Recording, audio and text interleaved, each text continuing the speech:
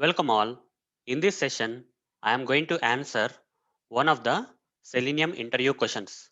That is, what is Selenium WebDriver?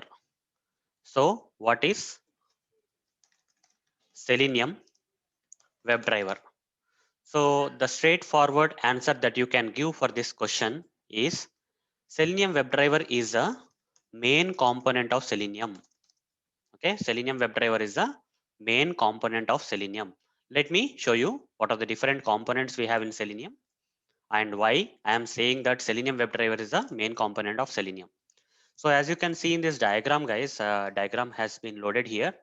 You see there are four different components in Selenium. Selenium IDE, Selenium RC, Selenium WebDriver, Selenium Grid. And Selenium WebDriver, which is kind of highlighted here in yellow color, is the main component that everyone uses as part of Selenium automation, right? This is a main component of Selenium. So this way you can answer. And there is one more answer, guys, okay? So when someone asks you like what is Selenium WebDriver, apart from mentioning that it is the main component of Selenium, you also have to mention that Selenium WebDriver, okay, is nothing but a collection of, okay, is nothing but a collection of APIs, guys. Okay, it's a collection of APIs whose purpose is to automate web applications. Okay, Selenium WebDriver has a set or collection of APIs using which we need to automate the web applications, whose purpose is to automate the web applications. Now let me practically show you like whatever the APIs I was talking about as part of Selenium WebDriver. Selenium WebDriver is not a kind of tool, guys. It's a collection of APIs. Just focus on this. It's nothing but a collection of APIs. Let me show you. Simply go to Google, guys. Open any browser. Google search for Selenium Java. Just give any language that you are familiar with. I am familiar with Java, so I gave Selenium Java. I'll search for API, Selenium Java API. You'll get this link, selenium.dev, official website of Selenium, Java docs of Selenium. Just click on this. You'll be taken to the API documentation of Selenium WebDriver, guys. So this is the API documentation of Selenium WebDriver. Once you go here, just click on this all classes here. You see there is something like all classes. Click on this. You see all the set of classes. These are all the classes which are part of the APIs, guys. Okay, these classes also have interfaces. Okay, this is a collection of classes, means it's a collection of classes and interfaces here. So let's take one of the example. Let's say let's go to actions class of Selenium WebDriver. Again, this actions class will have these methods. This is a library, guys. This is the API, you can say. Okay, you see this is the API documentation for Selenium, which consists of all the classes and interfaces, and those individual classes and interfaces will contain a good set of methods, guys. You see actions class has some click method, so we are going to use all these methods, guys. These methods we are going to use from the actions class and other classes of the Selenium WebDriver to perform automation, guys. If you want to automate some web application, you need to use all these predefined methods from predefined classes and interfaces of this Selenium WebDriver API. Okay, so simple answer here is, guys, when someone asks you what is Selenium WebDriver, you need to answer like this. Selenium WebDriver is a main component of Selenium. There are four components of Selenium like Selenium IDE, Selenium RC, Selenium WebDriver, and Selenium Grid. And Selenium WebDriver is a main component that everyone uses as part of automating the web applications. Okay, and another thing you need to mention while this question is asked is practically speaking, Selenium WebDriver is a good list of, okay, APIs. It's a collection of APIs, guys, which consists of classes, interfaces, and these predefined classes and interfaces of Selenium WebDriver actually has what? They have some predefined methods, right? Using which we can automate the web applications. Using that predefined methods of this predefined class and interfaces, we can automate the web applications. So this is the kind of answer if you give to the interviewer, right? Then he will get impressed. So that's it about this answer, guys. Hope you got the answer for what is Selenium WebDriver. So thank you, guys. Bye. Welcome all. In this session, I am going to answer one of the Selenium interview questions. That is, what is Selenium Grid and when do we go for it? Let me answer. Selenium Grid is one of the four components of Selenium. Selenium has four components, guys. One is Selenium IDE. Okay, Selenium IDE, which is a record and playback tool. Then we have another component of Selenium, that is Selenium RCE, which is deprecated and no one is using in this market at this moment. And then we have Selenium WebDriver, which is currently the major component of Selenium, you can say, and everyone is using this Selenium WebDriver. And then we have Selenium Grid, which is generally used with Selenium projects. Fine. So these are the four components of Selenium, guys. Selenium Grid is one of the component of Selenium. So what is Selenium Grid? Selenium Grid is one of the four components of Selenium. Okay. But what is the purpose, guys? Why do we go for Selenium Grid? When do we use the Selenium Grid in our Selenium projects? Let me explain. If your requirement is to, okay, distribute the Selenium automation tests, okay, if your requirement is to distribute the Selenium automation tests for execution, okay, if your requirement is to distribute the Selenium automation test for execution across multiple machines, okay, across multiple machines, you want to execute the automation tests across multiple machines having different operating systems, having different browser types, having different browser versions, okay, then we generally go for the Selenium Grid. If your requirement in your Selenium project is to distribute the Selenium automation tests for execution across multiple machines having different browsers, browser types, and browser versions, right? Then we go for Selenium Grid. Okay, then we only go for the Selenium Grid. So you want to execute your automation tests across multiple machines having different operating systems, browser types, and versions, guys. For example, of the operating systems is there may be Linux operating system, there may be like Mac, there may be Windows. Browser types may be Firefox, Chrome, okay, IE, etc. Browser versions, there are different versions for different browser types, right? All those different versions. So if your requirement is to distribute the test across these different machines having different configuration, right, then we generally go for Selenium Grid, guys. There is a one misconception, guys. Everyone thinks that Selenium Grid is for parallel execution, but not, guys. Okay, Selenium Grid without testng cannot perform parallel execution. Okay, Selenium Grid is only behind distribution of the tests. Selenium Grid is only, the purpose of Selenium Grid is to distribution of automated tests, automated tests across multiple machines. Okay, across multiple machines, your automation tests will be distributed for execution purpose. But Selenium Grid by default doesn't have the parallel execution capability. So testng has parallel execution capability, guys. Parallel execution capability is by testng. Testng is for parallel execution. At the same time, if you want to execute multiple tests, then we go for testng. Okay, if you want to distribute your tests across multiple machines, then we go for Selenium Grid. You need to understand the difference, guys. Okay, so a lot of people get confused. Like they generally answer like Selenium Grid is for parallel execution. That's not correct, guys. But in real time, guys, what happens is we generally use Selenium Grid plus testng. Okay, in real time, we use Selenium Grid plus testng so that Selenium Grid will distribute the automation tests across multiple machines, and all the tests that got executed across multiple machines will be executed parallelly because of testng. Selenium Grid by default doesn't have any parallel execution capability, guys. Selenium Grid will be configured along with testng so that both distribution of the automation tests across multiple machines and parallel execution will happen. So what exactly happens in Selenium Grid? Let me explain. Let's say this is your laptop, guys. This will be, let's say this is your laptop where you are writing the scripts. You are as a tester or as an automation tester, you are creating the automation test. You are coding and creating some automation tests in your laptop. Okay, this is a laptop, and this will be treated as a hub machine, guys. Okay, in the Selenium Grid, this will be treated as a hub machine, your laptop, and by using Selenium Grid, you will be configuring multiple machines. Okay, so that your automation tests, whatever you created in this hub machine, will be distributed across multiple other machines. These machines may have different configurations. This may be a Linux machine, this may be Windows, this may be Mac, this may be another version of Windows or another browser of the Windows. I mean, another browser version or browser type, whatever it is. Okay. So these extra machines that you are connecting to this hub in Selenium Grid is not, they are nothing but the nodes, guys. Okay. Node, this is one node one, this is node two, this is another node, node three. You can add as many nodes as possible. Okay, as per your requirement, you can add multiple nodes, guys. This is a hub and these are the nodes. In your hub, you will be creating the automation scripts. From your hub machine, your test will be distributed across multiple nodes. Okay, this will be done by Selenium Grid. This will be done by Selenium Grid. But if you want all these automation tests which are there in your machine to be executed parallelly, then we go for testng. Okay, testng. Let's say this is your laptop, guys.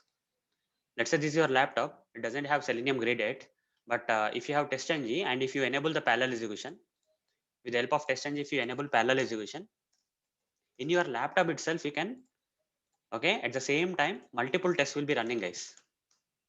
Okay, with the help of testng in your laptop, multiple tests can be running, can be executed. Okay, multiple automated tests can be executed in your laptop at the same time because of this parallel execution by testng. Selenium grid is about distributing the automation tests across multiple machines like this.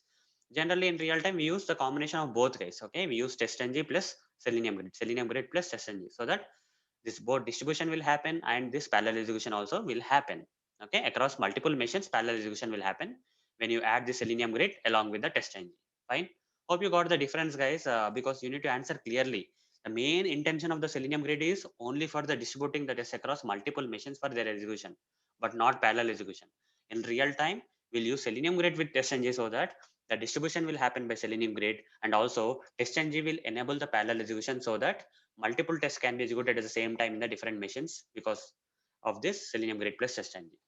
So hope, guys, you got the answer for this question and you got the clear clarification and differentiation between Selenium grid and testng, what they are intended for, because most of the people get confused about what Selenium grid does and what testng does. Okay, it's better we understand them in a clear manner like this and explain in a proper way to the interviewer so that he will get impressed. So that's it about this session, guys. Thank you. Bye. Welcome all. In this session, I am going to answer one of the Selenium interview questions. That is, what are the advantages of Selenium grid? So let's get started. So what are the advantages of Selenium grid? Advantages of Selenium grid. So there are mainly two major advantages of using the Selenium grid, guys. Let me first give you the first major advantage. With the help of Selenium grid, okay, the test will be distributed. Okay, with the Selenium grid will distribute the Selenium automation tests across multiple machines having different operating systems, different browsers, and different browser versions for execution. Okay, so with the help of Selenium grid, the major advantage that we are getting is the test will be distributed. Selenium automation test will be distributed across multiple machines having different operating system, browsers, and different browser versions for their execution. Okay, this is a major advantage. Without Selenium grid, what will happen, guys? In a single machine, you need to execute all your tests. In a single machine, you cannot have multiple operating system, guys. A single machine can only have one operating system, a few limited set of browsers, and few limited set of browser versions.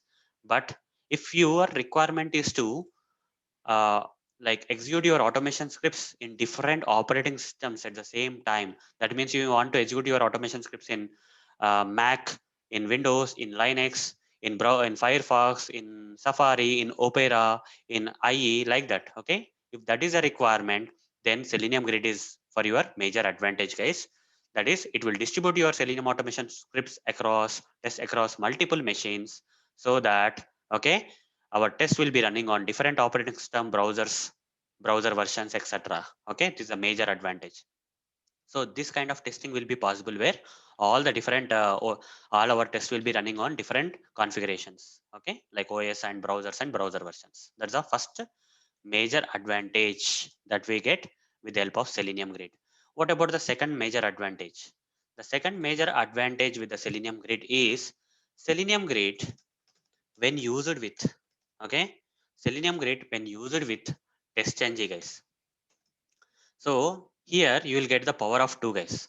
Testng is for parallel execution, Selenium grid is for distribution of the test across multiple machines. Okay, so Selenium grid when used with testng can enable the parallel execution of tests across multiple machines, right?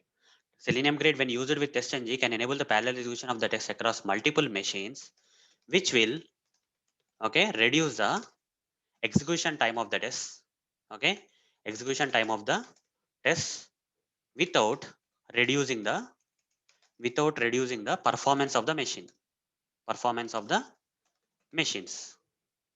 So you need to understand this, guys. Okay, so Selenium Grid, when used with testng, you will get this advantage. That is, testng is for parallel execution, right? That means testng is for parallel execution. Selenium Grid is for distributing the tests. When both are used together, okay, when both are used together, that will reduce the execution time, right?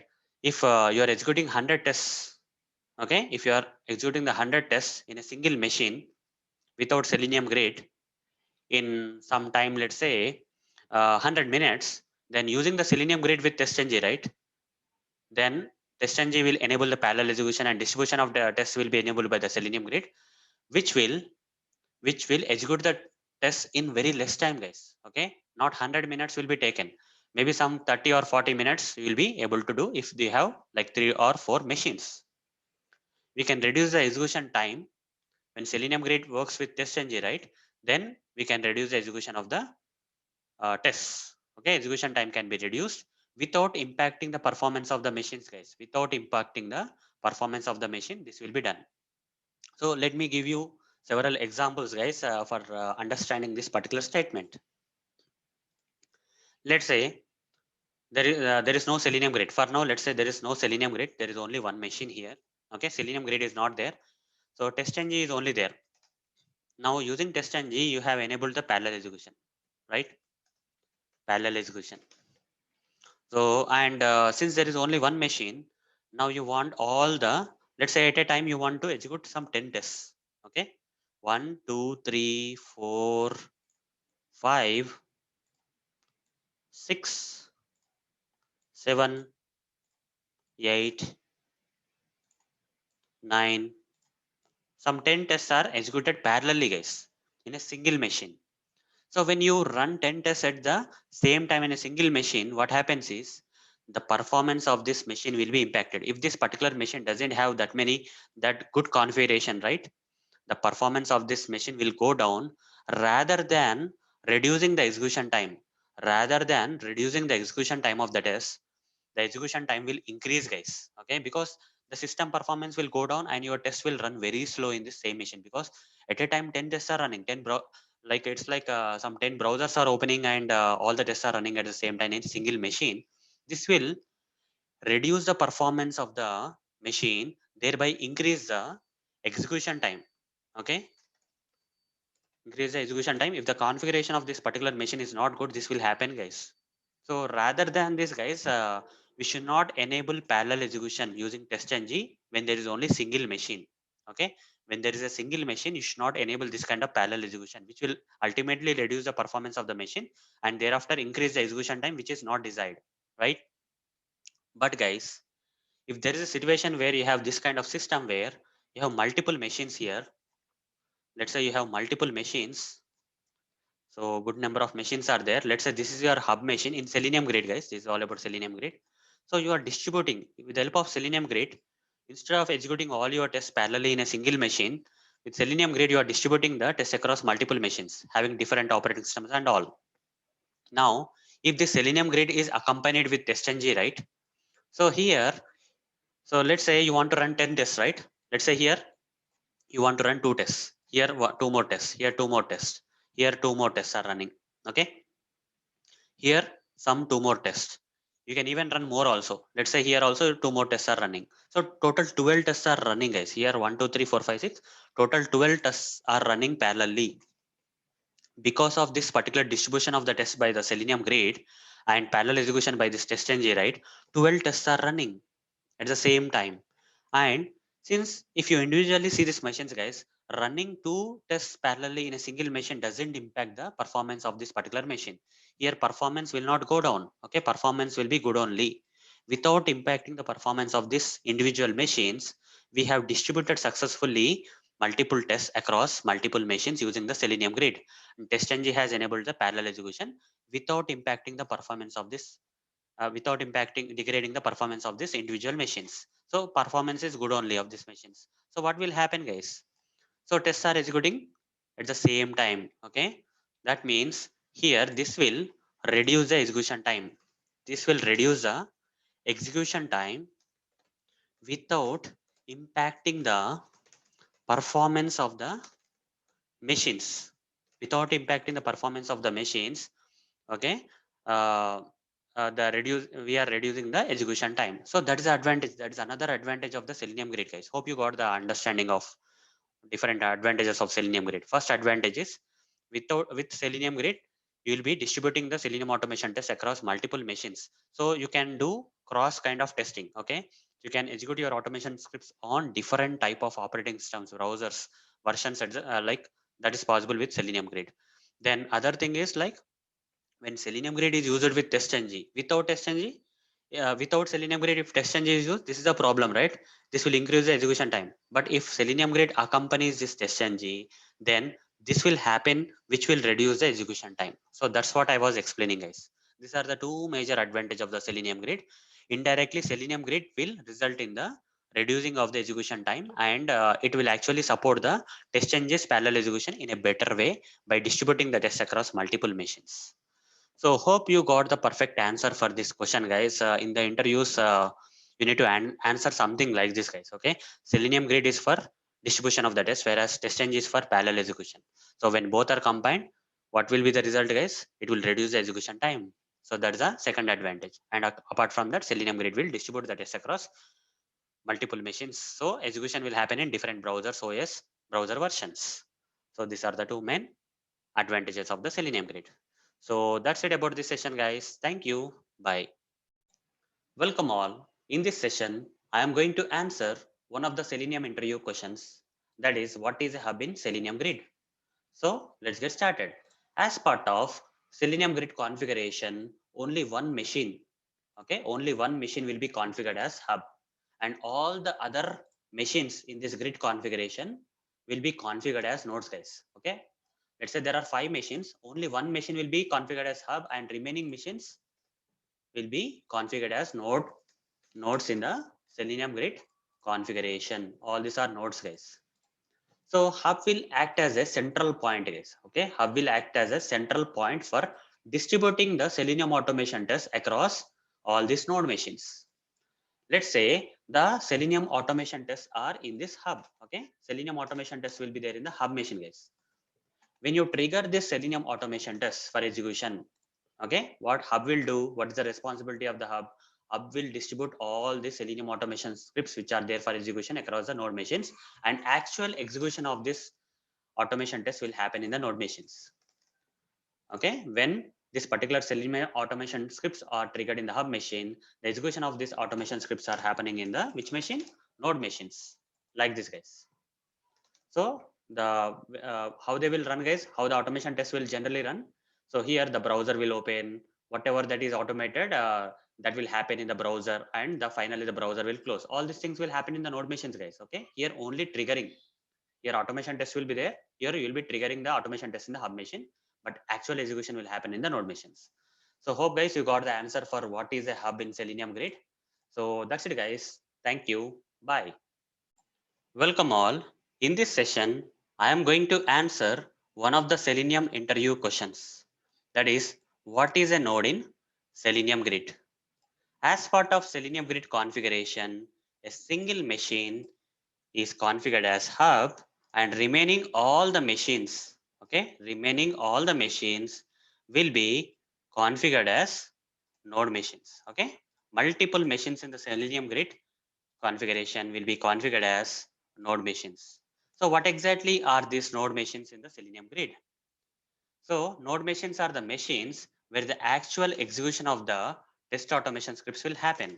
Okay, based on the requests, based on the requests received from the hub machine, node machines will execute the actual scripts. Okay, actual execution will happen in the node machines based on the instructions on requests received from the hub machine, guys. Now let's find out more details about these node machines. As I already mentioned, there can be multiple node machines. Unlike hub machine, node machines can be more than one. Okay, multiple node machines is the first thing. Second thing is, different node machines can have different OS and browsers. Okay, platform of these different node machines can have different platforms. Okay, OS and browsers which are there in this node machine may have Linux, this node machine may have Mac. Okay, this node machine may have Windows Firefox, this node machine have Windows Chrome, like that guys. Okay, different node machines can have different platforms. And another thing about these node machines is it is not compulsory that node machine should have the same platform as a hub machine. It's not like that guys. Node machines can have different platform from the hub machine. Okay, node machines can have different platforms from the hub machine. So these are the things about this node guys. Okay, what exactly is a node in Selenium Grid? So all the things. Fine, there can be multiple node machines, and the actual execution of the test automation scripts will happen in the node machines based on the instructions on request received from the which machine guys, hub machine. Okay, so this is all about this question guys. This is how we need to answer to cover all the points about node in Selenium Grid. So that's it guys, thank you, bye. Welcome all. In this session I am going to answer one of the Selenium interview questions, that is, what are the different types of APIs in Selenium WebDriver. So when you get this kind of question from the interviewer, you just need to answer saying that Selenium WebDriver is itself an API, guys. Okay, Selenium WebDriver is itself an API. There are no different types of APIs in Selenium WebDriver.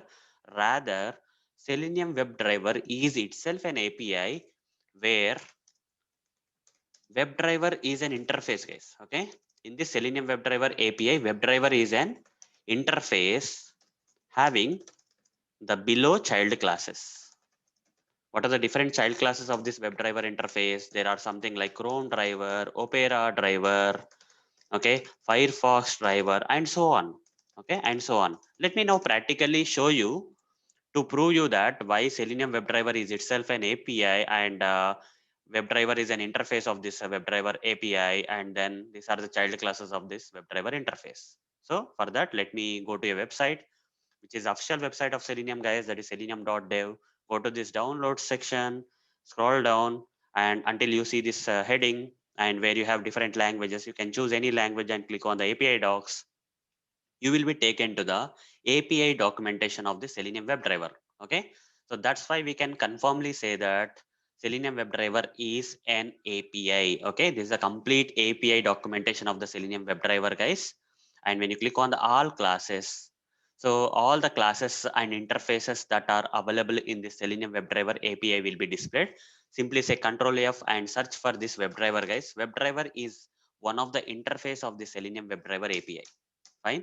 So go to that place. You see, WebDriver is an interface, one of the interface of the Selenium WebDriver API, and this WebDriver interface has some implementing child classes like Chrome driver, Chromium driver, Edge driver, Opera driver, Safari driver, and so on. So hope guys you got some idea about how to answer this kind of question. So that's it guys. Thank you. Bye. Welcome all. In this session, I am going to answer one of the Selenium interview questions, that is, which WebDriver implementation claims to be the fastest? So let me answer guys. In the older versions of Selenium, there used to be HTML unit driver which used to be claimed as the fastest WebDriver implementation. Okay, which used to run this HTML unit driver used to run the Selenium automation scripts on a headless browser mode.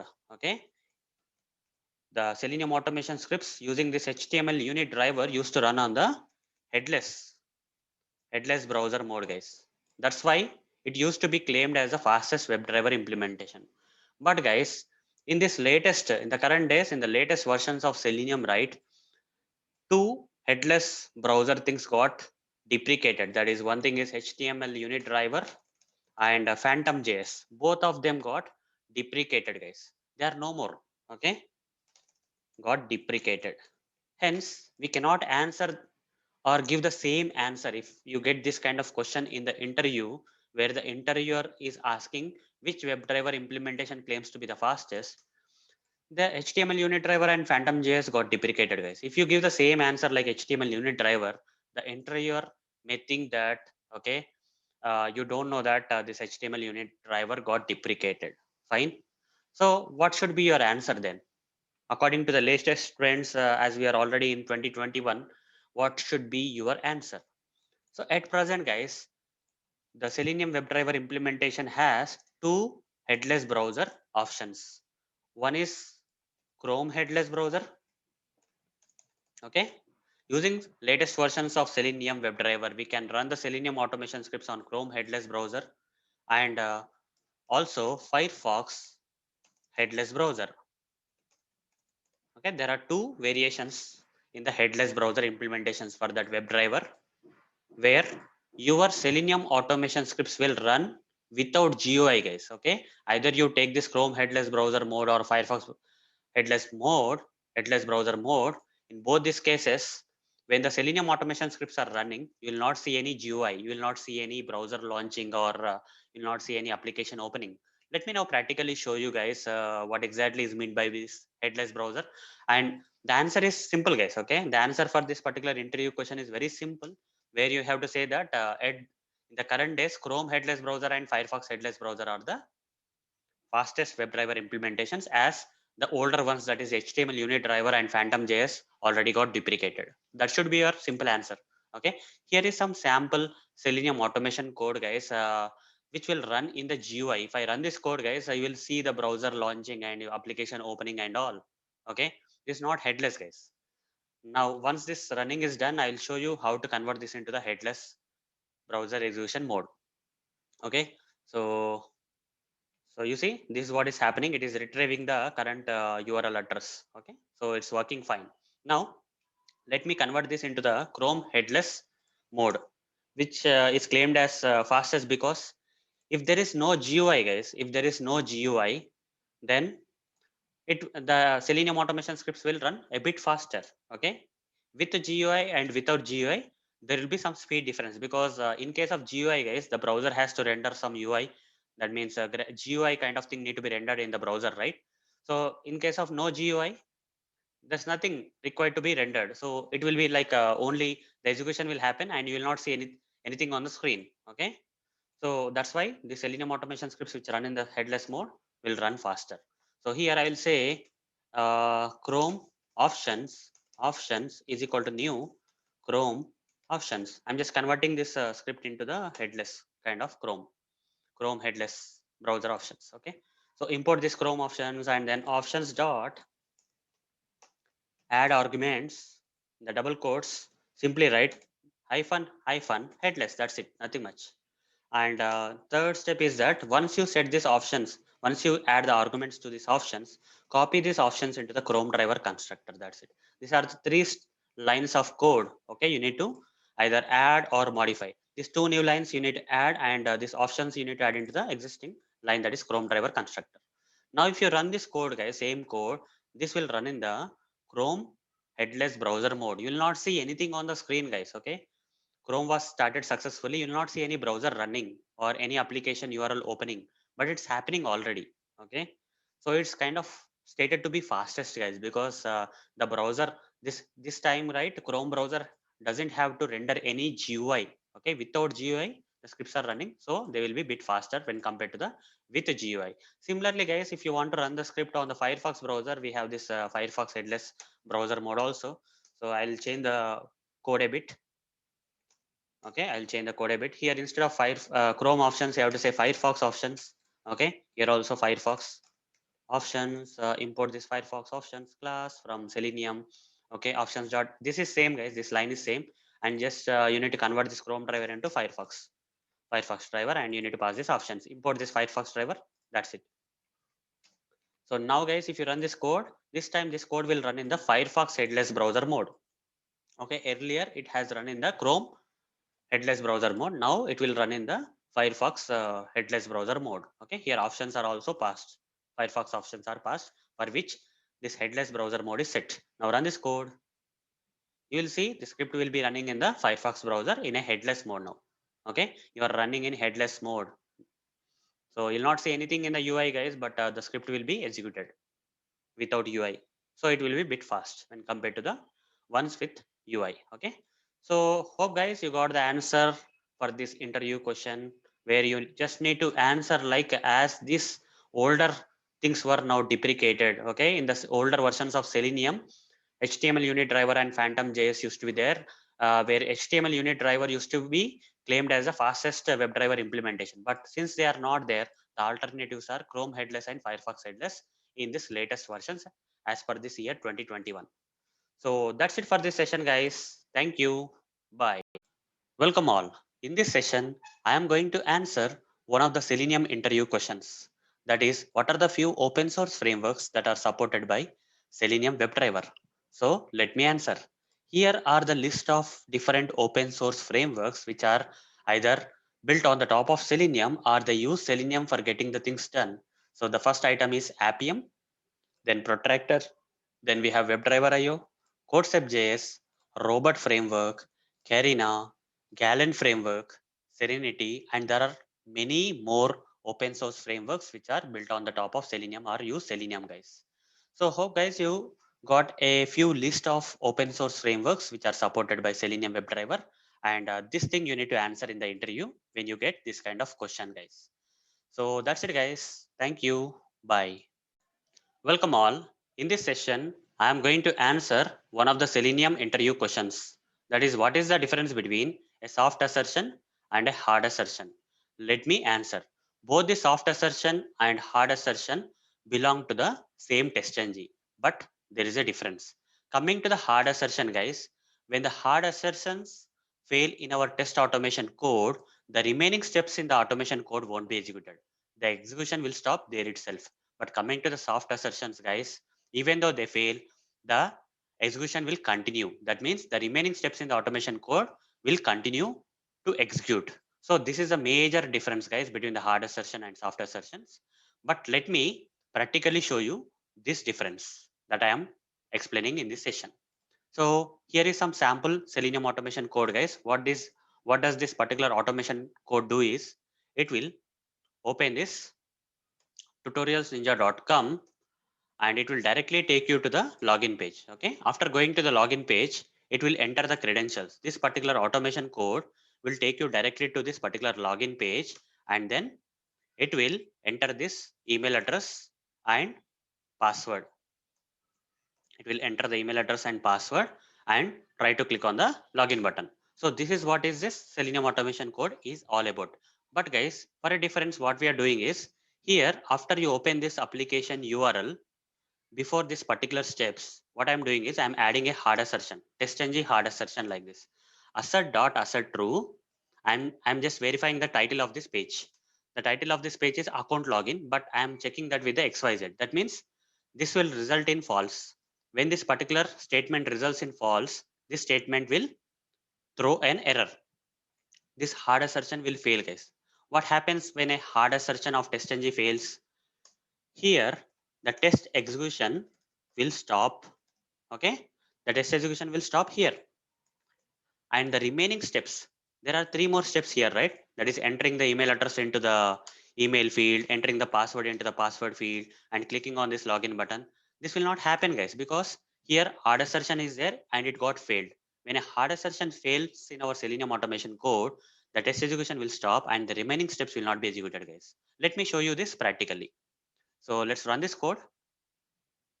When you run this code, you can see that the execution will stop in the login page. Okay, before entering that email address, password, and clicking on the login button, right? It will stop there. You see, the execution has stopped here. And if you go to this Eclipse console, right, you can see this assertion failure. Okay, hard assertion has failed. Because of this failure, the test execution has stopped here in this particular step, and the remaining steps, these three steps didn't get executed, guys. This is what is hard assertion. Let's convert this hard assertion now into the soft assertion. So for that, guys, I will create an object for the soft assert. Okay, this is a predefined class of testng. Soft assert, soft is equal to new soft assert. Like this, let's create an object for the soft assertion. Over the mouse, import the soft assert. Okay, copy this soft, and in place of this assert class of the testng, provide this object that is soft. Soft is from the soft assert. So soft assert dot the same thing, guys. Here also this particular thing will return false. Hence this particular soft assertion will also fail. This is now a soft assertion, guys. It's not a hard assertion. Once you provide this object reference of this soft assert class, right, this has become a soft assertion. And this is going to fail, guys, because the title of the page is account login, but you are checking with the XYZ. Okay, it will fail. When this fails, guys, the test execution will not stop here. Okay, because this is a soft assertion, the test execution will not stop here. Even though it is failing, the test execution will not stop, and the remaining steps will be executed, guys. Because the test execution is not stopping here because of the soft assertion, the remaining steps in the automation code will be executed. And at the end, guys, for soft assertion, you have to add this line: soft dot assert all. Then only this particular assertion will be reported to the Eclipse. Okay, otherwise you will not see any failure. So fine, anyhow, let me demonstrate this soft assertion where this, even though this assertion fails, soft assertion fails, the test execution will continue, guys, unlike hard assertion. Run this code.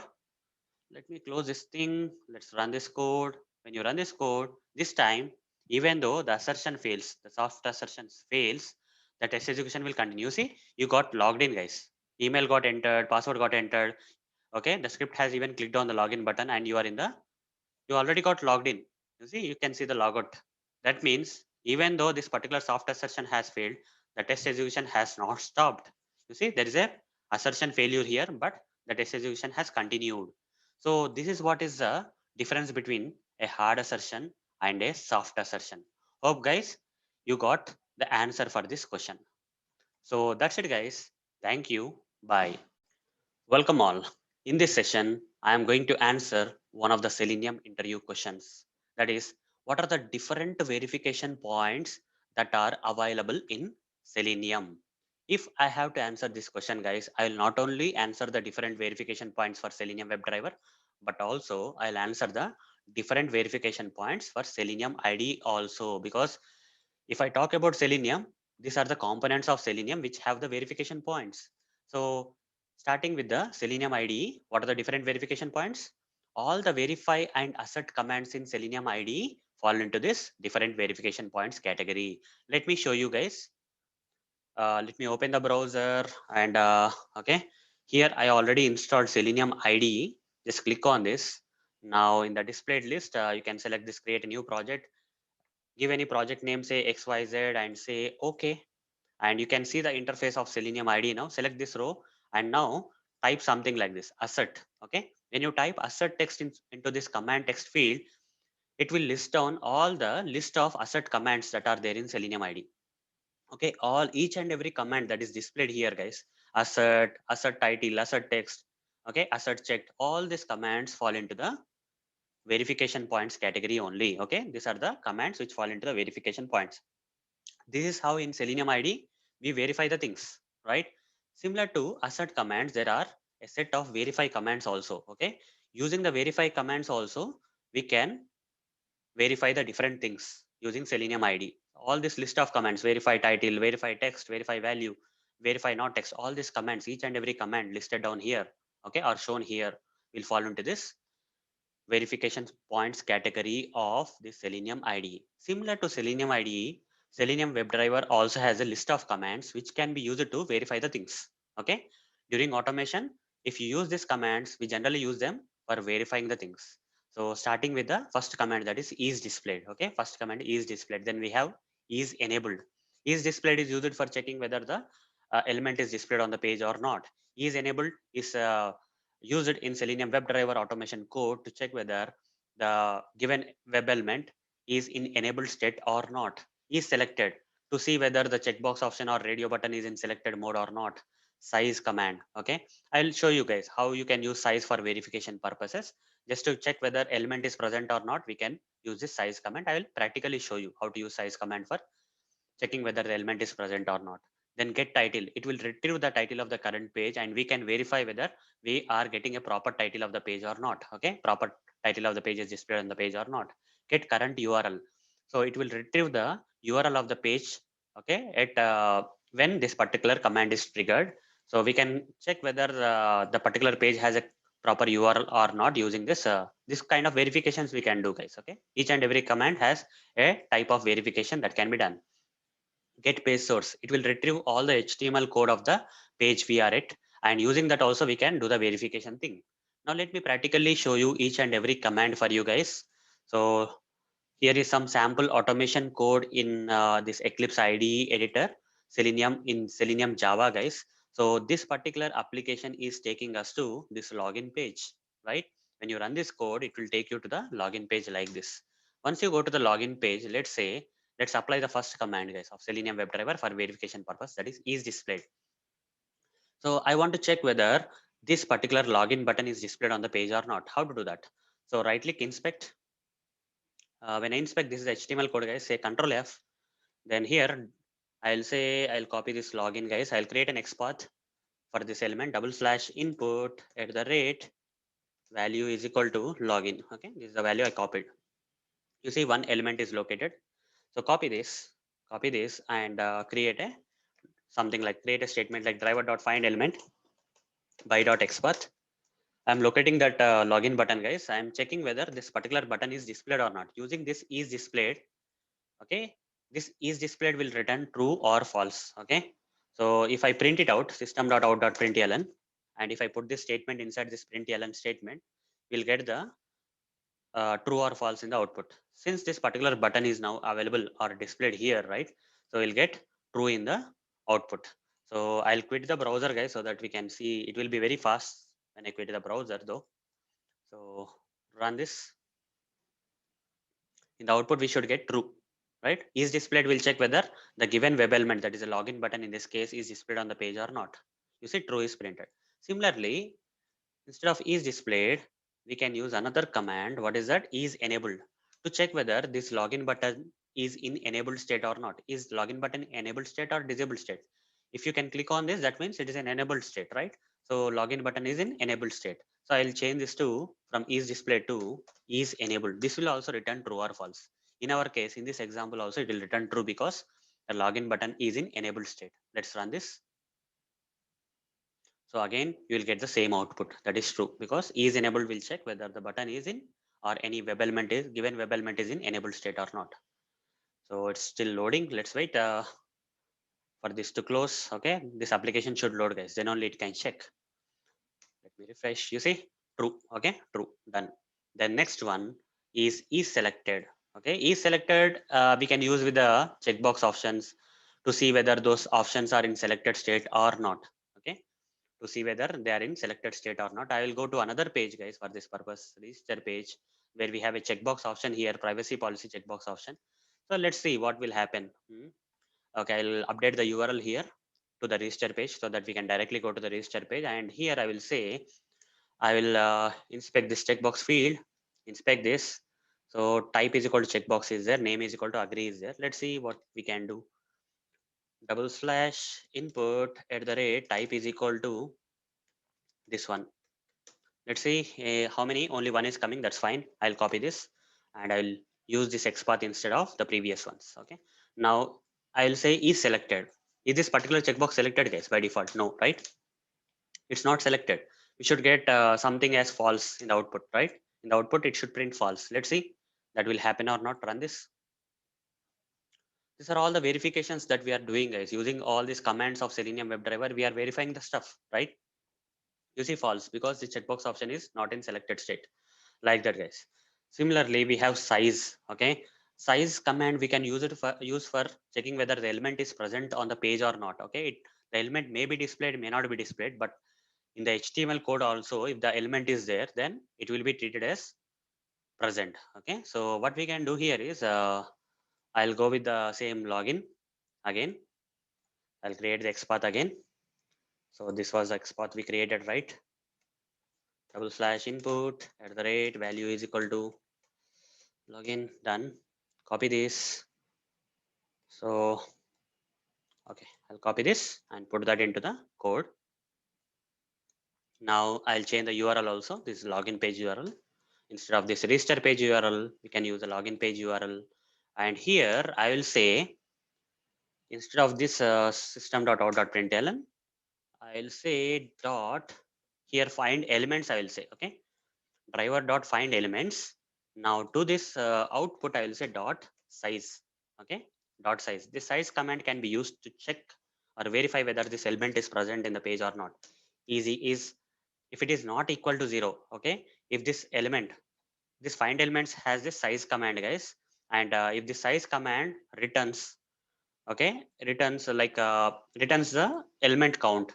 If this particular element is available, how many times this login button is there? One time. So the size will retrieve one not equal to 0, true, right? So here I have to put this particular thing inside the if condition. If is not equal to 0, okay, like this we can write the code guys. Then I can say system.out.println, okay, element is present, that is button is present on the page. Otherwise we can print it out saying system.out.println button or element is not present on the page, not present on the page, like this. Now save this and run this. We should get element is present on the page guys, okay. So this is one way of checking whether the element is present on the page or not. Element is present on the page because this size command when used with this find elements and this xpath, right, it will return one. One not equal to 0 is true, so element is present on the page will be printed. So hope guys you got to know how to use size for checking whether the element is present on the page or not. There is no direct command in Selenium WebDriver, okay, like is present kind of command is not there, so we have to use size command to get this done. Now get title. Get title is for retrieving the title of the page guys, okay. When you are in login page, let's say when you are in login page, the title is account login, right? So driver dot get title, what it does is it will retrieve the title of the page. So I can verify something like this: the title of the page should be equal to what guys? Account login. Then that's fine, okay, account login, it is equal to account login or not. So I can print it out, okay. It should return true guys, okay. This particular statement return so because it's matching whatever the title that this particular get title is retrieving is matching with this one or not. We are verifying like this. In real time guys we should not be writing this kind of way, but what we generally do is like we put this in inside the assert kind of, I mean testng assertions kind of stuff, okay. Here I'm just explaining how to use this for verification, that's it. So let's run this. Should get the output as true guys, okay. The output should come as true. You see true. Fine. Next one. Next one is get current URL. Similar way, guys, it will retrieve the current page URL. Okay, I don't have to demonstrate each and every one, right? This particular URL will be retrieved, and you can compare that also if you want. Similar way. Okay, and the next last one is get page source. It will retrieve all the HTML code of this page. Okay, of this login page, and you can check whatever you want in that page. Okay, dot contains some text or something you can do. Okay, so I don't want to explain each and every command here, but these things can be used for verifying. Okay, these commands in Selenium WebDriver can be used for verification purpose. So when you get this kind of command, when you get this kind of question in interview, then you need to answer like this guys. Hope guys you got the answer for this question. Thank you. Bye. Welcome all. In this session, I am going to answer one of the Selenium interview questions. That is, what are the different types of exceptions you have faced in Selenium WebDriver? Let me answer. So here is the list of exceptions, guys, that you can answer as part of that interview question. So the general basic exception that everyone faces or come across while working with Selenium WebDriver is no such element exception. Apart from no such element exception, there are other exceptions like no such window exception, no such frame exception, no alert present exception, invalid selector exception, element not interactable exception, and many more guys. Now let me practically show you how to get these exceptions using some sample Selenium automation code. So here is a sample Selenium automation code guys, which I can use for demonstrating few exceptions for you so that you can answer this particular question in a confident manner. Fine. So here, what I will do is I'll first uncomment this one. So what will happen is the script will take you to this particular page. When you run the script, it will open this URL, this login page of this tutorialsninja.com/demo. So it will take you to the login page. On this login page, let's say we'll start with the first one. Let's say the login button. Okay, let's find this login button. So if I have to give this valid button, right? So let me uncomment this. no such element exception. I'm going to demonstrate first this no such element exception. When does it come? So here I created this driver.find element by dot xpath. I gave proper xpath, but okay, this is a proper xpath. Double slash input at the rate value is equal to login. This will definitely find this particular login button. But what I'm going to do is I'm just going to modify it a bit. Okay, I'm just going to add something like this. Login, some invalid text I'm just adding here. So this particular locator will not be able to locate this login button now, right? So what should happen? Okay, when you run this kind of script, guys, what should happen? An exception will be displayed, guys. Okay, if you're not adding this kind of stuff, then no exception will come. But if you want to get this no such element exception, then I'm just modifying it like this. Okay, instead of giving a proper value, I'm just modifying it so that this XPath will not find any element on the page, and as a result you will get this no such element exception. Let me now show you practically. Let me run this code, and you'll get this no such element exception, because this XPath is not a proper XPath of finding some element. This XPath cannot find a proper element on the page, so no such element exception will be displayed in the output. You see, now go to the Eclipse ID output and see that. Just go here and see that we got no such element exception. Okay, no such element exception, no such element unable to locate element with this particular XPath, because I modified this XPath, right? So that it will not locate any element. When this particular XPath doesn't locate any element, we'll get no such element exception. So hope you understood when this particular no such element exception occurs. Now let me comment this. Let's go to other exceptions. Okay, let me demonstrate other exceptions like no such window exceptions. Okay, so what I will do is I'll go to the same page. Okay, I'll go to the same page and I will switch to a particular window which doesn't exist. I'll try to switch to a window using this command, guys. Driver.switch to dot window abcd. Okay, I'm just randomly giving some window name, guys. That window is not available on this page. There's no window with this particular thing, right? So what will happen, guys, when there is a no window and you are trying to switch to this particular window, which is non-existing window? What will happen? You will get no such window exception. Okay, let me run this. Sorry, let me save this first and just run this. You will get no such window exception because there is no window on this particular page having this ABCD kind of thing. Okay, so you'll get that no such window exception. Just go to the output and see that you will get no such window exception. Similarly, guys, similarly, I'll try to switch to a frame which is not there on the page. Okay, so I'll go to the same page and I'll try to switch to a frame which doesn't exist. I'm just randomly giving some ABCD in the frame command. Okay, so it will try to switch to a non-existing frame. So what will happen, guys? It will give you no such frame exception in this case. Run this. You'll get no such frame exception.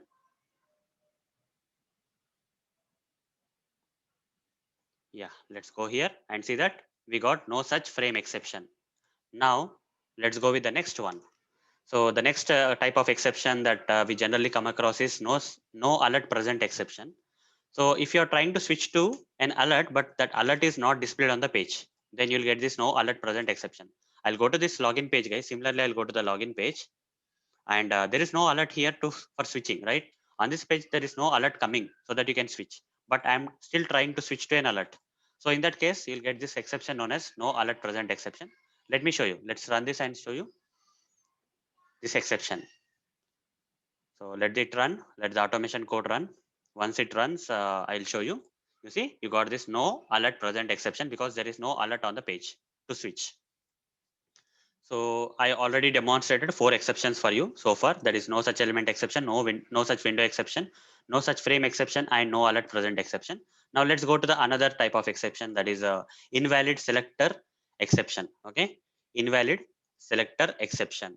So what I will do here is I will 1 minute. Let me comment this and okay. So fine. Okay, invalid selector exception. So what is this? Okay, let me comment this one only. Okay, this is the correct one for this. Okay, this page we have to go. So initially, this XPath is correct, guys. Okay, this XPath is correct. Double slash input, the format of this XPath is correct. But I want to make this XPath invalid. Okay, every XPath will start with this double slash, right? But I will try to add triple slash. Okay, this is according, it's not according to the rules of the XPath, right? So XPath will not start with 3 slashes. No XPath will start with 3 slashes. There is a kind of syntax problem with this XPath. So in such kind of cases, when you provide a a non-proper kind of XPath, right, then you will get this invalid selector. This is not a proper XPath kind of message. Nothing but invalid selector exception. Okay. So XPath cannot have 3 slashes. That's the thing, guys. Okay. Let me run this and show you that you'll get invalid selector exception in this case. Let's run this. So like this, guys, you'll get different type of exceptions when you work with Selenium WebDriver. Okay, I just gathered few examples so that you can understand. So here we got invalid selector exception because this XPath, whatever we have given for finding the element, right, is not a proper format thing. Okay, so no XPath will have 3 slashes. That's the problem. Fine, this is done. The next one, element not interactable exception. So for this, I'll go with another website. I'll just comment that and then I'll open this application this time. Okay, omaya.blogspot.com application. It will be open. On this application, there is a hidden button, guys. I'm trying to click on the hidden button. Let me show you. First, let me open that application for you and show you where exactly that hidden button is there. Okay, I'll go to this application page and I'll scroll down here. Here you see, guys, there is a hidden button. Okay, under this hidden button label, there is a hidden button. So if I inspect something like this and then if I properly find it out, this is a hidden button, guys. Okay, this is nothing but the hidden button. So this button is not visible here. You see this blank area, you can see, right? There's a button, but it's not displayed on the page. So what happens if I try to click on this hidden button? What if I am trying to click on hidden button using the Selenium automation code? What will happen, guys? We'll get this element not interactable exception. Okay, when you try to click on a button which is not visible, at least you'll get element not interactable exception. Let me show you. Let me run this and show you. You'll get element not interactable exception. So let it run. Fine. It will try to click on the hidden button, but the hidden button is not there. So an exception will be there. So it's still running, guys. Let's wait for it to complete. Let it load. Then we can see the exception coming. Okay, it's still running. Still running, guys. Let's see. So let's go here. It has completely run. And you see here we got element not interactable exception. Okay. So when we are trying to click on a hidden button, we are getting this exception, guys. And finally, the last one, guys, it's very easy. So I'll go to one application and what I will do is I'll go to this application, the first application. That is this one, login page of Tutorials Ninja. And after going there, first I'll quit the browser, guys. Okay. First I'll quit the browser. After quitting the browser, I'll try to perform something. Okay. So I go here to this login page, then I quit the browser. Once I quit the browser, I'm trying to click on this login button. You're getting the point, right? So I'll go to this login page first. Login page. Once I go to the login page, so what I'm going to do is I'll first close the browser and try to click on the login button. What will happen, guys? Can we click? No, right? When the browser is closed, can we click on the login button? No, in that cases, guys, when you try to click on a login button after the browser is closed, you will get no such session exception. Let me show you practically. Let's run this code. You'll see that no such session exception will be displayed. You see, no such session exception. By the time the script is trying to click on the login button, the session is already closed. The browser is already closed. That's why we'll get this kind of exceptions. So guys, these are few practical demonstrations I want to give for you so that you can understand the different type of exceptions like no such element exception, no such window exception, no such frame exception, no alert present exception, invalid selector exception, element not interactable exception, no such session exceptions. And there are many more exceptions, guys, which I cannot cover, which the practical demonstration cannot be covered in this session. So there are other kind of exceptions like element not selectable exception, timeout exceptions, state element reference exceptions, and many more. So hope guys you understood how to answer this question. That is, what are the different type of exceptions you have faced in Selenium WebDriver. So that's it, guys. Thank you. Bye. Welcome all. In this session, I am going to answer one of the Selenium interview questions. That is, why do we create a reference variable for this WebDriver interface and what is the purpose of its exact creation? Why do we actually create it? So let's get started. So before I answer this question, guys, let me explain you what exactly the question is. Okay, we need to understand the question properly. So the question actually speaks like this. That is, we generally create objects for the Chrome driver class, right? Chrome driver is equal to new Chrome driver. This is possible. We generally create object for the Chrome driver. Similarly, we create the object for the Firefox driver like this. Firefox driver is equal to Firefox driver is equal to new Firefox driver. And also we can create object for the Internet Explorer driver. Internet Explorer driver is equal to new Internet Explorer driver. These all statements are really possible, right? All these statements are possible. But guys, most of the places, okay, wherever you see the Selenium automation code, this kind of statement will be available. That is, here a reference variable will be created for the, okay, a reference variable known as driver is created for this WebDriver interface, to which an object of the Chrome driver is assigned. Okay, like this. An object of the Chrome driver is assigned to the reference variable of the WebDriver interface. Why it is so? That is the question, guys. Here we can create an object of the Chrome driver class and assign it to the reference variable of the same Chrome driver. But why we are creating an object for the Chrome driver class and assigning it to a variable of the WebDriver interface is the question, guys. What is the reason behind that? Why this kind of situation came where you need to create an object for the Chrome driver and assign to the reference variable of the WebDriver? So that's what is this particular question, guys. So what is the answer for this question?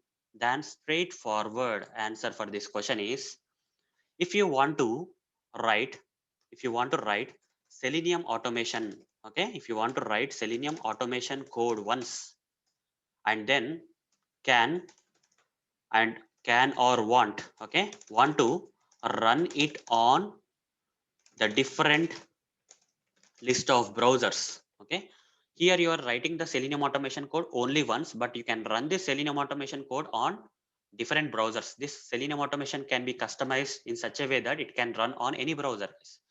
So sometimes you want to run the Selenium automation code on Chrome browser. Sometimes you want to run the same Selenium automation code on Firefox browser.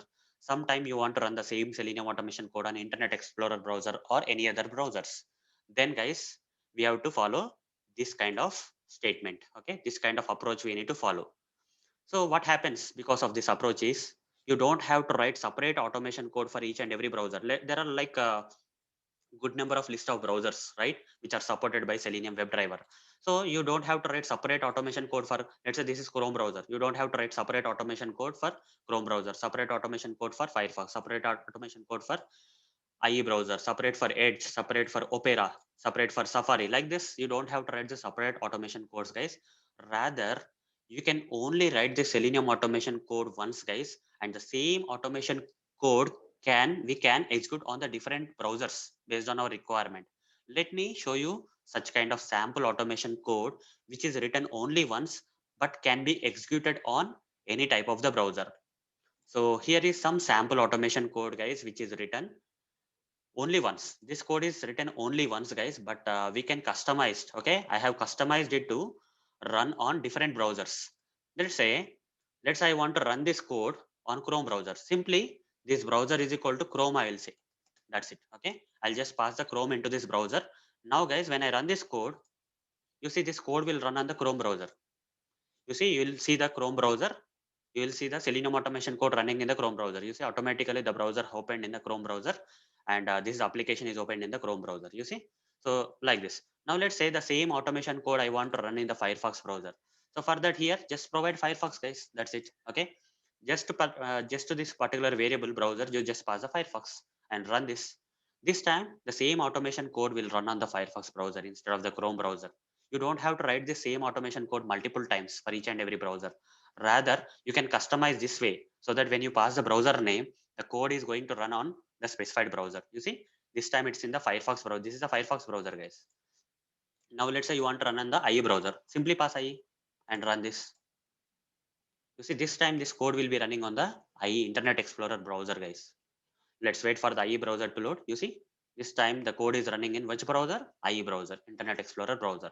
So like this, guys, this is possible because of this kind of statement. WebDriver driver is called new Chrome driver. So let me explain you this some sort of this code. As you can see here, guys, I've written this string browser is equal to, you can pass any browser name here, and here I just said this WebDriver driver is called null.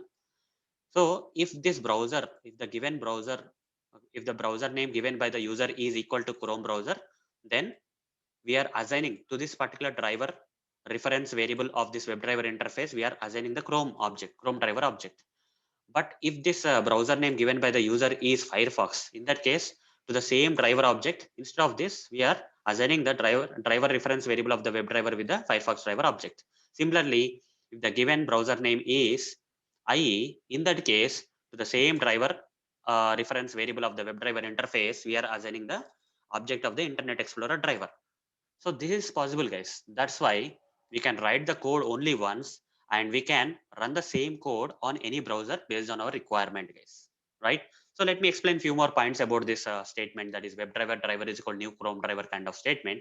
Here, guys, why we do this kind of stuff is, first thing, few basics you need to understand. Okay, the purpose you understood now, right? This answer will be enough for this question, guys. Okay, this particular answer, whatever I have given, right, so far, by running this sample automation code is enough for answering the question. But if you want to have some more knowledge about this, okay, understand this extra points. That is, first point that you need to understand is we cannot create an object for the interface, guys. In Java, you cannot create an object for an interface. Here, WebDriver is an interface, and this is not possible, guys. Okay, so this is not at all possible. That is, driver is equal to new WebDriver is not possible. Okay, because WebDriver is an interface, guys. To an interface, you cannot create an object. Okay, going to the Java basics, you cannot create an object for the WebDriver interface. That is one thing.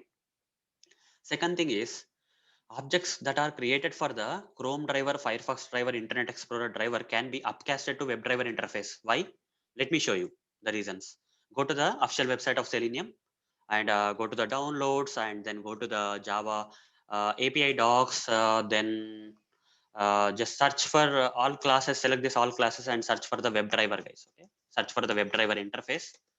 Once you see the once you see this WebDriver interface, let's okay, this is a WebDriver interface.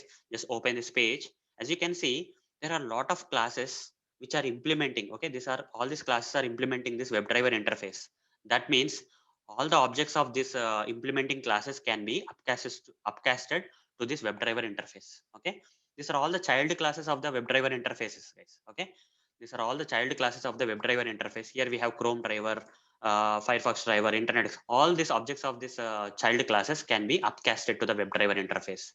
So that's why we can write WebDriver driver is equal to new Chrome driver. That's why we can write WebDriver driver is equal to new Firefox driver. We can upcast the object of this Chrome driver, Firefox driver, Internet Explorer driver to the WebDriver interface. And by doing so, we are getting an advantage like this, right? So this single code can be run on any browser. Okay, here we have written some logic which will, based on the given browser name, it can run on any browser. Okay, this script can run on any browser, the specified browser. So this is possible, guys. That's why we upcast the object of child classes like Chrome driver, Firefox driver, Internet Explorer driver to the parent interface, that is WebDriver. Okay, to the reference variable of the WebDriver interface. So you have to answer like this, guys. If you get this particular question like this, you need to answer with this particular practical details so that interviewer will understand like the level of knowledge you have. So hope, guys, you got the answer for this question. So that's it, guys. Thank you. Bye. Welcome all. In this session, I am going to answer one of the Selenium interview questions. That is, how to log in into any site using Selenium if this particular site is displaying this authentication pop-up. So before I answer this question, guys, let me first explain or show you practically what exactly is this authentication pop-up and why it is difficult to automate it using Selenium if you follow the normal process. So let me take you to this particular authentication pop-up. So here is the example website, guys, which has this authentication pop-up. Copy this URL, open any browser, better to go into the incognito mode and paste it here, this particular URL, that is https colon double slash the hyphen internet dot herokuapp.com. Just press enter, you will be taken to the website of this page and then you just need to click on this link, guys, basic auth link. Okay, so here, as I mentioned, the username and password is admin for this. Okay, just when you click on this basic auth link, you see immediately when you're going to this page, it's asking you for the authentication, guys. Okay, here are the username and password.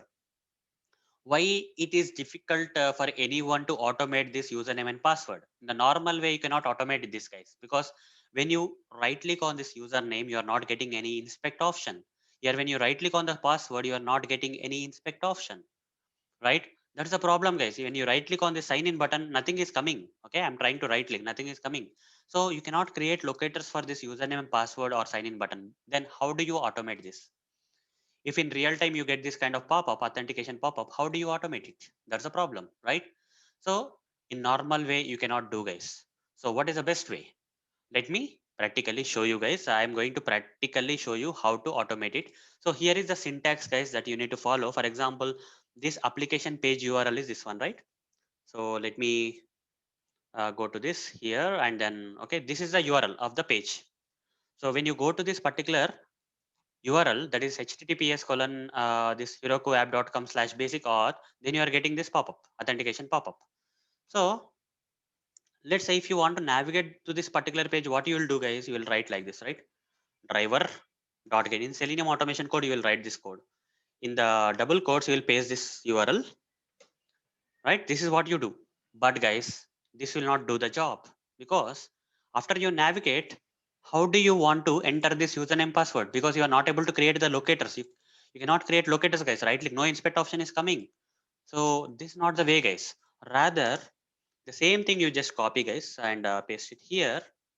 So here you just need to make some modifications to this URL. Okay, in order to enter the username and password into this username and password field, here you need to enter admin. Here also you need to enter admin and then click on the sign in button. In order to in order to enter this admin credentials and click on the sign in button, using normal Selenium automation code, it will not work, guys. Okay, rather what you have to do is you just have to make some modifications to this particular URL, where you have to say https colon double slash. Here you need to provide the username. What is the username? Admin is the username, so give admin here. Okay, then what is the password? Password is also admin, guys. So say colon. Okay, just after double slash, of this URL, just give admin, then say colon, then again give password. Here admin is the password, here admin is username, this admin is password. And to separate this password from this URL of this page, right, just give at the rate. That's it. Okay, so this is what you need to create, guys. Okay, this line will enter the admin and sign in, guys. Okay, when you sign in, guys, you will get this congratulations message. You see this kind of message you will get if it is properly signed in. Congratulations, you must have the proper credentials should come. Now let's automate this, guys. Okay, let me show you practically how does it work. So let me go to this driver.get. Okay, this is some sample Selenium automation code, guys, which will open the Chrome browser and maximize it. Now if I say driver.get, here I need to provide the URL. So what is the URL, guys? This is the URL. Basic URL is this one. Okay, now if I provide the URL and if I run this, it will open the Chrome browser. In the Chrome browser, it will take you to the, sorry, not this one, guys. Okay, 1 minute. Let me give a proper URL. 1 minute. Let me take the URL from here. I have to take this URL, guys. Okay, not this URL. You have to give the complete URL to where we need to navigate. So the URL at which we are getting the author, that basic authorization, right? Authentication pop-up. The URL at which you are getting the basic authentication pop-up. So we need to navigate to that URL. So run this again. So this time you will see you'll be directly taken to this page where you can get this basic, this kind of stuff. Okay. So here I cannot write any more code here, guys, to enter the username password. So what's the use? Like there is no use here. So what I'm going to do is I just going to modify the URL a bit. Here I'm going to provide the password. I explained, right? Admin colon. This is the username. This part is the username colon password. And to separate the password from this URL, you have to say at the rate. Done. Now run this code. You will see that it will not only take you to this particular URL, but also it will log in. Okay, it will log in, guys. In the normal traditional process, you cannot log in, guys. You cannot write the Selenium automation code to traditionally log in this case. Okay, so in this case you have to provide like this. In the URL itself you need to provide the username password, then only it will work. The basic authentication pop-up, This is a way to automate, guys. Okay, now you will see that it will fastly. You see, congratulations, you must have the proper credentials. It got logged in, guys. So this is how, guys, we need to answer this question. Okay, how to log in into any site using Selenium if it is showing an authentication pop-up. In that case, you have to explain this stuff. Instead of writing this driver.get the normal URL, in the URL itself, you need to provide the username password. That is the answer for this question, guys. So hope, guys, you got the answer for this question. Thank you. Bye. Welcome all. In this session, I am going to answer one of the Selenium interview questions. That is, what is implicit wait in Selenium WebDriver? Let me answer. Implicit wait is a global wait, guys. Okay. Implicit wait is nothing but a global wait. What do I mean by global wait? Once you specify this implicit wait in any Selenium automation script, then that Selenium automation script will wait for all the web elements. Okay. So once you specify this implicit wait in the any Selenium automation script, that Selenium automation script will wait for all the web elements that are specified in that script. Okay. You have to declare it only once, and this statement will make the Selenium script to wait for all the web elements. Let me practically show you how this is possible. Okay. So here is some sample Selenium automation script, guys, which will open the Chrome browser. Okay. And in the Chrome browser, it will open this application like this. It will open this application in the Chrome browser. Then after that, it will click on this drop down button. Okay. There is a drop down button here. It will click on the drop down button. But guys, something you have to see here. Okay, till here there will not be any problem. Till clicking on the drop down button, there is no problem, guys. But the moment you click on the drop down button, the other options like this Facebook option is not coming immediately. It will take 3 seconds, guys. Let me show you. When I click on this drop down button, you see immediately Facebook option is not coming. After 3 seconds, this Facebook option is coming. But guys, this Selenium automation script cannot wait. Okay, by default doesn't wait for this Facebook option, so it will fail, guys. Let me run this and show you how this script will fail. It cannot wait for the Facebook option by default, and it will throw no such element exception. So let it run.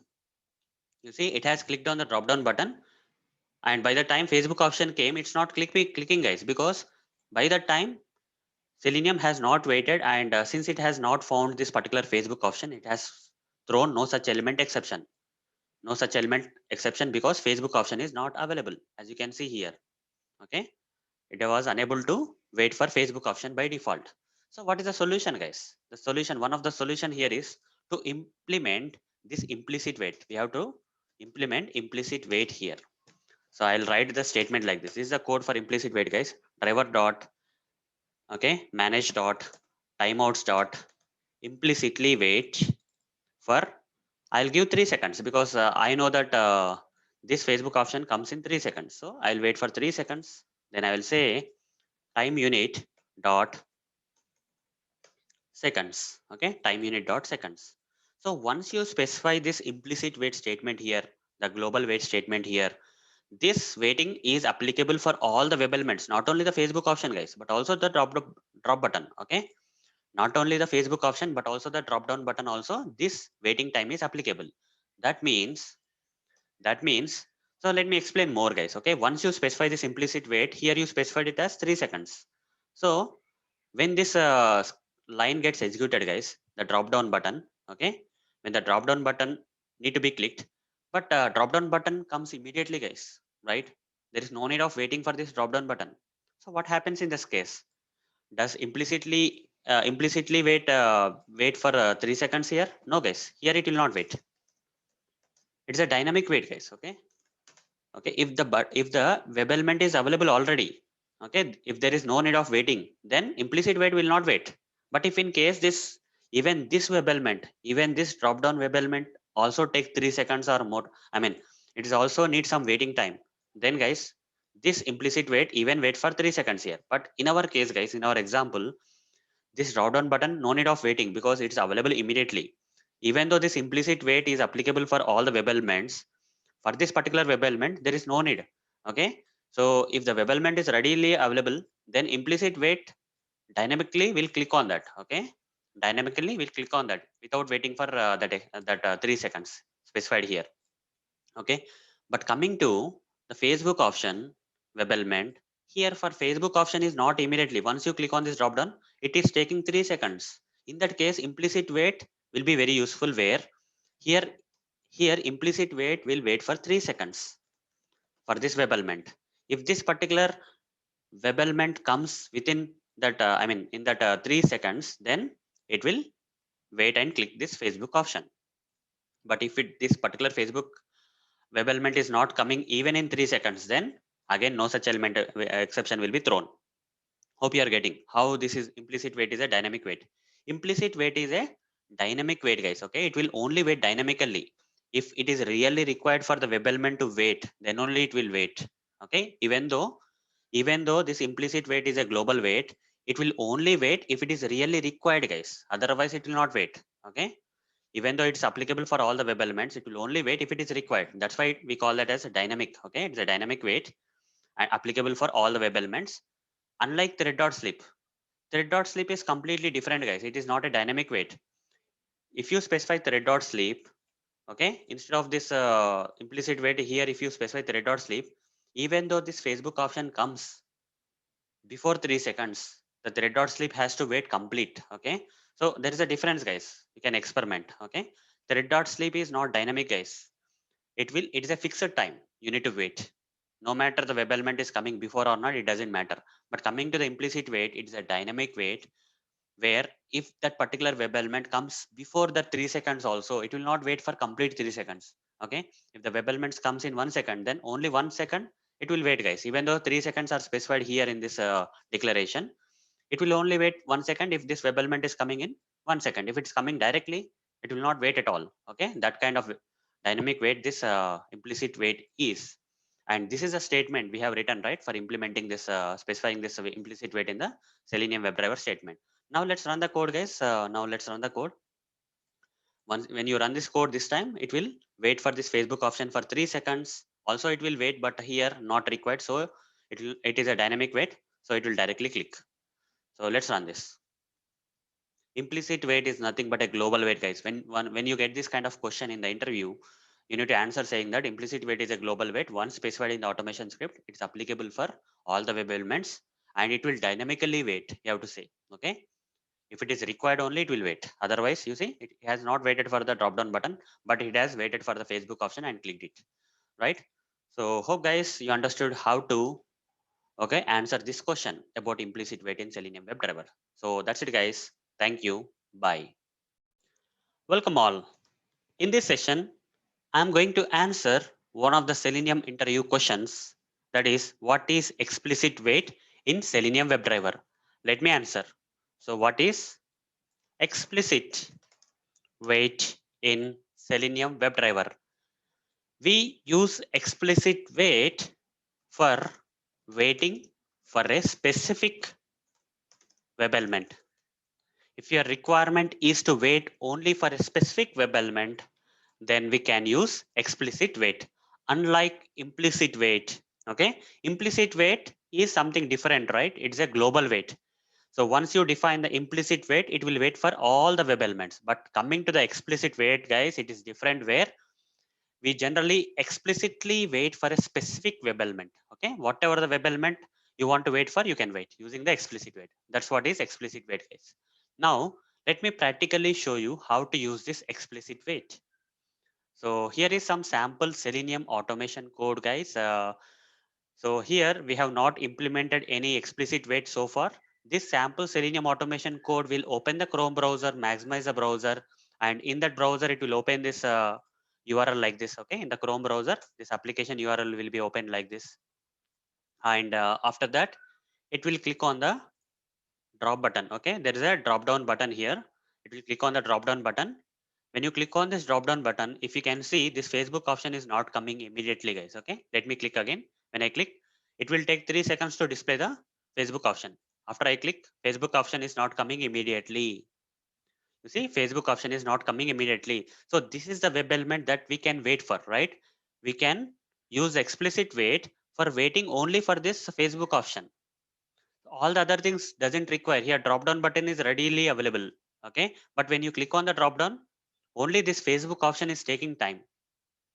So in order to click on this Facebook option, we need to wait for this Facebook option. We can use explicit wait. Okay, specific to this web element, we can use explicit wait. So here I have not implemented any explicit wait so far and have written the code for clicking on this drop down button, and then after that clicking on the Facebook option. So what happens guys, this script will fail. It will throw an exception saying no such element exception, because the Selenium is very fast guys. It will not wait for any web elements. Here Facebook option is not readily available. Hence when this particular line is executed, Facebook option will not be available on the UI and you will get no such element exception. Let me run this code so that you can see what is happening without explicitly waiting for this Facebook option first. So when I run this code, you see the page has been loaded, the drop down has been clicked, and after 3 seconds Facebook is coming, but you see Facebook option is not getting clicked. And by this time you can see that there is no such element exception. Selenium has not find any web element with this Facebook option. Okay. So why? Because Selenium is fast case. It will not wait for the Facebook option. So we have to implement the explicit wait here. So after you create this driver object here, guys, below this line, you can write this code. You can create an object for the WebDriver wait now. Okay. WebDriver wait is equal to this. How this is the code for implementing the explicit wait, guys. Whatever I'm writing, right? This is explicit wait code. Okay. So WebDriver wait is equal to new WebDriver wait, like this. Now hover the mouse and import this WebDriver wait class from Selenium. And this constructor cannot be empty, guys. Here you need to pass this driver object, comma, the number of seconds you want to wait. Maximum 3 seconds is fine, right? So 3 seconds. So because this Facebook option is coming in 3 seconds. So if you can explicitly wait for this Facebook option for 3 seconds, that will be enough. So I'm just giving 3 seconds here. Now I have to use this object reference, that is wait object reference, guys. And here I have to say wait dot until. Okay, wait dot until, select this. Inside this thing, you have to write expected conditions class. This class has several methods, that is expected conditions dot. Here we need to select element to be visible or something. Okay, so let's select that. So element to be clickable, element to be selectable. Okay, a lot of options are there. Okay, you don't have to remember all these things, but you just have to select the proper option. So element, yeah, here we have the visibility of web element. Okay, or else we can take this one, guys. This is better. Okay, this is better, guys. This is what we generally use. Visibility of element located by locator. Okay, just select that. Expected conditions dot visibility of element located. Here you need to pass the locator like this. Just copy this part, guys. This part by dot link text Facebook part, remove from here and provide here. That's it. And put a semicolon at the end. Done. So this explicit wait. Okay, this explicit wait is going to wait for 3 seconds explicitly only for this Facebook option now. Okay, we are waiting only for the Facebook option before performing any operation on the Facebook. So this until method will return the web element. So we can, this web element is like Facebook option, right? Facebook option. You can just give the name as Facebook option. Over the mouse, create local variable. Now say Facebook option dot click. That's it. This is how we need to modify the code, guys. So here this explicit wait is implemented, or okay, this explicit wait is created just for this waiting of this particular Facebook option, guys. Okay, explicitly wait for this Facebook option. After waiting, we are going to click this Facebook option. Fine. Let's run this code. This time it will work, guys. Okay, this time it will click on the Facebook option. We are going to explicitly wait for the Facebook option. Okay, let's wait. Let's let the code run. There is one more thing I need to explain after this, guys. Okay, not the end. There are a few other things we have to check. You see, it has clicked on the drop down, and after 3 seconds, Facebook option claim, and it has waited for 3 seconds and clicked on the Facebook option, guys. Okay, that's why we are seeing this page. Now, if you go to the output console, you see there are no exceptions or errors here, right?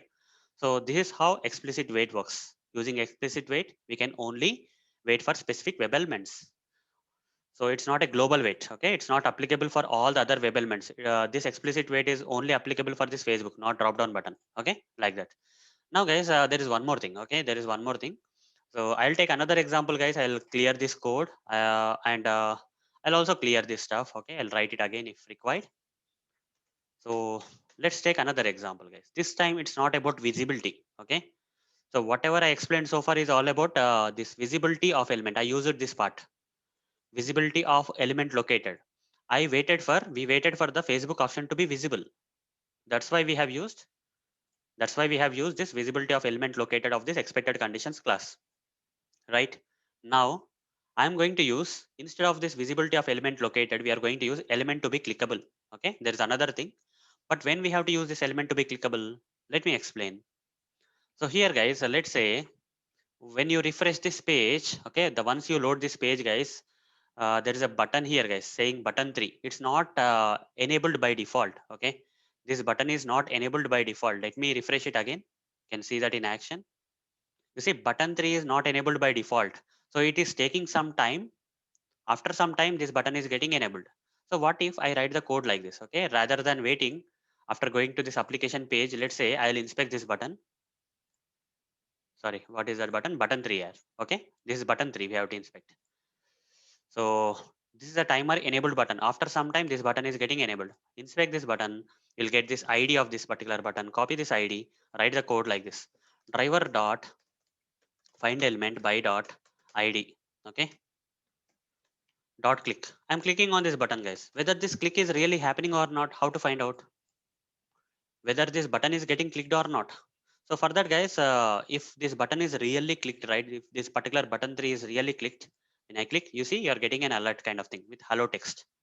Okay, if the button is not clicked, you'll not get this alert. Okay, if the button is clicked, you will get this alert guys. So if I write this code like this, will you get the alert or not? So Selenium is very fast here. Selenium WebDriver is very fast. Okay. So it will not wait for this particular button to get enabled. Before the button is enabled, it will click guys. That's the problem. Okay. Before the button is enabled, before the button is getting enabled, it is performing click. Then you'll not get the alert. You'll not get any exception. But the alert that I have shown you just now will not be displayed guys. Let me run this code. You'll see that in action. You'll not see the alert this time because WebDriver will click on the button before the button is enabled. So alert message will not be displayed. You see? So before the button is enabled, it has been clicked, guys. You see, nothing happened. Nothing happened. You didn't get any alert. Instead, if we implement this WebDriver wait, okay, if we explicitly wait, let's explicitly wait for this button. Okay, let's explicitly wait for this button to be clickable. Then only let's click. Okay, first let's explicitly wait for this button to be clickable. Then only let's click. For that, I'll first write this WebDriver. Same thing, guys. You need to create an object for the WebDriver wait. WebDriver wait wait is equal to new WebDriver wait. You have to write like this first. Once you create an object for the WebDriver wait, import this and copy this object, and we need to wait for this particular timer button to get enabled, guys. Okay, then only we'll perform clicks. For that, I'll write wait dot until. Here I will say expected conditions dot. This time I'm not going to use this same thing, visibility of element located. I'm not using. Instead, we'll be using another one, that is element to be clickable by locator. This one you have to use. Okay, element to be clickable by locator. Select this. Here in place of the locator, you just need to provide the locator of this timer button. So by dot id, all these things you are providing here. Put a semicolon. This until method will return you the web element, that is nothing but the timer button. uh, Timer button is equal to, I'll write timer button. Okay, create local variable. Now say timer button dot click. Simple, timer button dot click. So after you are explicitly waiting for this particular timer button, okay, then you are trying to click. How much time you are waiting? Here we need to provide two parameters, guys. This constructor cannot be empty. Here you need to provide driver comma, let's say, let's give 5 seconds, guys. Okay, so it will explicitly wait for 5 seconds for this particular button. Okay, if this particular button comes before 5 seconds, it will perform click. Okay, so until this element, this button is getting clickable, this particular WebDriver will wait. Maximum time is 5 seconds. Okay, maximum time is 5 seconds. It can wait up to 5 seconds to become enabled kind of thing. To become clickable, it will wait for 5 seconds. So fine, let's run this code this time. You see, you will see the alert, guys. Run this code. So here you are explicitly waiting for a particular button to get clickable, not visible, clickable. Like this, there are a lot of other things, guys. Okay, so you see, this time you got the alert. That means this particular button 3 got clicked. After it got enabled and clickable, then only it got clicked, guys. So this is how we are going to use this kind of things, guys. There are a lot of other things, as you can see. When I say expected conditions dot, right, you'll get a lot of other things. Alert to be present. A lot of things are there. Okay, I don't have to explain each and everything. Based on your requirement, guys, you need to select the proper options here. Okay, from the expected conditions, you have to select the proper options based on your requirements. For now, I have shown you two possibilities. One is for waiting for the visibility, availability of that particular element. Here, element to be clickable, waiting for that particular button to be enabled or clickable. Okay. So this is the thing we have used. So hope guys you understood what exactly is explicit wait in Selenium WebDriver. When you get this question, you need to answer simply saying that explicit wait in Selenium WebDriver is for waiting for a particular web element, a specific web element. If you want to wait for a specific web element, we have to use explicit wait. So that should be your answer, guys. If any practical demonstration is needed, you can take any of these examples. So that's it, guys. Thank you. Bye. Welcome all. In this session, I am going to answer one of the Selenium interview questions. That is, what is Fluent wait in Selenium WebDriver? Let me answer. So what is Fluent wait in Selenium WebDriver?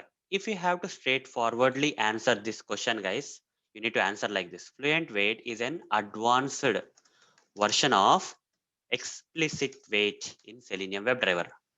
So this is the answer, guys. Fluent wait is an advanced version of explicit wait in Selenium WebDriver. Let me show you how.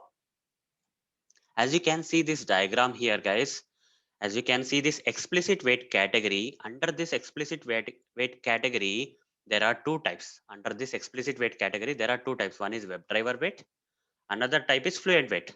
Both these are explicit wait only. Okay, either we can use WebDriver wait or we can use Fluent wait for explicitly waiting for a specific web element. But coming to the implicit wait, guys, this is a global wait. Okay, implicit wait is a global wait where you declare it once and it will wait for all the web elements in the script. That's why it is called as global wait, implicit wait. But coming to explicit wait, it's not the global wait, guys. It will only wait for the web elements, specific web elements that you have specified. Okay, so either as part of implementing this explicit wait, we can either use WebDriver wait or we can use Fluent wait. Here, WebDriver wait of explicit wait category is a normal wait, guys. Okay, WebDriver wait is a normal explicit wait. Coming to the Fluent wait, it's an advanced version of this explicit wait. Fluent wait is an advanced version of this explicit wait. So when you compare this WebDriver wait and Fluent wait, you will get some advanced options. Okay, so WebDriver wait is normal wait, but Fluent wait will provide you some advanced options that you can customize, guys. I will show you. I will explain you each and everything and show you how Fluent wait is an advanced version of this WebDriver wait. Okay, so fine. Now let me give you some practical demonstration of how to use Fluent wait. Thereafter I will explain all the other stuff. Okay. First, I will give you a practical demonstration of how to use Fluent wait in our Selenium automation code, and thereafter I'll explain all the other stuff like why Fluent wait is an advanced version. Okay, all the other stuff I'll explain later. So fine. So here is some sample Selenium automation code, guys, where no waiting mechanism is implemented it. Okay, these are sample Selenium automation code where no waiting mechanism is implemented it. So that's the problem here. I will show you that. Anyhow, I'll explain this code once. So this particular line will open the Chrome browser. Let's say this will open a Chrome browser like this. And then the next line will maximize it. Okay, if this particular browser is not maximized, it will maximize like this. Then this application URL will be opened in this opened Chrome browser when you run this particular line, and thereafter this line will click on the drop down button. So there is a drop down button here on this page. Using this line, this drop down button will be clicked. After that, there's some last line, guys, the Facebook. Okay, here there's a last line, that is Facebook. So once you click on this drop down, this Facebook option is coming, but it is not coming immediately, guys. Once you click on this drop down, it's okay. Facebook option is taking 3 seconds of time to appear. So, but Selenium WebDriver will not wait for this Facebook option, guys. Okay, if the Facebook option is readily available on the page, then it will click. Once the drop down button is clicked and the Facebook option is readily available, then this line will run. But here in our case, in our application, once you click on this drop down button, it's taking 3 seconds of time to display this Facebook option. So by this time, your Selenium automation script will fail. That means it will throw some exception, guys, saying that no such element exception. It will not find the Facebook option. It will throw some exception known as no such element exception, because waiting mechanism is not implemented in the script. Now let me run this code and show you or prove you like how the script is going to fail. After the drop down button is clicked, the WebDriver script will not wait for the Facebook option. Okay. So as the Facebook option comes after 3 seconds, our script is going to fail, guys. Okay. And no such element exception will be coming in the output. So yeah, let's wait for the script to run. This page need to load, guys.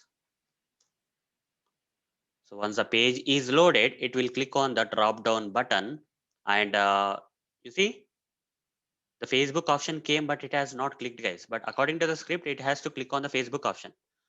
Why this particular Facebook option is not clicked? The reason here is the Selenium automation script, okay, Selenium WebDriver has not waited for this Facebook option. So so it has not waited. This Facebook option has to arrive in 3 seconds, so it has not waited, and it has not found it, and it has thrown a no such element exception for us. This is the reason. So we have to implement some waiting mechanism. We can implement the waiting mechanism in 3 ways. One is implicit wait. Other thing is like using the normal explicit wait, that is WebDriver wait. Now the third way is Fluent wait, guys. Okay, another way of implementing this waiting mechanism under this explicit wait category is Fluent wait. So let me show you how to write this Fluent wait code for waiting for this particular Facebook option. Okay, so let me show you. For that, guys, simple. You don't have to remember anything. Just search for selenium.dev. Okay. Go to the official website of Selenium. Go to the downloads and scroll down a bit. Here, Java. You see this API docs. Click on that. Now you need to click on this. This is API documentation for Selenium, guys. Click on all classes. You'll get the list of all classes and interfaces in this particular Selenium library. Now say Control F and search for something known as this wait, guys. Okay, there is something known as wait interface. Click on this wait interface. So as you can see in the diagram, guys, explicit wait has this wait interface. Okay, under wait interface we have this two classes, child classes. One is WebDriver wait, one version of the explicit wait. Fluent wait, which is an advanced version of the explicit wait. These two classes are under the wait interface, so we are going there itself. Okay, so here you went to the wait interface. Under wait interface, we have WebDriver wait, which is a normal explicit wait, Fluent wait, which is an advanced. You have to select this Fluent wait. You'll be taken to the Fluent wait page. Now scroll down, and here you see some sample code, right? Just copy this code, guys. Okay, blindly copy this code. No one remembers this code. And also, guys, one more thing I need to inform here is like so in real automation, which explicit wait category is generally used? So we normally used this normal explicit wait category, that is WebDriver wait, guys. Okay. So like no one actually uses this Fluent wait. Okay. This advanced wait version is not at all required, guys. No one actually uses the Fluent wait. But for interview purpose, you need to learn this, guys. Okay. For interview purpose, you need to learn what exactly is Fluent wait. But in real time, when you are really working in some Selenium automation project, if you have to use some explicit wait, then you go with the normal WebDriver wait. Okay, normal explicit wait, that is WebDriver wait only. Fluent wait is not generally used, but for interview purpose, you need to learn like this. Now, anyhow, I copied this Fluent wait code and I'll paste into this. So where I have to paste it, let's say I'll paste it somewhere here. Okay, anywhere you can paste anywhere. Okay, I'll paste it here. Now import this weight from Selenium, import this Fluent weight from Selenium, and over the mouse, import this from java.util, and then import this from Selenium, and here import this function from com.goal.common.base.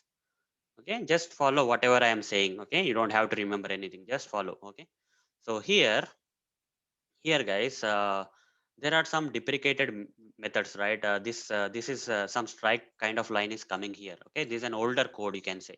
This is an older code for the Fluent weight. Now something got changed, this particular method got changed.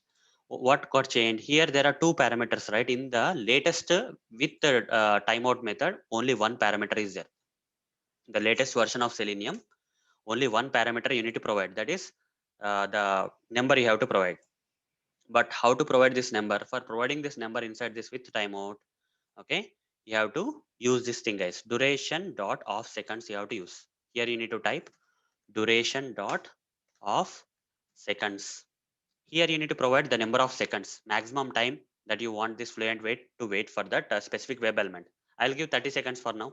Okay, we'll give the maximum wait time as 30 seconds. It's a maximum wait time, guys. Okay, now, you see, once I fix this with the timeout, again the second method is getting problem. The same thing, guys. Here also, there are no two parameters, only one parameter, that is duration of seconds. We have to provide here. And here, I'll give this polling every 1 second. I'll explain why I'm giving polling every 1 second. I'll explain this. Okay. This is the maximum time. This is the polling time. What is this polling time? I'm going to clearly explain, guys. Just wait for some time and ignoring no such element exception. Fine, I'll explain all this code for you. For now, let's fix all the problems, and later I'll explain what exactly this code is all about. Fine. So now, guys, here, which web element we are waiting for? Which specific web element this Fluent wait is waiting for? This one, guys. Okay, this is a dummy thing. So here you need to replace this dummy copied thing with whatever you have to wait for. You have to wait for this Facebook option, right? Copy this and provide it here. Okay, now you don't require this thing. Just okay, this is the web element for which you want to wait for. Okay, you are writing the Fluent wait to wait for this particular Facebook option. So here is the name of the web element, guys. Okay, whatever the web element you are waiting for, right? Here you need to give the name. Let's say I will give the name as Facebook option. Okay, we are waiting for the Facebook option. Once you wait for this Facebook option, what you have to perform, guys? I want to click on the Facebook option. I'll write click Facebook option dot click, guys, so that this Fluent wait will wait for this particular Facebook option, and then after waiting, it will click, guys. When it appears, it will click. Done. So this is how we need to correct the code and modify according to our needs. So once this thing is done, guys, you need to understand few things before I run this code. This will work, guys. Okay, this Fluent wait will now wait for the Facebook option, and it will click on the Facebook option. But you need to understand few things, guys. Okay, you need to understand few things before I run this code. What are those things? Okay, let me explain. So you need to understand the difference between the normal explicit weight, that is WebDriver weight. Okay, there are two variations of the explicit weight, right? One is WebDriver weight. Other one is what, guys? Other one is Fluent weight. You need to understand few differences before I run the code. So what is the difference here? This WebDriver weight, okay, this WebDriver weight is a normal. It's a normal explicit weight, guys. Okay, it's a normal explicit weight, generally used one, you can say. Okay, this WebDriver weight is a normal explicit weight generally used in real-time projects. But Fluent weight is an advanced. Okay, so in the beginning, right, I explained if you have to answer what is Fluent weight in Selenium WebDriver, you have to answer that Fluent weight is an advanced version of explicit weight. That's why I answered like that. Okay, I gave the answer like that. So it's an advanced version of explicit weight, which is not generally used, guys. Okay, in the real time projects, it's not used, but in interviews, you have to prepare. Okay, for interviews, you have to prepare this advanced explicit weight. Fine.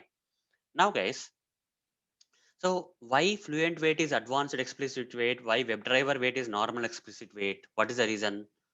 The reason here is here the default polling time will be there.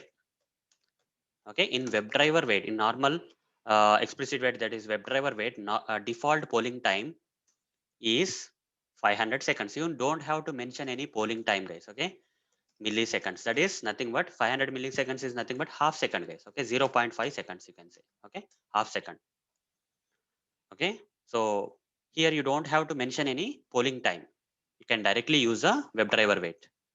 But in advanced WebDriver wait, I mean advanced explicit wait, that is nothing but the Fluent wait, there is an option to customize. Okay, that's why it is advanced, guys. You can customize the polling time.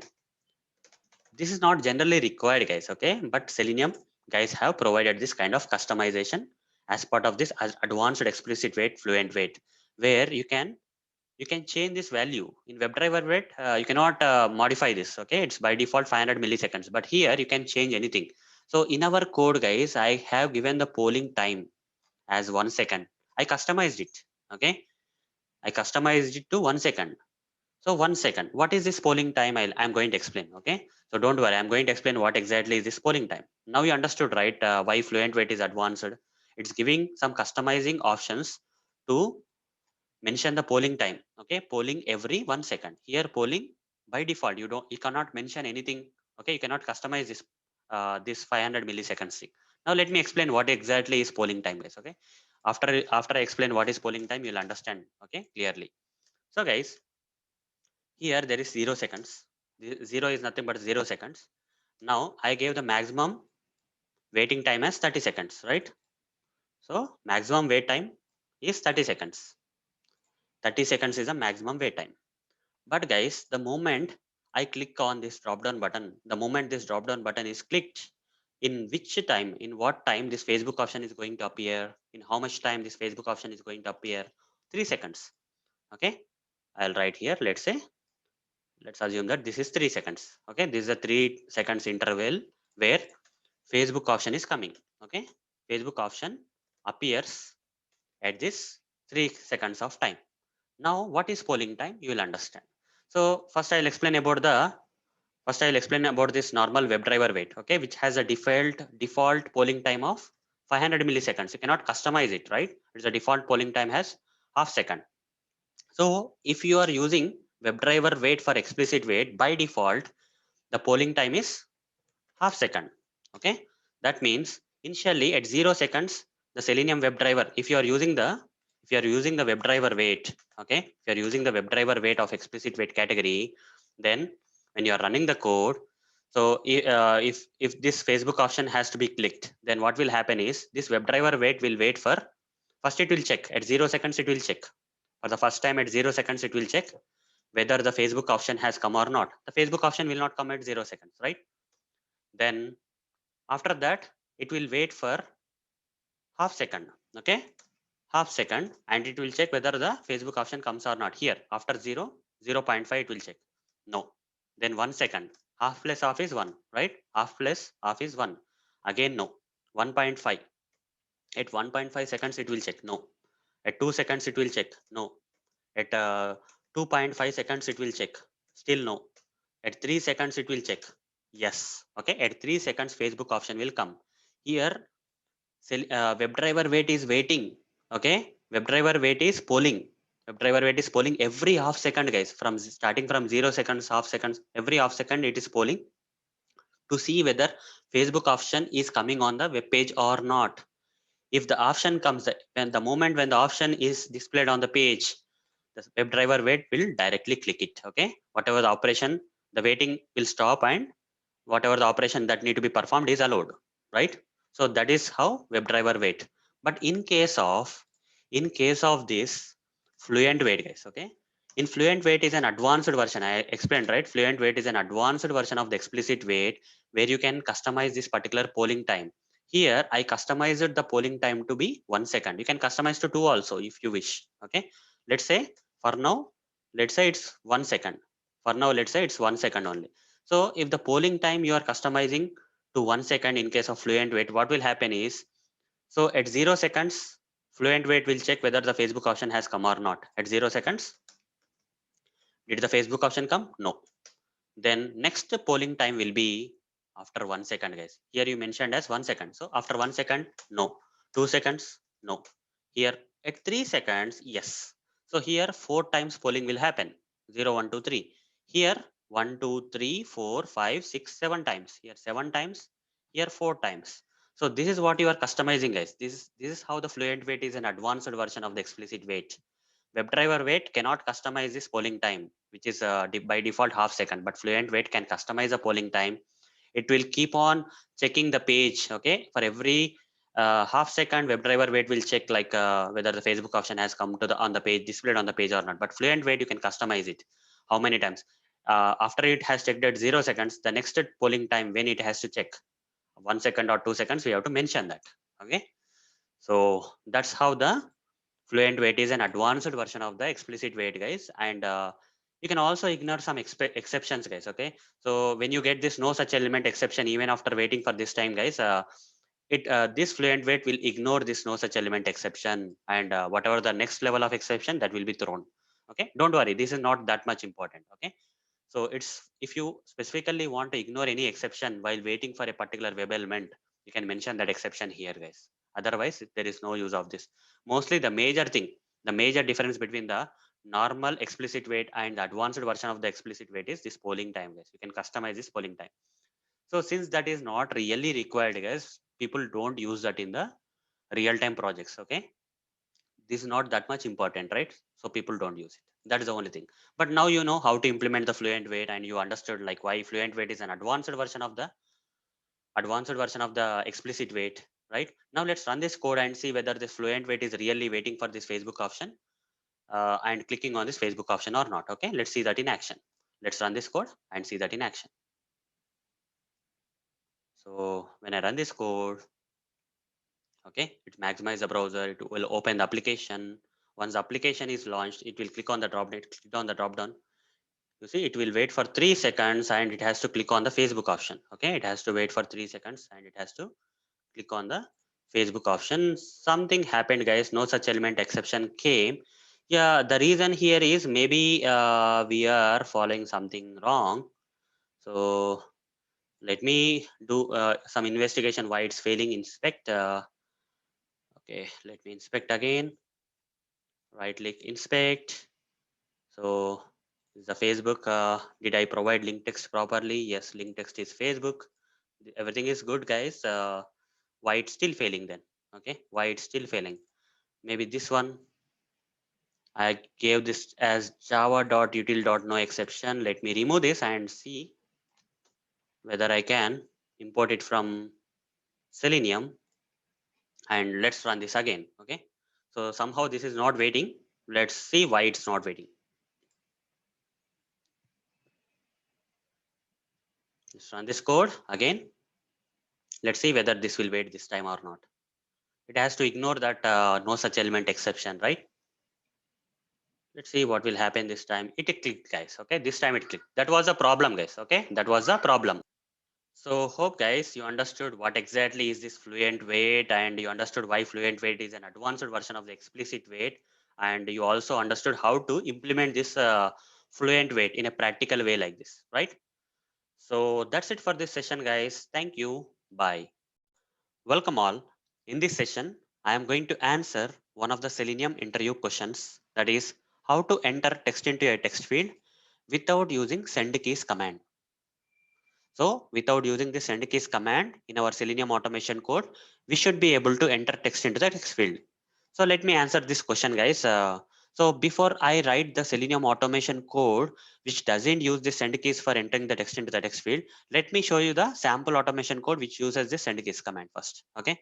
So here is some sample automation code, guys, which will open the Chrome browser, maximize it, open this application URL in the browser, and then it will enter this IMAC text into the search box field.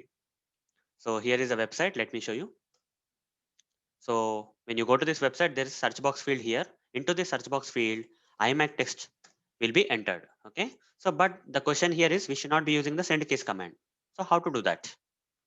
Without using send keys command, if you have to enter the text into the text box fields, we have to use nothing but a JavaScript executor, guys. Okay. So here, what I will do is instead of I will remove this part. Okay. Send keys I will not use. But this is the text box field into which we have to enter the text. I'll store this into a web element first. Search field, okay, search box or search field, whatever you want to name, you can name it. Create local variable. So this is a web element into which we have to enter the text, but we should not be using send keys command. So here is the code we have to write. We have to say JavaScript. Using JavaScript executor, we can do that, guys. Okay. If you don't have send keys, we can use JavaScript executor for doing this. So you need to cast your driver, guys. Okay. First of all, you need to write this driver, the Selenium WebDrivers driver, and you need to cast this particular driver with something like in the brackets you provide JavaScript executor, and this driver will be casted to JavaScript executor. So you have to say JSE is equal to hover the mouse, create local variable. Now hover the mouse on JavaScript executor and import this JavaScript executor from Selenium library. So you need to create this JavaScript executor. Now using this JSE, the reference variable, say dot and call this execute script. There's something like execute script, call that. So here there are two parameters need to be provided, guys. In one of the parameter, you just copy paste this search box. Okay. In the arguments, you just mention this search box. So this is a text field into which we have to enter the text. Okay. So search box field. This is nothing but search box field, right? Just provide the search box field here. And here you need to write the script, guys. JavaScript code you have to write. Put double quotes. Here say this is the first argument. If you have more parameters here, so then you can say this is the first and the next one is the second parameter and so on. Okay. If you have another thing here, this is the second parameter. This is the first parameter. First argument, second argument, like that. Since you have only search box here, you can say here arguments of 0. Okay. That means first argument, search box. Arguments of 0 means this search box. In JavaScript code, arguments of 0 is nothing. This first parameter or argument. Say dot. You have to say value, guys. Okay. Say value equal to, in single quotes, provide the value. Okay, whatever you want to enter into the search box field, that value just enter here. Say iMac, like this. That's it, guys. Okay, if you don't have to use a send case command, then you have to write these two lines of code. Okay. First you create an object reference for this JavaScript executor like this by casting the driver object, and then use this reference variable to call this execute script, which has two parameters. One of the parameters search box, which is a web element search box field, and now write the JavaScript code referring to this search box field. Into this JavaScript code, argument of 0 means into this JavaScript code, enter this value, that is iMac value. Like this, we have to write the code, guys. Run this code, you'll see that the application Chrome browser will open. It will maximize this application URL will open, and into that search box field, that iMac text will be entered. You see, iMac text got entered into the search box field. The script is working fine, guys. Without using the send case command, we are able to enter the iMac text into the search box field.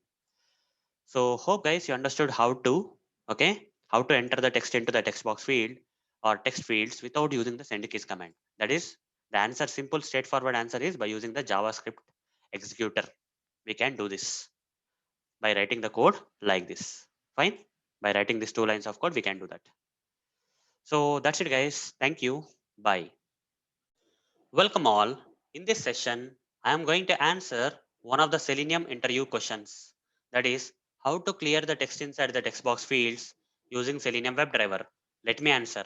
In Selenium WebDriver, there is a command known as clear command. Using this command, we can clear the text inside the text box fields. Not only text box fields, guys, we can also clear the text inside the text area fields also using the same clear command. Now, let me practically show you how to use this clear command for clearing the text inside the text box fields. Okay, here is some sample Selenium automation code, guys, which will open the Chrome browser, which will maximize the Chrome browser, and then it will open this application URL. So let me show you what will happen when I run that sample script. It will open this application URL, and okay, on this application URL page, there is some text box field which is having some preloaded text, guys. Okay, so when I browse this application, okay, by default, this particular text box field is having some text. Now I want to clear this text. Okay, I want to clear this text from this text box fields. What I have to do? Right click on this text box field and inspect here. You will be taken to this HTML code of this particular text box field. This HTML code of this text box field has some ID attribute and its value. Copy the value of this ID attribute and now write the line like this. Okay, driver dot find element by dot ID. What is ID? I just now copied, right? From the HTML code, I copied the ID. That ID I'm pasting here. Now say dot. Which command I have to use for clearing the text from this text box field? Clear command. I have to use this clear command to clear the text, guys. So let me run this code. Okay, now if I run this code, guys, this time it will open the Chrome browser, maximize the browser, open the application URL, and whatever the text that is displayed in this text box field will be cleared. Fine. Just to make this demo or run clear for you, I'm just adding this thread.sleep, guys. Okay, I'm just adding this one line, extra line, thread.sleep. I just want it to wait. Okay, so instead of clearing it immediately, we will hold this program for some 3 seconds. After 3 seconds, it will clear the text. Okay, so that you can see what is the text that is available, and after 3 seconds, it will clear the text, guys. Okay, for just for the demo purpose only, I'm adding this thread.sleep. So add throws.declaration, done, save it. Now run this code, guys. Fine. Now you see it will take you to the application. So yeah, you see there is some text, guys. Okay, there is some text here. You see after 3 seconds, it's clearing the text. This clear command, using this clear command of Selenium WebDriver, we are able to clear the text that is there in the text box field. Okay. So hope guys you understood how to clear the text inside the text box fields using the clear command. Clear command of Selenium WebDriver is the answer for this question, guys. So that's it, guys. Thank you. Bye. Welcome all. In this session, I am going to answer one of the Selenium interview questions. That is, how to get an attribute value of an element using Selenium WebDriver. So let me answer. The straightforward answer for this question is using this Selenium WebDriver command known as get attribute. Now let me practically show you how to use this command for getting an attribute value of the given web element. So let's say there is an application, guys. Okay, let's say there is an application like this. On this application page, there is a text box field like this, right? So this particular text box field has a lot of attribute names. How to find the attribute names of this particular text box field? Just right click on this text box field and select inspect.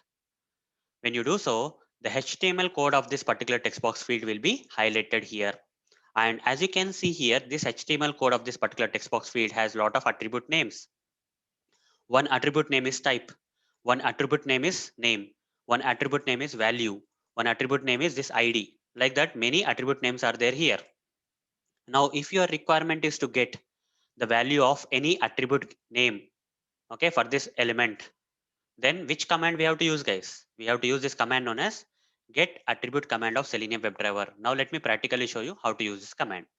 So here is some sample automation code, guys, which is what it does is like it will open the Chrome browser, it will maximize the browser, it will open the application URL like this. Okay, till here it will open. Now after that, I want to retrieve the value of any attribute. Here this particular element, this text box field has 4 attributes, 1, 2, 3, 4 attributes. So value of any attribute I want to retrieve. So before doing that, guys, we have to locate this particular element, right? So for locating the element, we have to write the code here like driver dot find element by dot id. Like this we have to write the code. So here some id is there. I'll give this id value to locate this element. Once you have located this web element, that is this text box field, now which which attribute value you want to retrieve. Let's say I want to retrieve this particular value. So this is a value of value attribute, right? So the same text is, as you can see, the same text is displayed in the text box field also.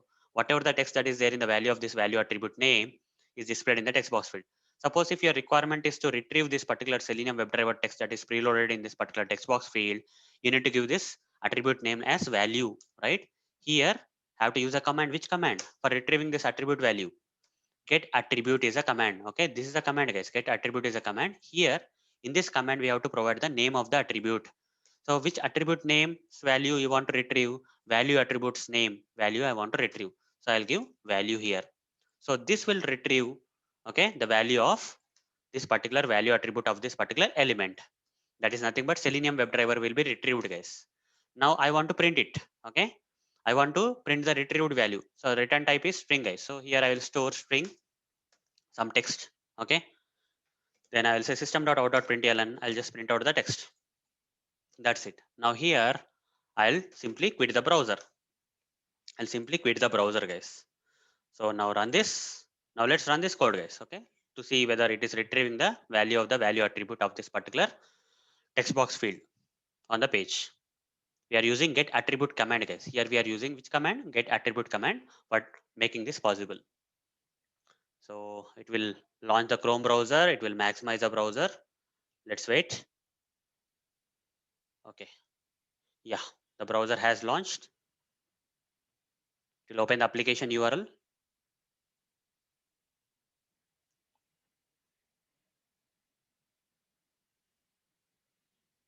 Still loading, guys. Let's wait for it to complete. You see, once the application is loaded and it has retrieved this particular text, whatever the text we are expecting, right, that has come here. You see, what is the text, guys? This is the text, right? Selenium WebDriver is the text that is displayed in the text box field because we provided the value attribute name here. Okay, here we have provided value attribute name. The value of the value attribute got retrieved. That is nothing but this particular Selenium WebDriver. Let's say instead of that value attribute value, if you want to retrieve this value of this name attribute, what is the value of the name attribute of this particular element? F name. Let's say whether it will retrieve the value of the name attribute. So what we have to do in the get attribute command, we have to provide name attribute. Okay, this is a name attribute. So what is the value of the name attribute? F name. This time F name should be printed in the retrieved and printed in the output console. Let's run this code. So I'm running the code, guys. This time it should retrieve the value of the name attribute, that is nothing but F name was there in the value of the name attribute. Let's see what will happen. So let the application load and close. You see the F name, which is the value of this name attribute for this particular web element, got retrieved and printed here. So hope guys you understood how to use get attribute command for retrieving the value of the given attribute of the web element. So that's it, guys. Thank you. Bye. Welcome all. In this session, I am going to answer one of the Selenium interview questions. That is how to press enter key using Selenium WebDriver. Let me answer. So there is a predefined class in Selenium, guys, that is keys class. Okay. In Selenium WebDriver library, there is a predefined class known as keys class. This keys class has a set of predefined constants. One of the constant is enter. Okay. So for each and every key on your keyboard, okay, for each and every key on your keyboard, there is a predefined constant inside this keys class. Fine. If you have to press enter key, then you have to provide the constant as enter. If you have to press F1 key on your keyboard, you have to say keys.f1 like that, guys. So in this question, we are asked to press enter key. So I am using the constant known as enter. Okay, keys.enter. So in order to press this enter key, okay, in order to press this enter key, we have to put this keys.enter inside the send keys command like this. Okay, send keys command like this. So that the send keys command will press this enter key. Now let me practically demonstrate, guys, how to use this send keys.enter for pressing the enter key. I'll take an example for that. Okay, so let's go to some application, guys. This is some demo application. Let's go to the login page. Let's go to the login page. In this login page, I want to press this login button using the enter key. Okay, I don't want to use the mouse for clicking this login button. Rather, I want to press the enter key on this login button. So what will happen when you press enter key on this login button? Okay, since you have not provided the email and password, you'll get this kind of warning message. Let's try to simulate that. Okay, so let's automate that. So I need to press enter key on the login button. So first of all, I need to right click on the login button, say inspect, and this is the HTML code of the login button, guys. I have to create an XPath for the login button. So Control F. So I'll copy this login and say double slash input at the rate value is equal to login. Fine. So I create an XPath for locating this login button. Fine. I'll copy this XPath and I'll write the code like this. Driver dot find element. I'll first find the login button by dot XPath. In the XPath, I will give the XPath I just now created for locating this login button. Now on this login button, I need to press the enter key. How to do that? Dot send keys. Okay. I need to use this, guys. Dot send keys. Dot send keys. So in this send keys, whatever the key you want to press on this login button, you need to provide. So I have to say I need to press enter key, right? So I'll be providing keys dot enter. Okay. Keys dot enter, guys. So this is a keys is a predefined class. Keys is a predefined class in Selenium. Enter is a predefined constant of this keys class. So now send keys command will press this enter key. Fine. On this login button. Now let's run this code and see whatever we are expecting should happen. Okay. Run this code.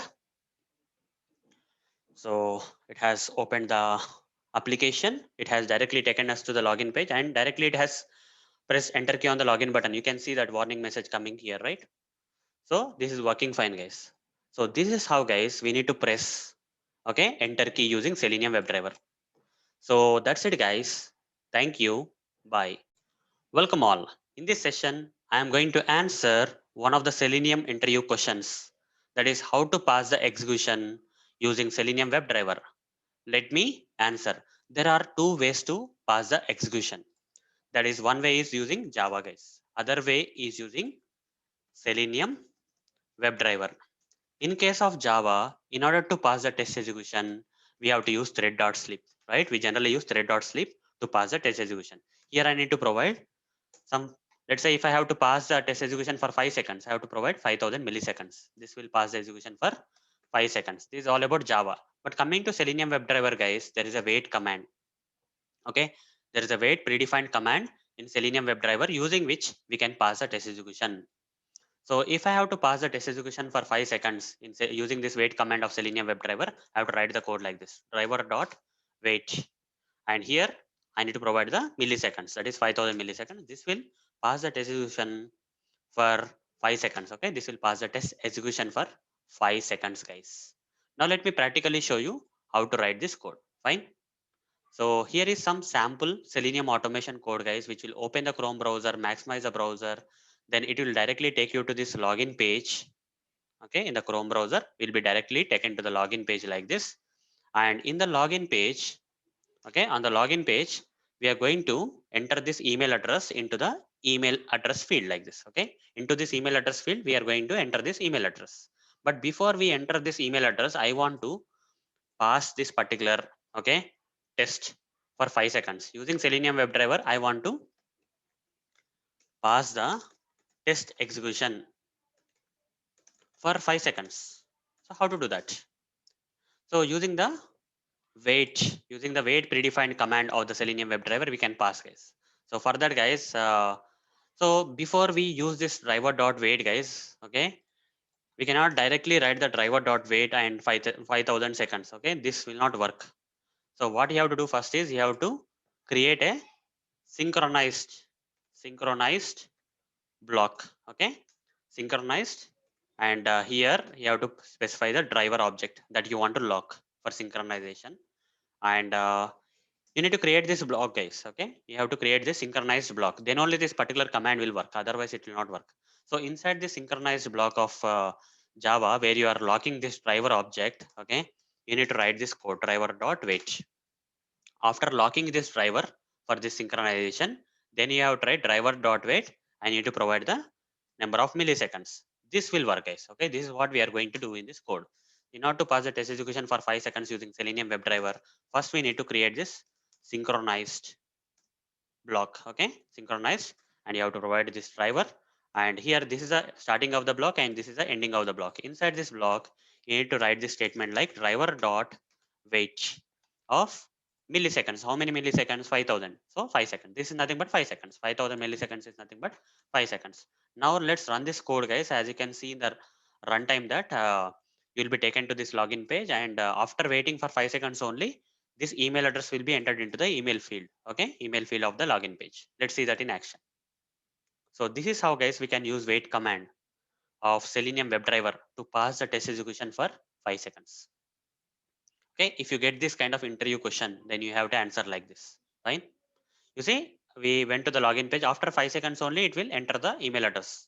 You see, after 5 seconds, it has entered the email address. So hope, guys, you understood how to pass the test execution using Selenium WebDriver for the required time. So that's it, guys. Thank you. Bye. Welcome all. In this session, I am going to answer one of the Selenium interview questions. That is Selenium server required to run the Selenium WebDriver scripts? The simple and straightforward answer for this question is no. Selenium server is not required for running the Selenium WebDriver automation scripts. Okay. So if you give this kind of simple and straightforward answer, that may not convince the interviewer. You have to explain more, guys. Okay. Whenever we answer that such kind of straightforward things, right, it may not convince the interviewer. So we have to give more explanation. Okay. So why we are saying no? We have to explain more. Then only the interviewer will get convinced. Now let me give the explanation for this answer. Okay. Why it is no? So the current days we have Selenium WebDriver, right? The current days we have Selenium WebDriver, but in the olden days there used to be Selenium RC. At present, Selenium RC is deprecated, guys. Okay, it's no one is using now. It's got deprecated already. But in those days of Selenium RC, in order to run the Selenium RC automation scripts, Selenium server was required, guys. Selenium server was mandatory at that time. Okay, in order to run the Selenium RC automation scripts, Selenium server was mandatory. But in these days, we have the Selenium WebDriver. Okay, these days we have the Selenium WebDriver. Selenium WebDriver doesn't require the Selenium server. Okay, Selenium WebDriver, we don't have to run the Selenium server for running the Selenium WebDriver automation scripts. But in RC, for running the Selenium RC automation scripts, we have to run the Selenium server. Why that is so, guys? Okay, why that is so? Why Selenium RC required the Selenium server and Selenium WebDriver doesn't require the Selenium server? Why that is the difference? Okay, let me explain, guys. In case of Selenium RC, guys, we used to do something like this. Okay, we used to have some IDE like Eclipse IDE or IntelliJ. At present, we are also using the Eclipse IDE and IntelliJ, right? In that IntelliJ or Eclipse IDE kind of editors, okay, we used to write the Selenium RC automation scripts. Okay, so these automation scripts should run on different browsers like Chrome browser, Firefox browser, IE browser. Like this RC automation scripts of Selenium should run on these browsers. But can we directly run the Selenium RC automation scripts on these different browsers? Is it possible? No, guys, it's not possible. Okay, we cannot run the Selenium RC automation scripts directly on these browsers. Fine. So the problem here is, in order to run the Selenium automation scripts on these browsers, we have to launch a server, guys. Okay. In order to run the Selenium RC automation scripts on these browsers, we need a mediator, guys. A proxy server, you can say mediator. You can call that as mediator server or proxy server, known as the Selenium server. Selenium server is required in case of Selenium RC automation scripts to run on the browsers. Fine.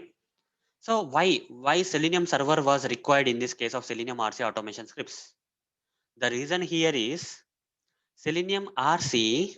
Okay, the reason here is Selenium RC automation scripts are not trusted by these browsers, guys. Okay, this is not possible. You cannot directly run the Selenium automation scripts on these browsers because these browsers are not trusting the Selenium RC automation scripts.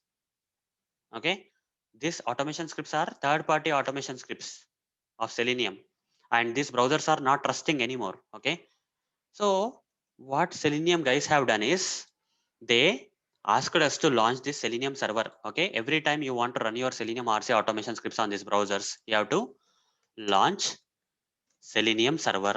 Okay, so when you launch the Selenium server, what happens is this: when you run this Selenium RC automation scripts, these automation scripts will communicate with the server. Okay, what server used to do? Server used to communicate with the browsers. How does the how does this browsers were able to trust the Selenium server then? These browsers were not trusting this Selenium RC automation scripts, right? That's why we are not able to run Selenium automation RC automation script directly on the browsers. But how come the browsers were able to trust this Selenium server? The reason here is this Selenium server used to inject some code, guys, some JavaScript kind of code known as Selenium core. Okay, there is some JavaScript code known as Selenium core. This code used to be injected into the browser before running the Selenium automation scripts. Okay, Selenium RC automation scripts on these browsers. Selenium server used to inject the Selenium core into these browsers, and browsers used to trust from there onwards. This is what used to happen, guys. This is not a genuine trust, you can say. It's a trick, guys. Okay, it's a trick played by Selenium, guys. Okay, it's a trick kind of thing played by the Selenium server. Selenium server used to trick this browser by injecting the Selenium core, and these browsers used to trust the Selenium RC automation scripts. It's a trick, guys. You say tricks will not last, right? tricks will not last long. So what happened is over a period of time, things became very strict where browsers took this kind of things seriously and they have not allowed. So there came something known as Selenium WebDriver, guys. Okay. In case of Selenium WebDriver, we don't have to launch this proxy server or mediated server, that is Selenium server, for running the automation scripts on these browsers. So what changed here? Here also same thing, guys. Here also we have the same Eclipse ID or IntelliJ ID kind of editors where we write our Selenium WebDriver automation scripts, right? But here this Selenium WebDriver automation scripts used to are can okay, the Selenium WebDriver automation scripts can natively run on the browsers, guys, because browsers started trusting, guys. Okay, in case of the Selenium RC, these browsers were not trusting the Selenium RC automation scripts, but in case of Selenium browser WebDriver, okay, these browsers are trusting this Selenium WebDriver automation scripts. So this WebDriver automation scripts can directly run on the browsers. So how does this kind of trust came into picture? These browsers, there are different browser companies like Chrome browser, Firefox, IE, right? All these browsers came in an agreement, guys. Okay, these browsers and WebDriver automation scripts came in an agreement where, okay, so they created something like known as drivers, guys. Okay, so because of that agreement between these browsers and this automation scripts, so what Selenium guys have done is with that agreement, they created or developed some drivers, guys. For each and every browser, Selenium guys have created or developed some drivers. For Chrome browser, there is a Chrome driver. For IE browser, there is a IE driver. For Firefox browser, there is a Keycode driver. Like that, the Selenium guys have come up with some drivers. Okay, as an agreement, guys. Nowadays story has changed where even the browser companies are developing these drivers. Okay, not Selenium guys are entirely developing these drivers. Even the browser, some of the drivers are developed by the most of the drivers are now developed by the browser companies itself. Earlier these drivers used to be developed by or were in charge of the Selenium guys. Okay, now that headache is gone for the Selenium guys, where browser companies like Google company, Firefox company and Microsoft company came forward in developing these drivers. Okay, they are developing their own drivers for the Selenium automation scripts, for trusting the Selenium automation WebDriver automation scripts. Nowadays, these browsers are developing these drivers. With the help of these drivers, Selenium WebDriver automation scripts can natively run on, directly communicate. Natively means directly communicate and run on the browsers, guys. You know, it's no longer required to inject the Selenium core and trick these browsers for execution. Okay, because of these drivers. That's why, guys, Selenium WebDriver doesn't require any Selenium server. Okay, so hope you got the complete picture, guys. Okay, hope you got the complete picture why Selenium server is not required for running the Selenium WebDriver scripts. So this is how you need to give more explanation for this saying answer no. It's very easy to say no in this for this question, guys. But if you give this kind of explanation, right, it will convince the interviewer and he may get more confidence on your skills. Okay, so that's it, guys. Thank you. Bye. Welcome all. In this session, I am going to answer one of the Selenium interview questions, that is, what happens when we run this command, that is driver.get command, and inside this get command you are providing www.google.com inside the double quotes, right? So what happens, guys? So what happens? We'll get an exception, guys. Okay. The answer is we'll get an exception. That is nothing but invalid argument exception. I'll explain the reason. Okay. We'll get this exception known as invalid argument exception.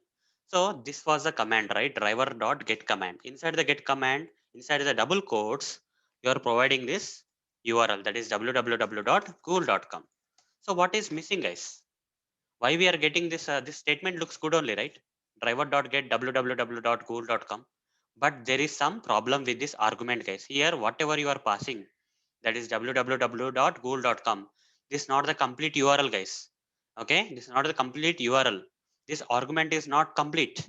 So in order to make it complete, guys, you have to attach it with http colon double slash or https colon double slash. Because of not providing this http or https colon double slash here, we are getting this invalid argument exception.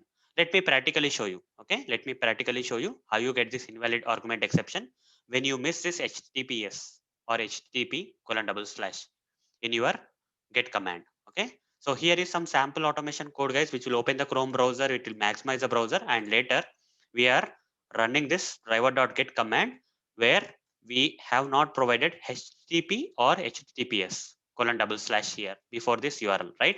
This URL argument is incomplete. So when I run this code, guys, you will see that the browser will launch and it will maximize, but it will not do anything. Okay. The application, that is google.com, will not load here. When you find out the reason why the google.com is not loading here by going back to the Eclipse IDE, right, you will see this exception known as invalid argument exception. Okay. The exception is invalid argument exception, guys. And you cannot get more details why this is happening, right? You see, nowhere they mentioned like HTTP or HTTPS to be provided in the URL, right? So when you get this invalid argument exception, simply come here. Okay. So the best practice I'm going to explain, guys. Okay. The best practice here is whenever you want to, okay, whenever you want to pass this URL as an argument to this get command, right? First open the browser in your machine. Okay. First open the browser in your machine and browse the application URL that you want to provide in this automation script. Let's say I want to provide this google.com in this get command. Okay. I want to provide google.com in the get command. So for that, I'll manually go to this website, open this Google, browse this google.com. Now after browsing this, I'll copy. Okay. I'll select this and right click and copy, and then come here, and instead of manually entering the URL that most of the people do, okay, I don't recommend that, guys. Instead, open the application URL in any browser, copy the URL and paste it, guys. When you paste, right, automatically you'll get this https colon double slash or http colon double slash, guys. Okay, you don't have to bother or remember. So by doing that, guys, this kind of exceptions can be like we can ignore. Okay. So when I run this code, guys, you can see that this time the Chrome browser will launch, it will maximize the browser. Okay. And also the application will load also. Okay. There is no exception coming this time. Okay. Invalid argument exception is not coming. So when you get this kind of interview question, like where interviewer is asking you like what will happen when you run this command like driver.get without providing this http or https, right?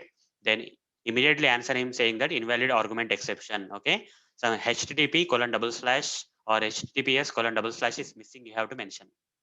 So that's it about this session, guys. Thank you. Bye. Welcome all. In this session, I am going to answer one of the Selenium interview questions. That is, what is an alternative to get command in Selenium WebDriver? The simple and straightforward answer for this question is the alternative for the get command in Selenium WebDriver is navigate dot to command. Okay. So navigate dot to command is an alternative for the get command in Selenium WebDriver. But what is the purpose of the get command? The purpose of the get command is to open the application URL in the browser using Selenium. The same thing navigate.to command can also do, guys. That's why navigate.to command is an alternative for the get command. Now let me practically prove this. So here is the sample Selenium automation code, guys, which will open the Chrome browser, which will maximize the browser. And using this get command, we are opening this application URL in the browser. Okay, we are using the get command to open the application URL in the browser. Now let me run this code. You can see that the Chrome browser will launch and it will maximize. After that, the get command will open the application URL. You see, the application URL is opened by the get command in this browser, right?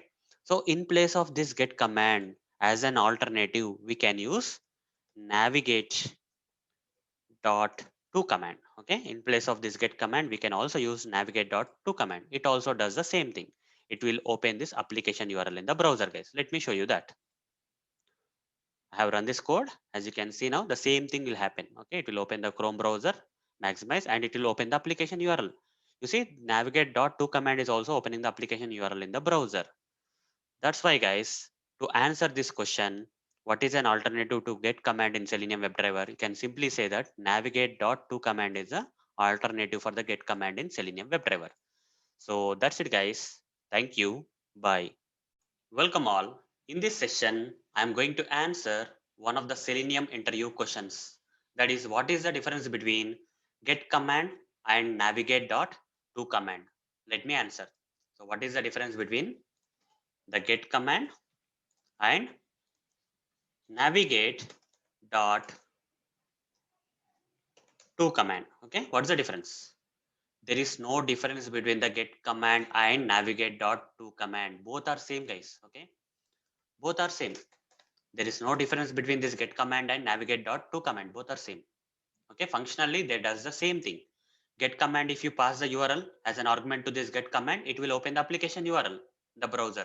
Similarly, if you pass the application URL to this to command of this navigate dot to, it will also do the same thing. It will open the application URL in the browser. That's why I'm saying there is no difference. Both are same.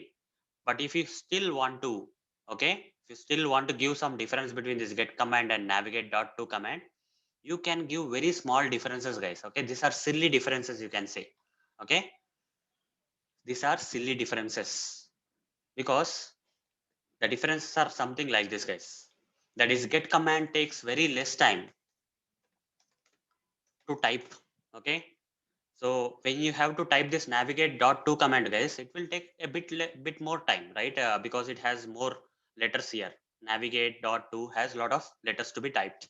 But coming to the get command, there is only 3 letters, guys. Okay, that's why get command takes very less time to type compared to the navigate dot to command. Very silly difference, guys. And if you still want to stress out like some other differences between the get and navigate dot to command, guys, so you can also give this small difference. Okay, that is there between the get and navigate to commands. Okay, that is, to this to command there are some sibling commands, guys. One of the sibling command for the to command is back command, that is navigate dot back. Here this to command has some sibling commands, that is back command, and other sibling command for the to command is at the same level. Okay, so instead of navigate dot to, you can use navigate dot back. Okay, then we have forward command, and we have other command, that is navigate dot refresh command. Okay, there are some sibling commands for this navigate commands. Okay, navigate dot to has sibling commands like back, forward, and refresh, but get command doesn't have that kind of sibling commands. These are very silly or minimalistic kind of differences, guys. You can or cannot give as answer in the interview. But if the interviewer is still stressing out what is the difference, what is the difference kind of, okay, then you can simply say that both are same, they do the same thing, that is opening the application URL in the browser. Okay, so they function in the same way. But if you still want me to give some silly differences, these are the silly differences, and you can state that and give the difference, saying that the get command takes very less time to type because navigate dot to command is kind of big in length, so it takes very more time. Okay, that's one difference. Another difference is this to command in navigate command has some sibling commands like back, forward, refresh, but get command doesn't have that kind of sibling commands. So this is all about the answer for this question, guys. The simple and straightforward answer is both are same. Okay, except one takes less time to type, one takes more time to type. That's the only difference, guys. So that's it, guys. Thank you. Bye. Welcome all. In this session, I am going to answer one of the Selenium interview questions. That is, what are the different navigation commands in Selenium WebDriver? There are 4 different navigation commands in Selenium WebDriver. What are they? The first navigate command we have is to command, navigate.to command. Then we have navigate.back command. Okay. The second command is navigate.back command. Third command is navigate dot forward command. Okay, navigate dot forward command. The fourth command we have is navigate dot refresh command. These are the 4 different navigation commands we have in Selenium WebDriver. But what is the purpose of each and every command? Coming to the to command, okay, whatever the URL that you provided into this to command, this navigate.to command will navigate you to that particular URL page. That is the purpose of the to command. Now, what is the purpose of the back command? The purpose of the back command is to simulate the browser back button, guys. Let me show you. So first of all, to command will do this. It will, for example, if you provide this URL to this to command, it will take you to this application page. That is the purpose of the to command.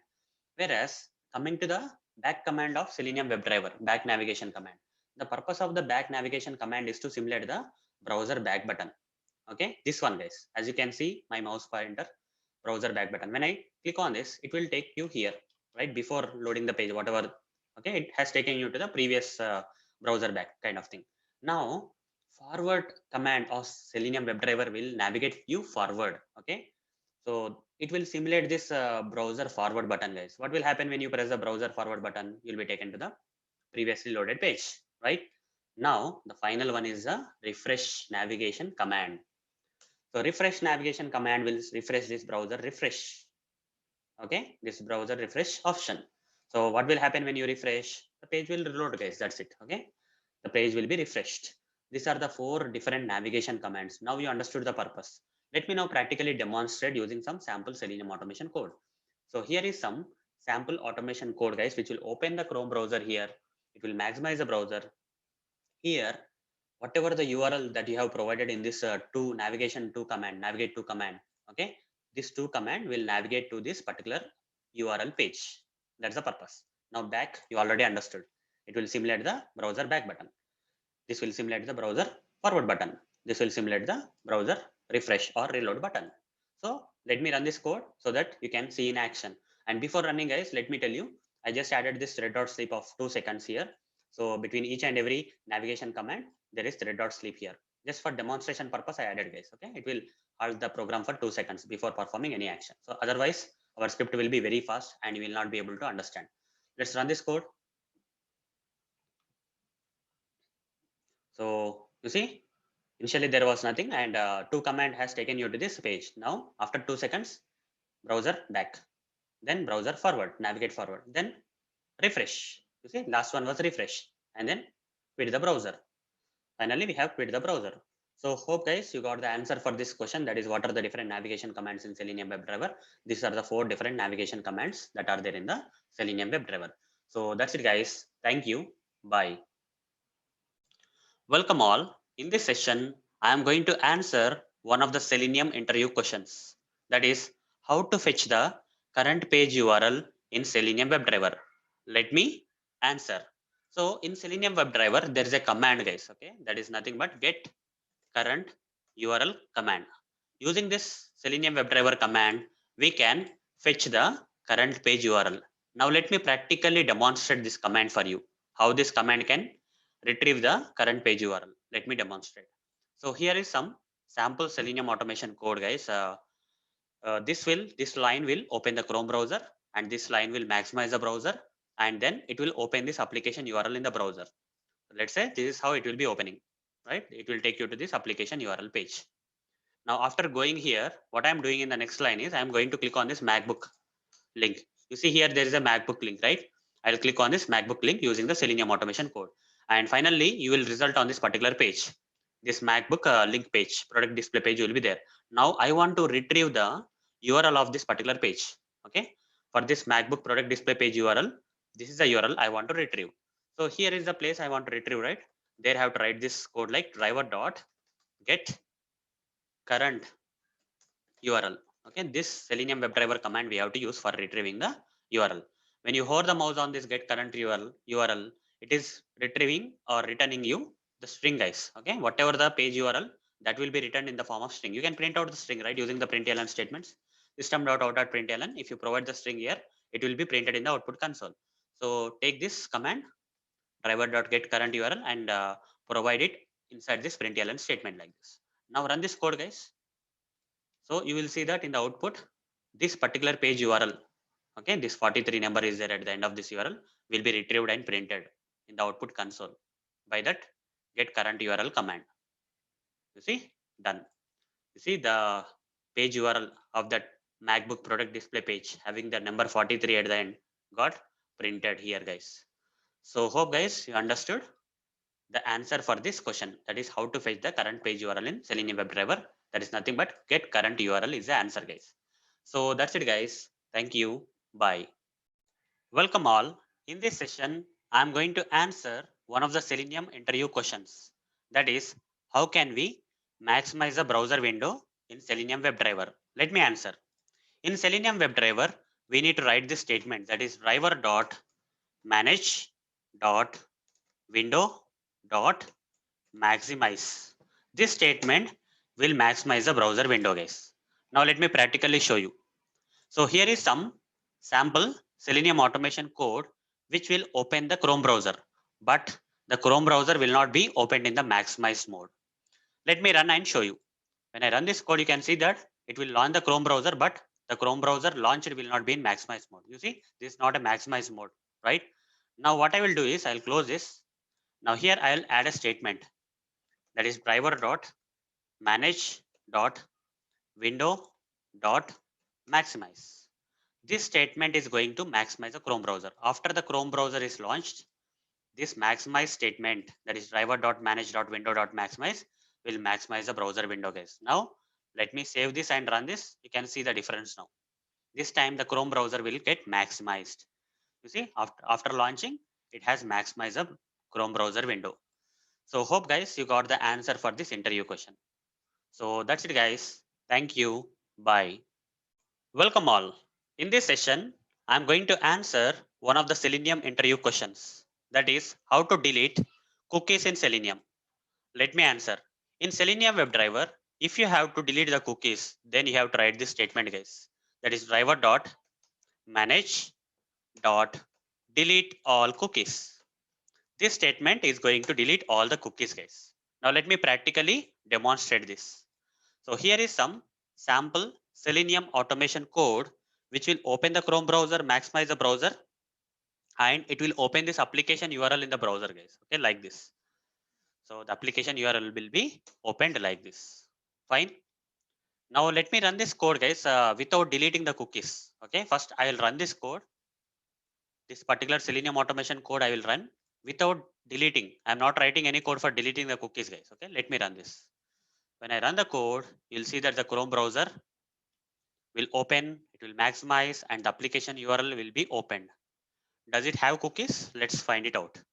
Here are these three dots. You need to click on that and go to the settings of this Chrome browser. Now search for cookies. When you search for cookies, you will get this kind of things. Now you need to select this cookies and other site data. Click on this. Now scroll down. Here you will see all cookies and site data option. Just click on that. You see tutorialsninja.com. This application has added three cookies into the Chrome browser. So what are these cookies? OCS session ID and currency and language. These are the three cookies that got added guys. Now this time what I'm going to do is I'm going to add some additional statement to this automation code.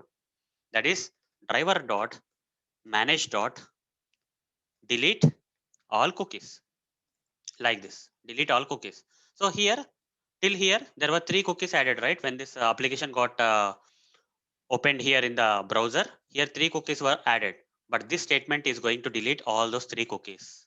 Now let me practically show you how this delete all cookies will delete the cookies. Now run this code. As you can see again, it will open the Chrome browser, maximize it, open the application URL.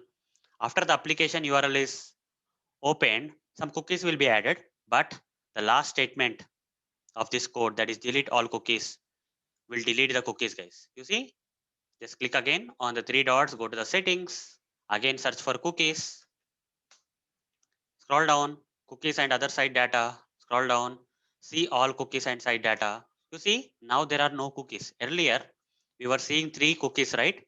That were added by this application into the Chrome browser. Now all these three cookies were deleted guys because of this driver.manage.delete all cookies statement. So hope guys you got the answer for this question. So that's it guys. Thank you. Bye. Welcome all. In this session, I am going to answer one of the Selenium interview questions. That is, what are the different ways for refreshing the page using Selenium WebDriver? There are several ways for refreshing the page using Selenium WebDriver. I am going to show you 5 ways. Before I practically demonstrate all these 5 ways, let me list down all the 5 ways first. The first way is by using the refresh command. That is, we are going to write this statement, that is driver dot navigate dot refresh. Okay, driver dot navigate dot refresh. This statement will refresh the page. Now the second way is by using the send keys command of actions class. By using the send keys of actions class, we can refresh the page.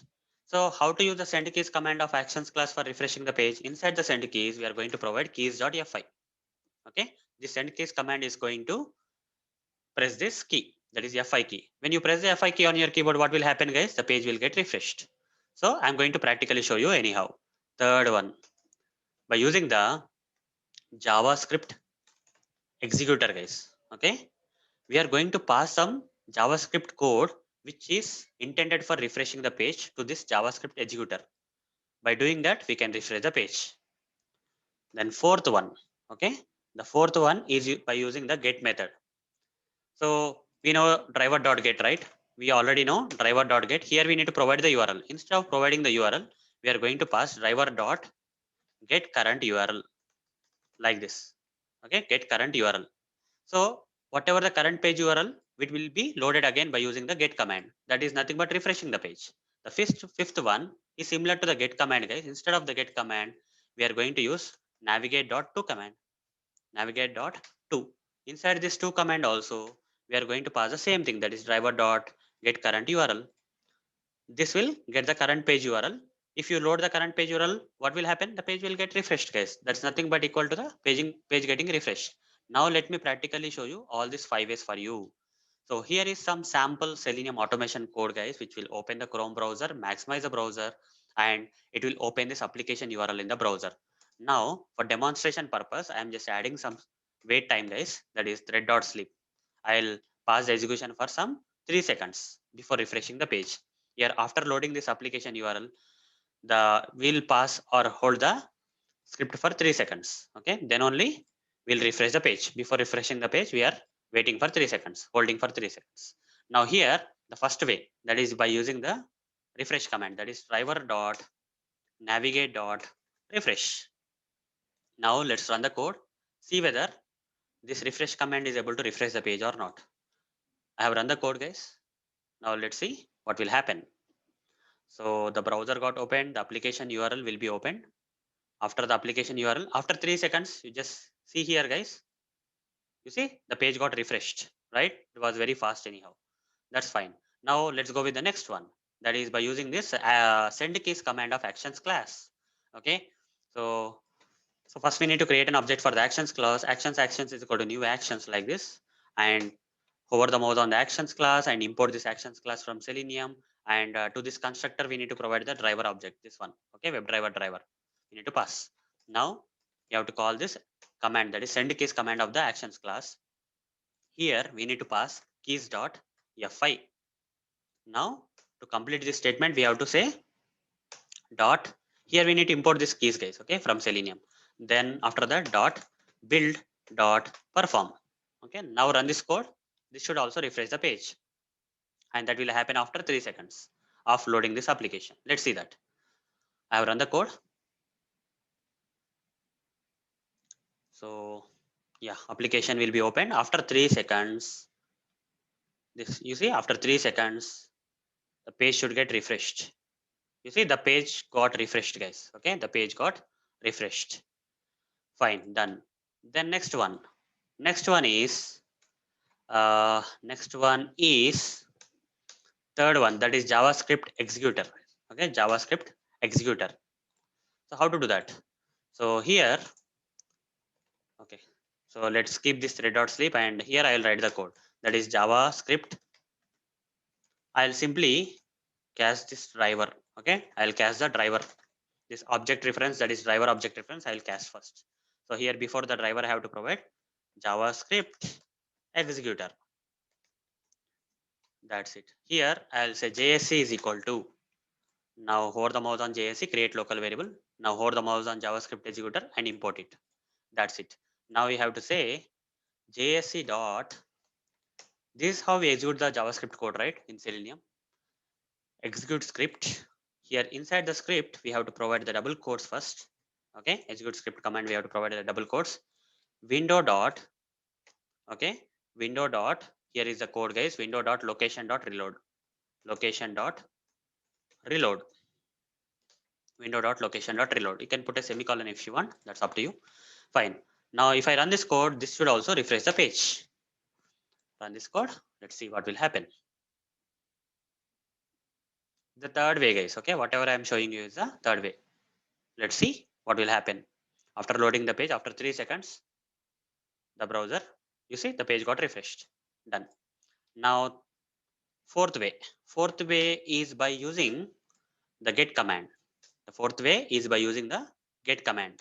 So what I'm going to do is I'm just going to play a trick where driver.get, I will say, instead of providing the URL, I'm just passing driver.get current URL. This will get the current page URL, that is the same page URL. When you load the same page URL, get will try to open or load the URL. That is nothing but equal to refreshing the page, guys. Okay, this is how we are tricking the get command in refreshing the page. Say okay.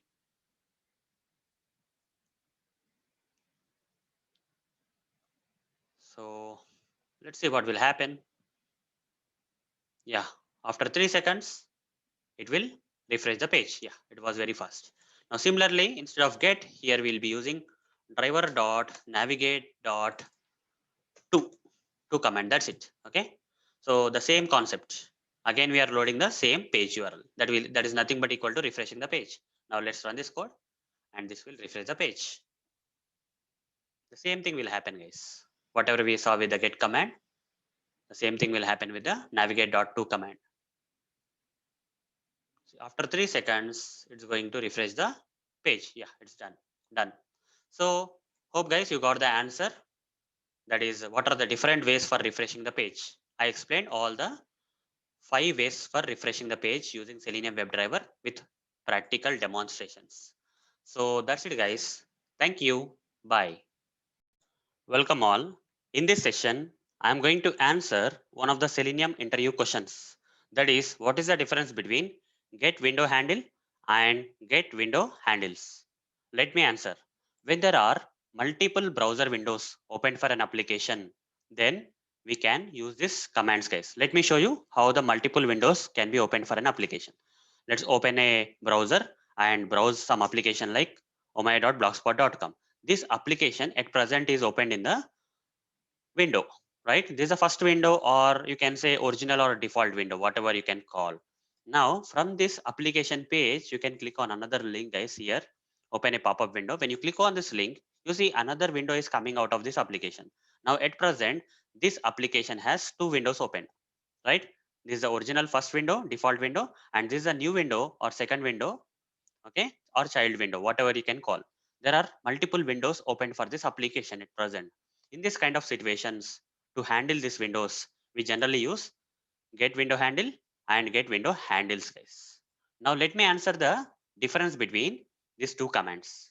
So what is the difference between get window handle, and what is the difference between get window handle and get window handles? So here the letter S is extra, right? When compared to this command, here the letter S is extra. But what is the exact difference between these two commands? When you get this question in the interview, how should you answer? For that, this is the answer, guys. Get window handle will get us the window handle of the okay currently focused window. Even though there are multiple windows opened here like this, okay, even though there are multiple windows open for this particular application, coming to this get window handle, it will get us the window handle of the currently focused window. Out of these two windows, what is the currently focused window? That windows window handle will be retrieved by this get window handle command.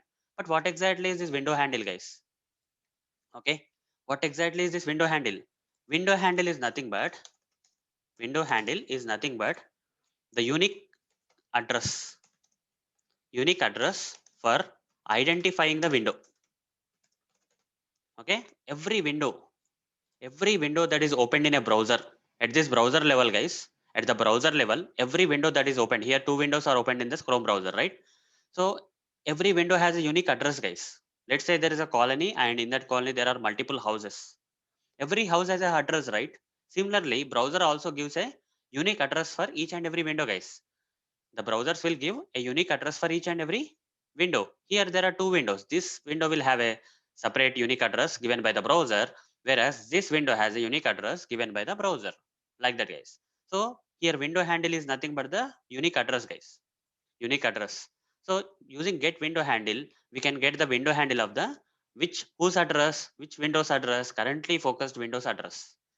Out of these two windows, if the default original default first window is currently in focus, then using this command, which address will be retrieved? Using this get window handle, which address will be retrieved?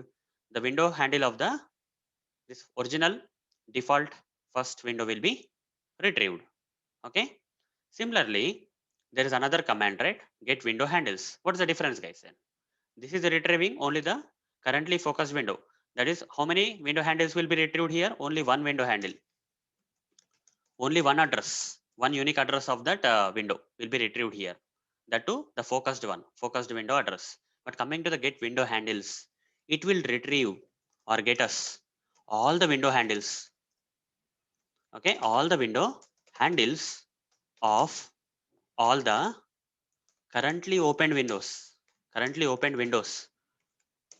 No matter what these windows have focus or not, it doesn't matter. At present, how many windows are opened, guys? At present, two windows. So this get window handles will retrieve how many window handles? Two window handles. Okay, of these two windows. Each and every windows that are currently opened, right? A window handles will be retrieved. Case here in this case, two window handles of these two windows will be retrieved by this get window handles. Two window handles will be, that is, two unique addresses of these windows will be retrieved, guys. So that is the difference, guys. Here only currently focused window, even though multiple windows are opened here, get window handle will only retrieve the only one window handle of the currently focused window. Here all the window handles, irrespective of that is in focus or not. That is the difference, guys. Okay, that is the difference between get window handle and get window handles. Now let me practically demonstrate this command for you guys so that you can get some feel out of it. Okay, so here is some sample Selenium automation code, guys, which will open the Chrome browser, maximize the browser, and open this application URL. Okay, here when you run this line, when this particular line runs, here what happens, guys? First default window will be opened at this line. At this position, first default window will be opened. Now, so when only one window is opened, what I will do is, when only one window, like when this kind of situation comes where this application is opened in the browser window, only one window will be there, right? At this line. Now at this line, I'll capture the window handle driver dot, okay, driver dot, or we can do one thing, guys. Okay, after opening multiple windows, we can do that. So let's do one thing. Let's click on this link first. Okay, this one, right click inspect. So here is the open a pop-up window, hyperlink is there. So copy the text and say driver dot find element by dot link text, by dot link text. Here I'll provide the link text and say dot click. When I say dot click, what will happen? This link will be clicked. This link will be clicked. At present, how many windows are there? Two windows are there. Original window and the new window. Fine. Original default window and the new window. Now what I'm going to do is, when multiple windows are opened here, which one is currently in focus, guys? At this moment, which one is in focus? At present, or this first window will be, by default, the first window will be in focus, guys. Okay. By default, even though multiple windows are opened here on this application, the first window will be in focus every time. Fine. So here the first window is in focus. When I say driver dot get window handle, okay, this is the first command, guys. This command, which will only get us the window handle of the currently focused window. So get window handle. So what is the return type of this get window handle, guys? String type, guys. Okay, it will return. It will retrieve the unique address, that is window handle of the currently focused window. Out of multiple windows, whatever the currently focused window is there, for that particular window, the unique address of that window will be retrieved. That is window handle of that particular focused window will be retrieved, guys, in the form of string, guys. Okay, in the form of string, you see, it will retrieve the unique address in the form of the string. So here I will say default window. I'll give some name, guys. Okay, default window or first window, whatever it is. Over the mouse, create local variable. Done. Fine. Now, after you got this thing, what I'm going to do is, now anyhow, there are multiple windows, right? There are multiple windows. So since there are multiple windows already opened here, two windows already opened here, I'll also use the other command, that is driver dot get window handles. Get window handles. So what is this command will retrieve? It will retrieve the unique addresses, that is window handles of all the currently opened windows. There are at present multiple windows, that is two windows open. So window handles of the two windows will be retrieved and returned by this get window handles in the form of set of string, guys. The return type is set of string. So here I'll say all windows, okay. Over the mouse, all windows, so over the mouse and create local variable. Done. Set of string. The return type you have to remember, guys. The return type for the get window handle is the string. The return type for window handles is set of strings because it's not a single window, right? Multiple, a set of windows are there. Okay, like that. Now, what I can do is I can use the iterator method, guys. All windows dot iterator, I'll say, and it will return ITR. Okay, iterator interface kind of thing. ITR is equal to over the mouse, create local variable. Then I will say ITR dot next. When I say ITR dot next, out of multiple windows, okay, out of multiple windows, this ITR will be pointing to the original window, guys. Okay, original window. So original window. Now again I will say the return type will be window handle, guys. Okay, first window handle. This is nothing but the out of two windows. This is the first window handle. First windows handle. That is the default window handle, you can say. Okay. Then I will say ITR dot next again. At this time, this will refer to the second window handle. Second window handle. So the return type is string. That is nothing but window handle, guys. This is nothing but the child window or new window handle, whatever it is. Over the mouse, create local variable. So here, using the get window handle itself, we got the default window. But here, if you have to get this child window handle, okay, then you have to use this get window handles only. Okay, it will return you all the windows, currently open windows. By using this iterator thing, you have to iterate till the term comes the turn comes of this child window. Fine. Now we have this default window captured. This will have the unique address, guys. Unique window address. Okay, of the default window. This will have the unique address of the child window. Now we have everything, guys. So I want to switch to the child window first. Okay. So what I will do, driver dot switch to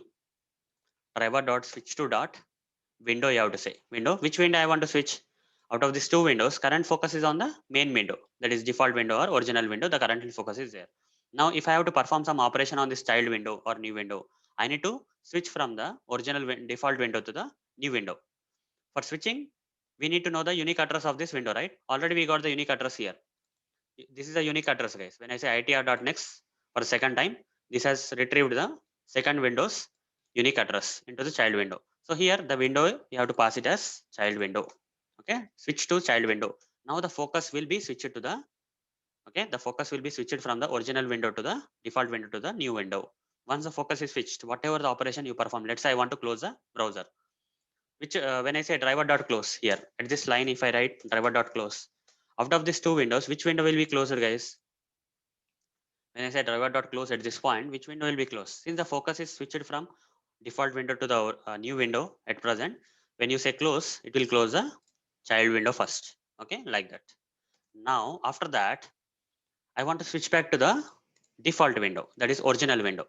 So already we captured this default window here, right? So I'll simply say driver dot switch to dot window. Here I'll give default window.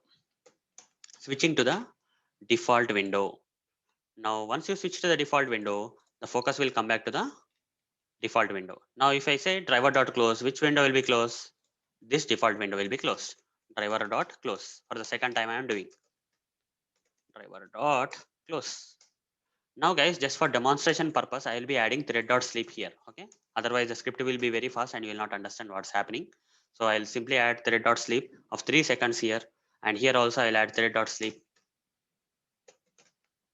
3 seconds. That's it. Done. Now save this. Okay, here 3 seconds I have to provide. Done. So when I run this code, you'll see that two windows will be opened and first child window will be closed. After that, default window will be closed. Fine. Based on the return logic. If you understand this logic, guys, you can easily explain the difference between the get window handle and get window handles. You see, two windows are there. First child window will be closed after 3 seconds. After that, the original default window will be closed. You can see that. So this is all possible with the help of this get window handle and get window handles, guys, which will retrieve the window handles, that is unique addresses of the multiple browser windows that are opened. Okay, this will open the currently focused window, whereas this will retrieve the window handle of the all the windows that are okay, all the window handles of the windows that are currently opened. So hope guys you got the answer for this question. So that's it guys. Thank you. Bye. Welcome all. In this session, I am going to answer one of the Selenium interview questions. That is how to handle hidden elements in Selenium WebDriver. Let me answer. By default guys, we cannot handle hidden elements in Selenium WebDriver. So what will happen when you try to handle the hidden elements using Selenium WebDriver? We'll get exceptions. We'll get exceptions, guys.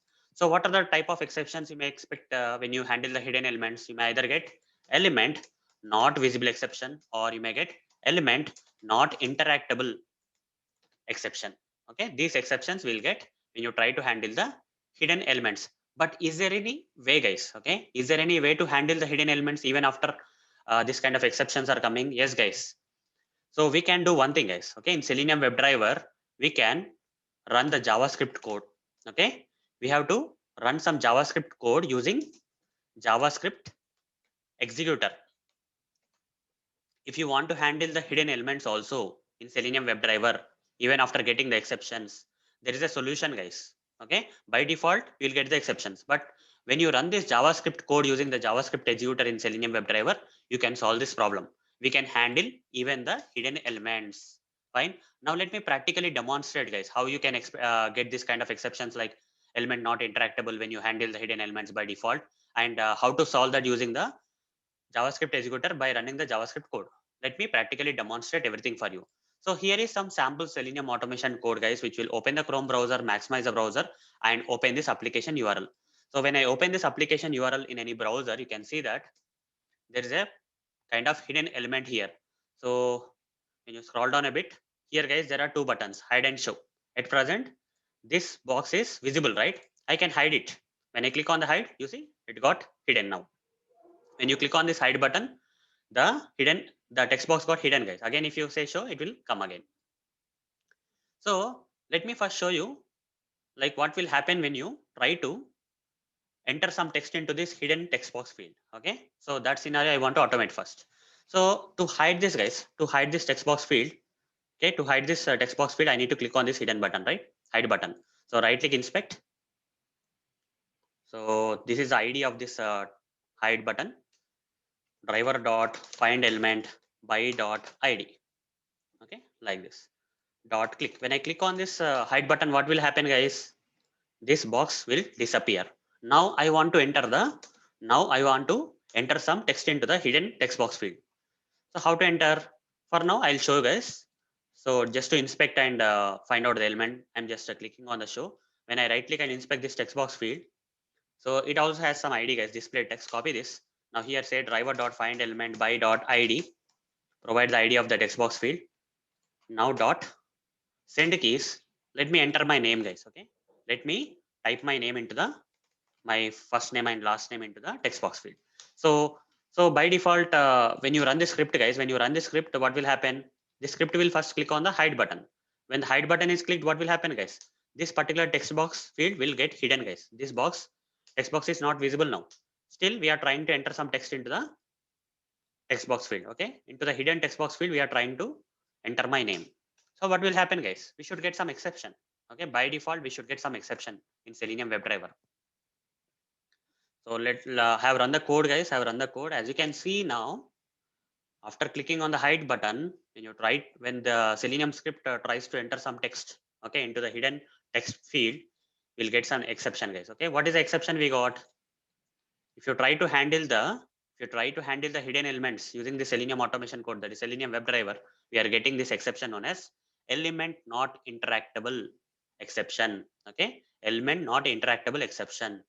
Now, so is there any solution for this? Yes, there is a solution. That is, we have to run the JavaScript code, guys. Okay, by running the JavaScript code from the Selenium WebDriver script, we can make this thing possible. Okay, so if I show, guys, you see there is no text, right? In this case, in the normal way, When I click on this hide button and then try to enter the Arun Motori text, okay, when it is in hidden mode, we got an exception and no text got entered into the text field. Fine. Now we'll repeat the same process with a different scenario where the solution I'm going to practically demonstrate. Using the JavaScript code, we can do this. Fine. So here, instead of send keys Arun Motori, we'll remove this step. So what we can do here is we'll simply write the code like this. In order to run the JavaScript code in Selenium automation script, we need to first cast the driver object. JavaScript executor. Okay, JavaScript executor driver like this. Okay, JavaScript executor driver. JSC is equal to, okay, JSC is equal to JavaScript executor. Create local variable, hover the mouse on JavaScript executor and import it. Done. Now using this object reference, I'll simply call the execute script. Execute script. Now here I will clear this, and here I need to write some JavaScript code. How to write? Here guys, in order to, let me first show for now and inspect this. You will get this kind of thing. Now go to the, now copy the ID guys. Okay, this is the ID, right? Copy this ID. This is the ID of the text box field.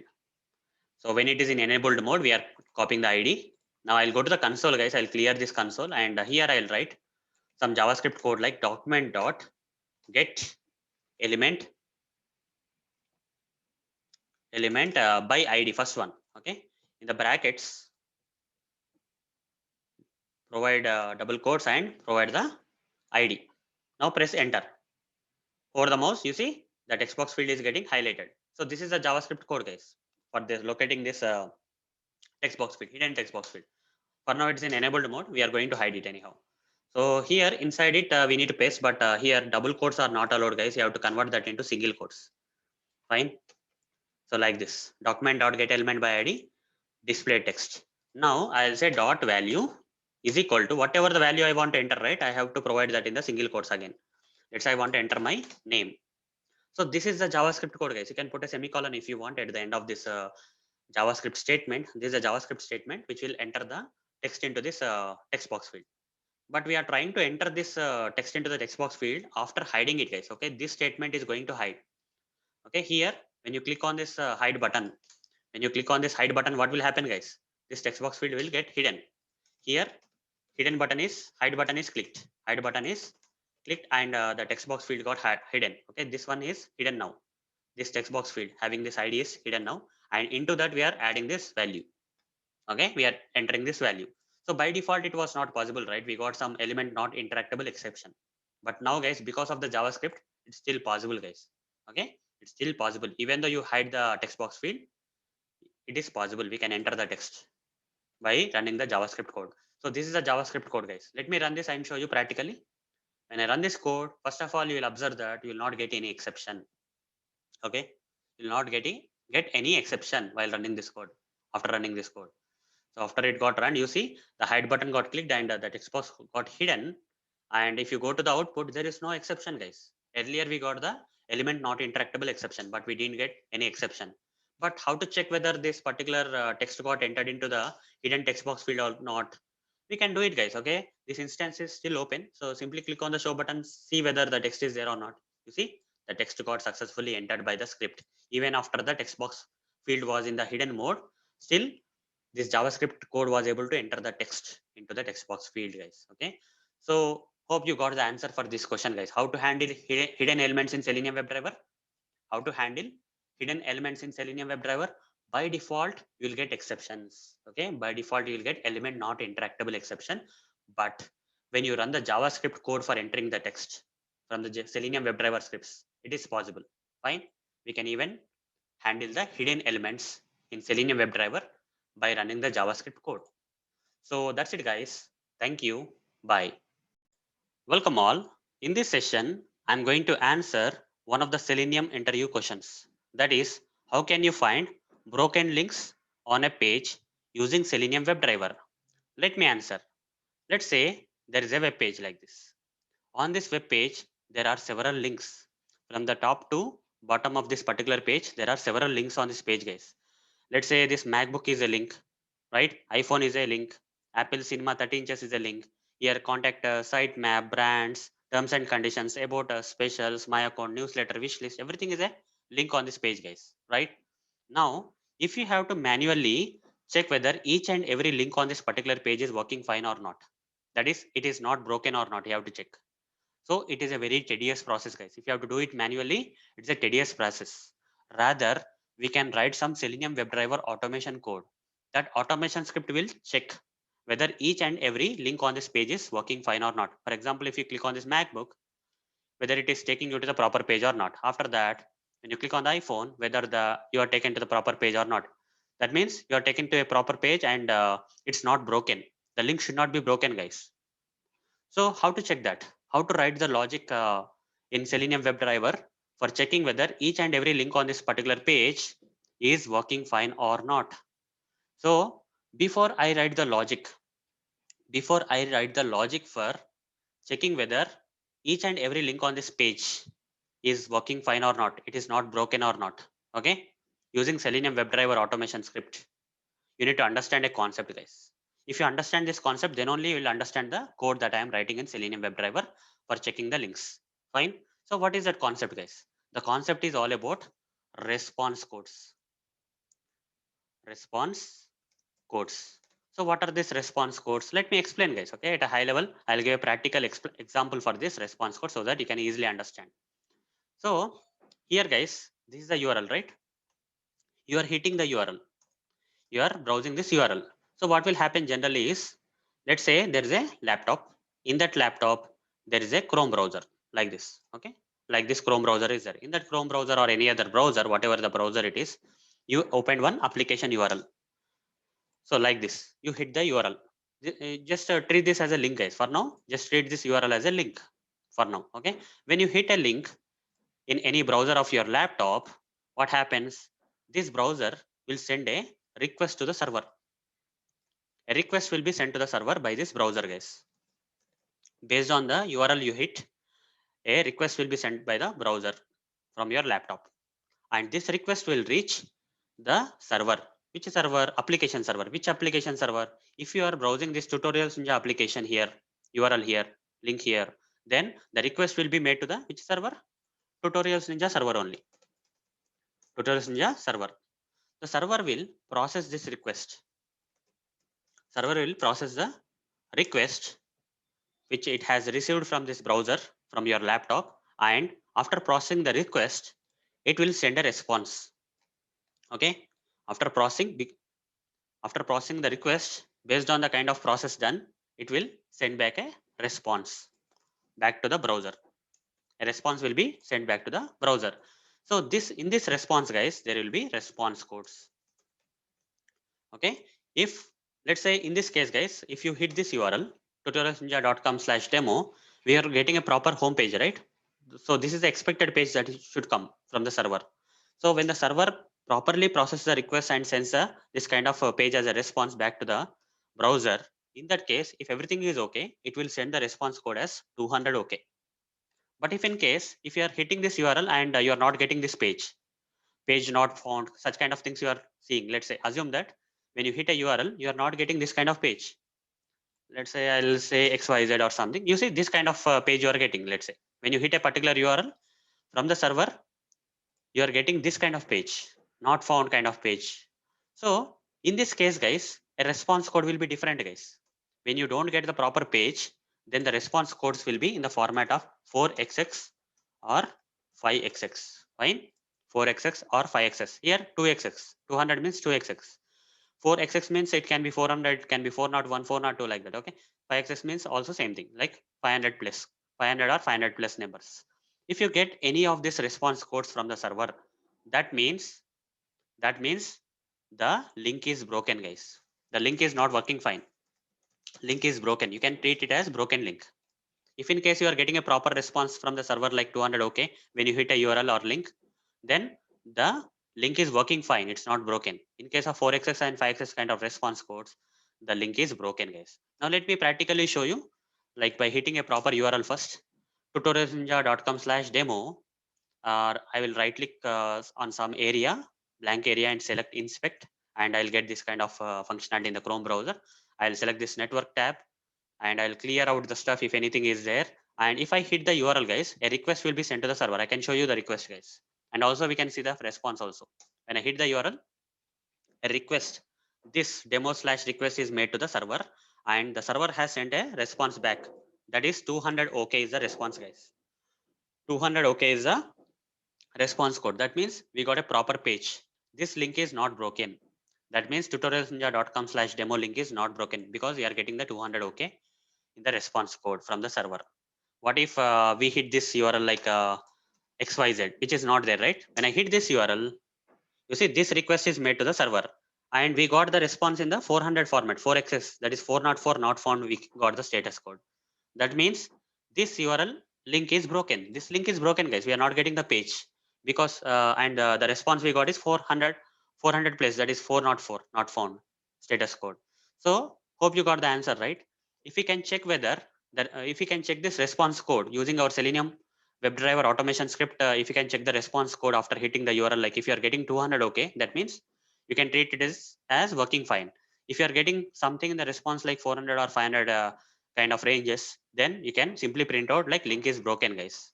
So this concept you need to understand, guys. If you understand this concept, now you'll understand whatever the code I'm going to write here. So here is some sample Selenium automation code which is already written, guys, for opening the Chrome browser, maximizing the browser, and opening this application URL. Okay, this page. Up to here, we have written the code. Let me remove this. Yeah. Now, till here we have written the code, right? Now, on this particular page, on this home page, there are several links, and we have to check using the Selenium automation code. We have to write the Selenium automation code which checks whether each and every link on this page is working fine or not. So how to write the code? First of all, we have to write this code by starting by retrieving all the links on this page. All the links on this page will have anchor tag, right? You see, when I inspect this MacBook, let's say right click inspect. You see, this MacBook link has anchor tag, A tag. Similarly, if I want to just inspect this returns footer link, this is also anchor tag, guys. All the hyperlinks will have the anchor tag in the HTML code. So if you want to retrieve all the links on this page, we have to take care of this anchor tag. By using this anchor tag, we can do that, guys. So how to do that? We have to write the code like this: driver dot find elements, you have to say. Okay, here multiple links we have to retrieve from the page. From this particular page, we have to retrieve multiple elements. So driver dot find elements. I'll say by using the tag name. What is the tag name for all the links on the page, guys? Anchor tag. By dot tag name. In the place of the tag name, you have to provide double quotes and say a. That's it. Put a semicolon over the mouse. So it will return you the list of web elements. Okay, that is list of links will be returned, guys. Here I will say links. Links is equal to, okay, all the links. Create local variable. That's it. Now this is the links, guys. Okay, we retrieved all the links, all the link web elements we have retrieved from this page by using this anchor tag. Now we need to iterate. We need to check each and every link. For that, I have to use for each loop. I will be using for each loop where each and every link is a web element, right? So I'll copy this web element and put it here. And if for each and every link, I am going to check. For each and every link that is there in this links, I have to check. I have to iterate this for loop, for each loop. Okay. So, so for web element, for each and every link in this links, we have to iterate this loop. Fine. Now what next? The next thing is we need to get the URL of this link. Okay. How to get the URL of this link? For example, here, guys, let's say you want to get the URL of this returns link. How to get the URL of the returns link? The URL is there in the href attribute. Okay, href attribute of this anchor tag has this URL, guys. This URL we have to retrieve. Fine. So I'll write the code like this: string URL. You can write short form for now. URL is equal to, how to get this URL, guys, of every link. How to get? By using the href attribute. So this link is a web element, right? This link is nothing but a web element. So I'll say link dot get attribute command. So inside this get attribute command, what I have to pass? I have to pass this href. By using this href attribute name, I'm retrieving the value, okay, of that particular attribute name. So the URL, whatever the URL that got retrieved from this href attribute of that particular hyperlink, right, that will be stored in the URL. Fine. Now we got the URL. So what next? Next thing we have to do is we have to check whether this particular URL is blank or not. Sometimes what happens is there will be some hyperlinks, guys. Anchor tags will be there. href will be kind of blank. Okay, there will not be any URL in the href. Such kind of links also are there. Fine. So to rule out such kind of things, what we can do is, here I will say if URL is equal to null, okay, is equal to null. You have to say URL is equal to null, or URL dot is empty. Okay, you're checking whether URL is empty. This is URL is a string, right? If the string is empty, kind of, we can check. Fine. So like this, we have to check. If in case this particular link doesn't have any URL, that means it's an empty URL. You have to print it as system.out.println. Okay, URL. Okay, URL is empty. You can simply say URL is empty, guys. It's a blank URL, you can say. Some dummy URL. So for dummy URLs, you should not be checking the response codes, guys. You cannot hit this URL, right? If the URL itself is not there for the anchor tags, there is an anchor tag and it doesn't have the URL in the href attribute of that anchor tag. There's no need of checking, guys. There's no need of checking. So in that place, you can say continue. That means, so this iteration will be skipped and next iteration will start. Whenever this continue will be executed, the for each loop will stop running the remaining code in this for each loop, and it will start the next iteration. So you don't have to check the response code here, guys. Okay, in this case you don't have to check the response codes. Fine. If the URL is empty, there is no need of hitting the URL to the server and checking the response codes, guys. That's why we are writing continue. Whenever this comes, the execution will stop here and the next iteration will start. The current iteration will stop. The remaining steps will not be executed. You will not be checking the response codes like that. Now fine, let's say the URL is not empty. Okay, if the URL is not empty, this continue will not be executed and the execution will continue in the for each loop. Now here I'll write the code, guys. Okay, so the code will be like this: new URL. You need to create an object for the URL, guys, like this. In this URL you need to provide this URL. This is a code, guys. Okay, so in order, why I'm writing this code, I want to retrieve this response codes. Okay, I want to retrieve the response codes. For retrieving the response codes, I have to write this code, guys. Okay, new URL. You need to import this URL from the java.net. Okay, this URL I need to import from the java.net. I am creating an object for this URL class from the Java. Okay, this class belongs to the Java library. Fine. So in this URL constructor, I am providing this URL whatever I am retrieving. If the URL is not empty, I am providing this URL here. Now I am saying dot open connection. I have to open the connection, guys. I have to open the connection. So this is the process for retrieving the response codes. Just follow blindly for now. And this thing, this complete thing, I'll provide in the circular brackets like this for now. And outside this also, I'll write some code like this. http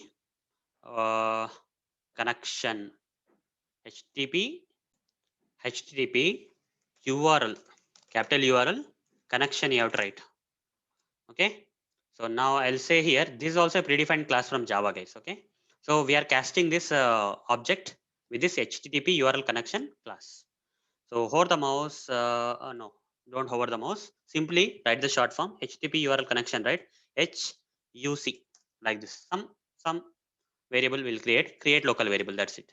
After that, hover the mouse and say import http URL connection from java.net. You can easily find this code on the Google, guys, if you want to. Okay, if you don't want to remember, I'm just giving the easiest way of remembering this. Okay, first you need to create an object for the URL. In this constructor, you need to pass the original URL that you want to check for the status codes. And at the end of this, you have to say open connection method. Okay, this object, okay, this URL class has this open connection, so which will open the connection. So once it opens the connections to the server, okay, that kind of connection, this connection, whatever we are getting right after opening, that we have to cast with this http URL connection kind of class. Once you cast it right, this reference will be of type http URL connection, like that, guys. If you don't want to remember this, just copy paste from the Google. Okay, now here some surround which try catch is coming, guys. Okay, so I will say surround with try catch only. Okay, I have to set surround with try catch. Now here, guys, don't get confused. This is just try catch block, nothing much. Now here inside the try block, I am writing the remaining code. So this connection is opened, right? You have opened this connection of this particular URL. Using this URL, you opened the connection to the server. Now have to connect, guys. Have to connect to the server. We opened the connection, but we didn't made a request to the server. Now HUC dot have to say connect. The moment you say connect, right, a request will be sent to the server, guys. As I explained right here, when the moment when you say HUC dot connect, right, this request will be sent to the server. Server will process the request and send the response back to the browser. So that will happen in meantime. Now here, after the connection, after the request is made, now I can check if HUC dot, okay, HUC dot, there's a method, right? Get response code kind of, okay, get response code. Yeah, this is a code, this is a method, guys. Okay, this will retrieve the, after the connection request is made here to the server, processed it, we'll get a response, right? In order to get this response code, in order to retrieve this response code, either 200 okay or 4xx or 5xx, whatever it is, so we have to call this method, get response code method. Here, if response code is greater than or equal to 400. So if the response codes are greater than or equal to 400, means from 400 to anything, okay, 400 or 500, whatever it is. In that case, guys, what's the problem? It is a broken link, guys, right?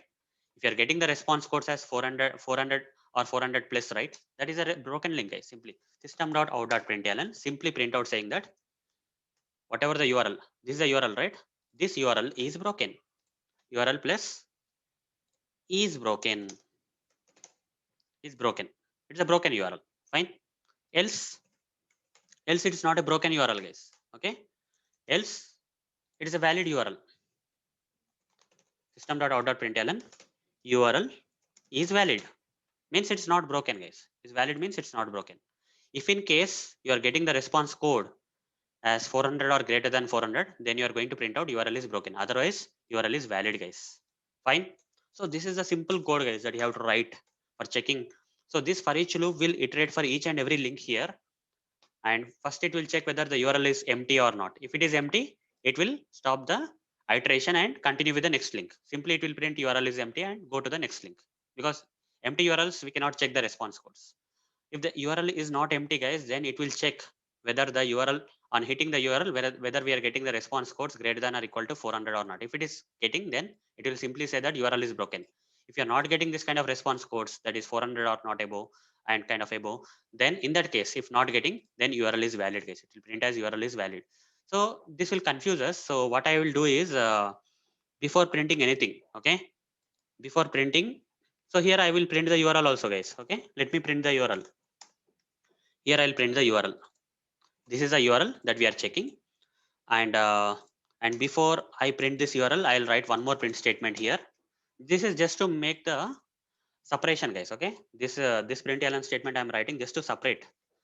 So for every URL, it will be in this separate line will be there now. Okay, we'll be printing the URL, we'll be checking the URL is empty or not.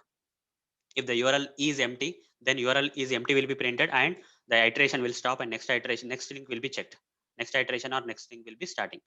And if the URL is not empty, then it will continue and it will open the connection, it will connect to the server, a request will be made to the server, and it will capture the response code here, and it will check whether the response code is greater than or equal to 400. If in case it is greater than or equal to 400, it will be printing as URL is broken. Otherwise, it will be printing URL is valid, guys. So this simple how this program is. So one more line I am left with, after at the end of this for each loop, guys, somewhere here you have to write the code like driver.quit, guys. Okay, just need to write the code driver.quit. This will close the browser. That's it. Okay, so this is the script, guys. Let's run this code once and see whether we are getting the proper output or not. Okay, you see each and every link on the page will be checked by this Selenium automation code to see whether the valid URLs are there, valid links are there, or if any links are broken. Everything will be checked, guys. So while this is running here, you can see the output here in the output console. You see, it's checking, guys, all the one by one URLs. Okay, these are all the different URLs on this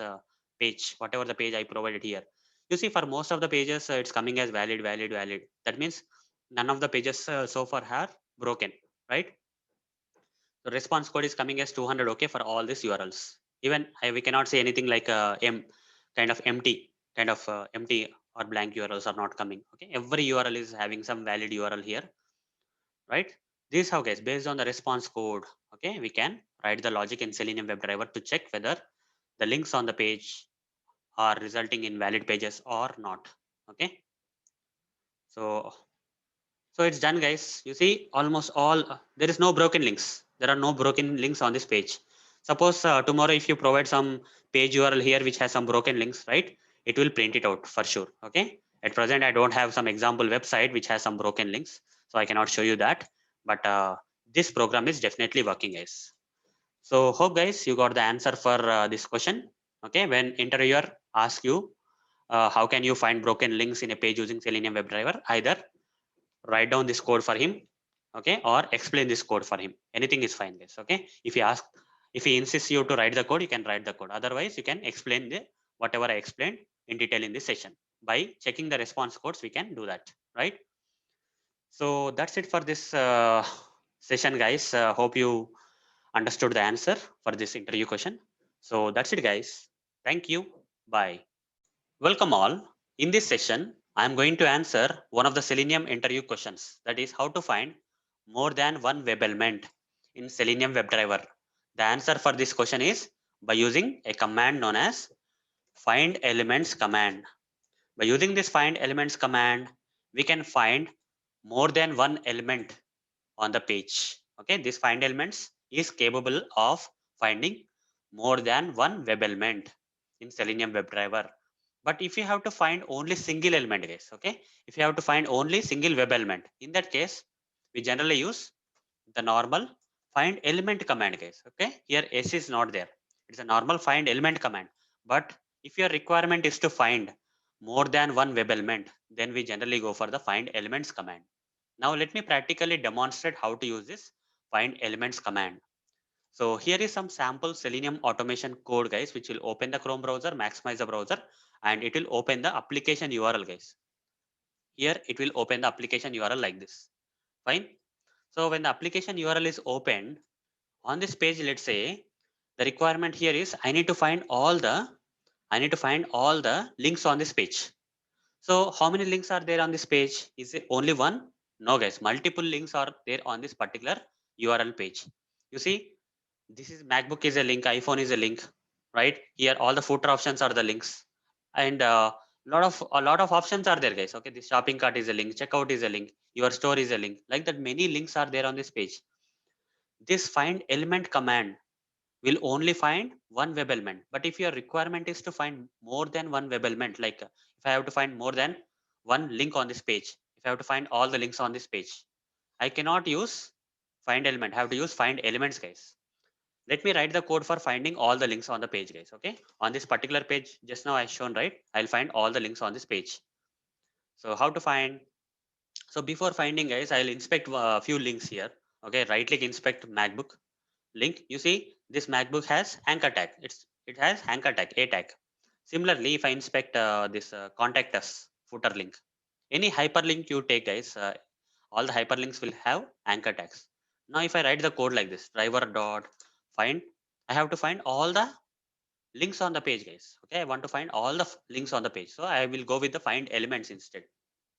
This will find more than one web element. Now here I will say, in order to find all the links on the page, I have to say by dot tag name. All the links on the page will have which tag, guys? In the HTML they have the anchor tag, like this, driver dot find elements by dot tag name. So it will return a list of web elements. Okay, it's not a single web element, more than one web element. All the hyperlinks on the page will be found by this find elements. So here I will say links. Okay, links, all the links, create local variable, that's it. So now I want to find the count. Let's say I want to find the how many links are on this page. So just to prove that this find elements will find more than one web element. Okay, just to prove that this find elements will find more than one web element, I want to print out the number of links on this page, guys. Okay, that are found by this find elements command. So for that, guys, I'm going to write the print statement like this: system.out.println this links which are found by this find element, the number of links found by this find elements command dot size, I will say. Okay, dot size, and I will close the browser. I'll quit the browser at the end of this script. Now when I run this code, guys, you will find out like how many links are found by this find elements command, how many web elements are found by this find elements command. It will be more than one, guys. As you can see, all the hyperlinks on the page will be found by this find elements. I have run the code, guys. You'll get some number, guys. Okay, the number of elements find by this find elements command you will get.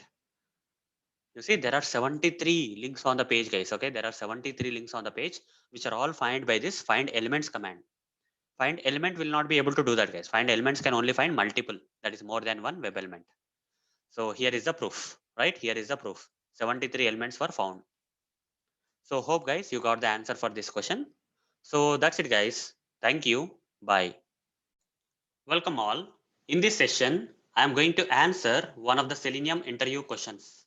That is, how to read a JavaScript variable in Selenium WebDriver. Let me answer this in a practical way. So here is some sample Selenium automation code, guys, which will open the Chrome browser, maximize the browser, and open this application URL in the browser like this. Okay, this will open the application URL in the browser like this. Fine. Now, using the JavaScript, I want to retrieve this value, the title I want to retrieve. How to do that, guys? I'll do something like this. I have to catch this driver. Okay, I need to take this driver of this web driver, and I need to catch this driver with JavaScript executor. JavaScript executor.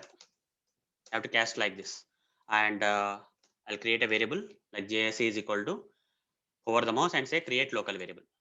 Now hover the mouse on JavaScript executor and import it from the Selenium library. Now to retrieve this particular title of this particular page using the JavaScript code, I'll use this object reference of JavaScript executor and I'll call this execute script command. Okay. So here there is a script, guys. Here I need to provide the script. What is the script I need to provide for retrieving the title of this particular page? So here I will right click inspect on some blank area. I'll go to the console tab. I'll clear out all the earlier stuff. Here I need to enter something, that is document dot. There is a property known as title, guys. Okay, if you enter title in JavaScript, if you enter this thing document dot title and press enter, you see what is the title of this page, guys? Your store. That is the result. So this is the JavaScript code you can use. Copy this and paste it here. Document dot. So some double quotes are getting added, guys. I'll simply write the same thing. That is document dot. What is that? Title. Title. This will get us the title. Fine. Now, if you want to store this JavaScript variable, okay. So this particular value or variable of the JavaScript, whatever the title that is getting returned by this particular thing, right? This JavaScript code, right? That if you want to store into a variable in Selenium WebDriver, what you have to do, guys? For that, you have to modify this JavaScript statement. How? We have to add some return statement here. Return document.title. So this execute script will return the object. Fine. It will return something. That is title of the page. It will return, guys. Now the title is generally in string format, right? So I need to convert this object into the string. So for that, here I'll cast this into, I'll put the string class here. Okay. I'll convert that into string. Whatever the object that is getting written, I'm converting that into a string. So here I'll say title is equal to, okay, over the mouse, create local variable. That's it. You see, I'm able to get the title. I'm able to get the or read the variable of this JavaScript. That is title variable of the JavaScript into the title variable of the Java in Selenium WebDriver. Now I can print out this title, guys. I can print out this title like this. And once it is printed out, I'll quit the browser. Simple. So this is how, guys, this is the code for reading. Okay, this is the code for reading the JavaScript variable in Selenium WebDriver. So this JavaScript variable or value that is returned, we are storing into our Selenium WebDriver script and printing it out like this. Okay, this is the way we have to do, guys. This line is the answer for this question. Okay, for this question, this particular line is the answer. Fine. Okay, now let me run this code and see whether we are able to read the title of the page using the JavaScript variable and store that into one of the variables of Selenium WebDriver and print it out here. Yes, the title of the page is retrieved, properly retrieved and printed here. As you can see here, this is the title of the page and that we are able to read from the JavaScript code. Fine. So hope, guys, you got the answer for this question. So that's it, guys. Thank you. Bye. Welcome all. In this session, I'm going to answer one of the Selenium interview questions. That is, what is JavaScript executor, and in which case JavaScript executor will help in Selenium automation. So let me answer. So the first part of the question is, what is JavaScript executor? JavaScript executor is a predefined interface in Selenium, guys. JavaScript executor is a predefined interface in Selenium whose purpose is to run the JavaScript code. If you want to run the JavaScript code from the Selenium automation scripts, then we have to use JavaScript executor. Now let me practically demonstrate this, guys. So here is some sample automation code, guys, which will open the Chrome browser, maximize the browser, and open this application URL in the browser. This application URL will be opened in the browser like this. Now after opening this application URL, guys, I want to display an alert here. I want to display some JavaScript alert here. Fine. So for displaying such kind of random alert on this particular page, I need to run some JavaScript code, guys. Okay, by running the JavaScript code here, I can display some alert on this page. So for running the JavaScript code, what is needed, guys? We need to use this JavaScript executor, guys. Okay. If you want to run some JavaScript code in your Selenium automation scripts, then we have to use this predefined interface in Selenium, that is JavaScript executor. So how to use that JavaScript executor predefined interface? First, I need to copy this driver object and I need to cast this driver object with the JavaScript executor. JavaScript executor like this. I need to cast this driver object first. Now, whatever the casted thing, right? I want to store into a variable like this. Okay, JSC. Hover the mouse and say create local variable. That's it, guys. Now hover the mouse on JavaScript executor and import it from Selenium. JavaScript executor is a predefined interface of Selenium. Okay, it's one of the predefined interface in Selenium WebDriver, and whose purpose is to run the JavaScript code. But how can we run the JavaScript code using this JavaScript executor? By using this reference variable. JSC is there, right? We need to copy the JSC of the JavaScript executor and we need to call a method, that is execute script, guys. Okay, there is a method like execute script using which we can run the JavaScript code. So inside this double quotes of this execute script method, we need to write the JavaScript code. What JavaScript code I want to write? As I explained, here I want to display some JavaScript alert. For displaying that alert, what is the JavaScript code, guys? There is some Java. This is the JavaScript code, guys. Okay, whatever I am writing now inside this double quotes is the JavaScript code. So this will display the alert, guys. So in the single quotes, I'll write my name. Okay, I want to display an alert with my name on it on this particular page. So for such kind of requirements, I need to run the JavaScript code, and JavaScript code for displaying the alert is, you don't have to remember this, guys. This is just a sample code, guys. Okay, so you can even Google search for the JavaScript code for displaying an alert. You will get this code, guys. Okay, alert, and whatever the text you will uh, provide here, that will be displayed on the alert, guys. Fine.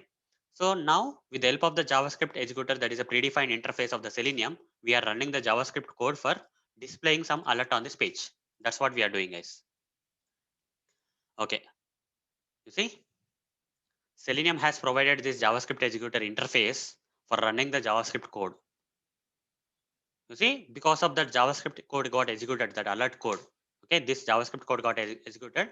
We got this alert, and with my name, whatever the name I provided here, text I provided, right, that got displayed on the alert. So like this, guys. If your requirement is to run some JavaScript code from your Selenium automation scripts, then we have to use JavaScript executor. Then, guys, now we understood what is JavaScript executor and what is the purpose. But why we generally use JavaScript executor? Okay, in which case JavaScript executor will help in Selenium automation. What is the real requirement of using the JavaScript executor? So there are different reasons, guys, why we use JavaScript executor. But the major reason is, if Selenium WebDriver, okay, Selenium WebDriver is not able to do something, then we go for the JavaScript, guys. Okay, then we go for running the JavaScript. Let's say you want to scroll the page. Using the Selenium automation code. Using the Selenium automation code, you want to scroll the page vertically. You want to scroll down the page. But the problem here is Selenium WebDriver doesn't have any predefined commands or something to scroll the page, guys. Okay, there are no predefined or direct commands in Selenium WebDriver. Selenium WebDriver cannot scroll the page, guys. So what is the alternative? Selenium WebDriver will use this JavaScript executor for running some JavaScript code, which will scroll the page. Okay, using the JavaScript code, we are going to scroll the page, guys. If Selenium WebDriver by default doesn't have anything, any capability of doing something, right, then we go for that such kind of JavaScript code. Okay, here one example is scrolling the page. We cannot scroll the page directly by using the Selenium WebDriver commands. There is no direct command in Selenium WebDriver which can be used for scrolling the page. The only alternative is to run the JavaScript code with the help of JavaScript executor, and that JavaScript code will take care of scrolling the page. Like that, guys. Let me show you how to do that. Here, this will remain like this only. Now you are executing the code, right? JavaScript code, right? Instead of displaying the alert, I'll write the code like this. This is a JavaScript code, guys. You can Google search for the JavaScript code for scrolling the page. Window dot scroll by. There is some. This is a JavaScript code, guys. Whatever I'm writing is a JavaScript code. So here in the brackets, in the circular brackets, I need to provide 0 means horizontally you don't have to scroll. Here vertically, I want to scroll it by some 600, guys. Okay, 600 points. Fine. Like this, guys. Now this, because of this JavaScript code, if you are running this JavaScript code with the help of the JavaScript executor, we'll be able to scroll the page in Selenium WebDriver. By default, Selenium WebDriver doesn't have that capability, guys. Okay. Now, so I will do one thing. I will say thread.sleep, guys. Okay, just for demonstration purpose, I am just halting the program for 3 seconds. After 3 seconds, it will scroll. Now, let me run this code and see whether this JavaScript code is getting executed or not for scrolling the page. As Selenium WebDriver doesn't have any default capabilities or direct commands for scrolling the page, we are using the JavaScript code here. You see, after 3 seconds, you see the page got scrolled, right? The page got scrolled. So like this, guys, we can scroll the pages using by running the JavaScript code from the Selenium automation scripts. So this is where the requirement of the JavaScript executor comes, guys. If Selenium WebDriver doesn't have the default capabilities, we go with the JavaScript executor for running the JavaScript code and get the results.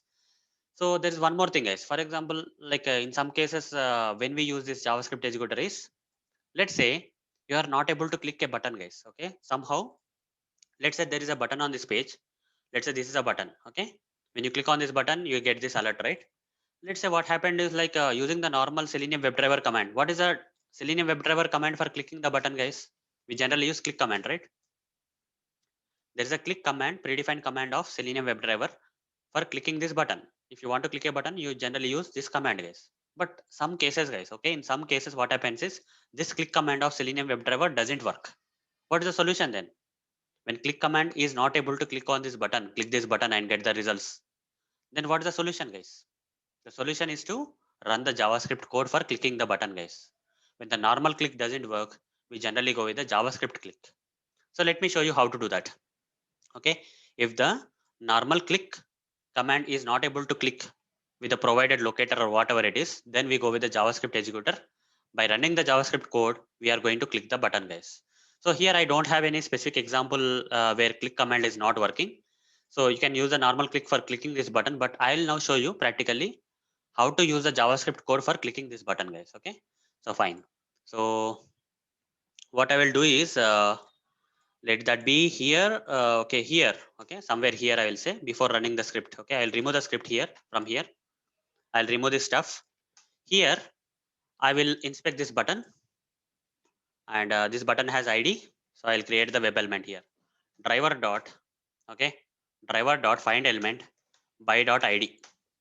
By dot ID, and here in the ID I will provide the ID value of that particular button. Put a semicolon and store that into web element. So that is that alert button, right? It is an alert button. Hover the mouse on alert button and create local variable. Now pass this alert button here, guys. Okay. So double quotes, comma. This web element you just provide as an argument here, first argument. Now how to click on this first argument? Here you have to say argument of 0, then say dot click. Okay. Argument of 0 dot click. It should be arguments, guys. Okay, arguments. It's not argument. It's arguments of 0. Arguments of 0 means this web element, guys. Okay, if you say 1 means if there is another web element here, let's say xyz web element is there. Okay, here if you want to refer this second web element, you have to provide 1. Now in this case, only one argument is there, that is alert button is there. So in order to refer that, it starts with the 0th argument. Okay, at the index 0, this first web element is there. Okay, arguments of 0 is this first argument. Then this click is a command, guys. So it should be like this. Okay, dot click. So this is the JavaScript code, guys. This is the JavaScript code for clicking the web element. Instead of clicking like this, dot click like this. Okay, if the normal click command of the Selenium WebDriver is not working, then we can click this web element with the help of the JavaScript code. Okay, in some real-time cases, guys, you may come across something where you are not able to perform click on the using the normal click command of Selenium WebDriver is not helping you. Then you go with this kind of JavaScript code for clicking that particular button or whatever the element is. It is okay. Now let me show. Let me run this code and see whether this button is getting clicked or not. Okay. So when this alert is coming means the button got clicked. Okay. So let's run this code.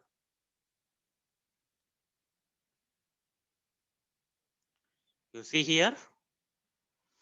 So if you see that alert means, that means JavaScript code is able to click that button. The page is loading, guys. Still the page is loading. Let's wait. Let's say it. Yeah, the page has loaded completely, and you see, you got an alert. That means the JavaScript code is has clicked on the button. I mean button. Okay, with the help of the JavaScript code, we have clicked on the button, guys. If the normal click command of Selenium WebDriver is not working, then we go with the JavaScript executor for running the JavaScript code for clicking that particular button, guys. So this is where, guys. Okay, this is where in this kind of cases, guys, the JavaScript executor will help.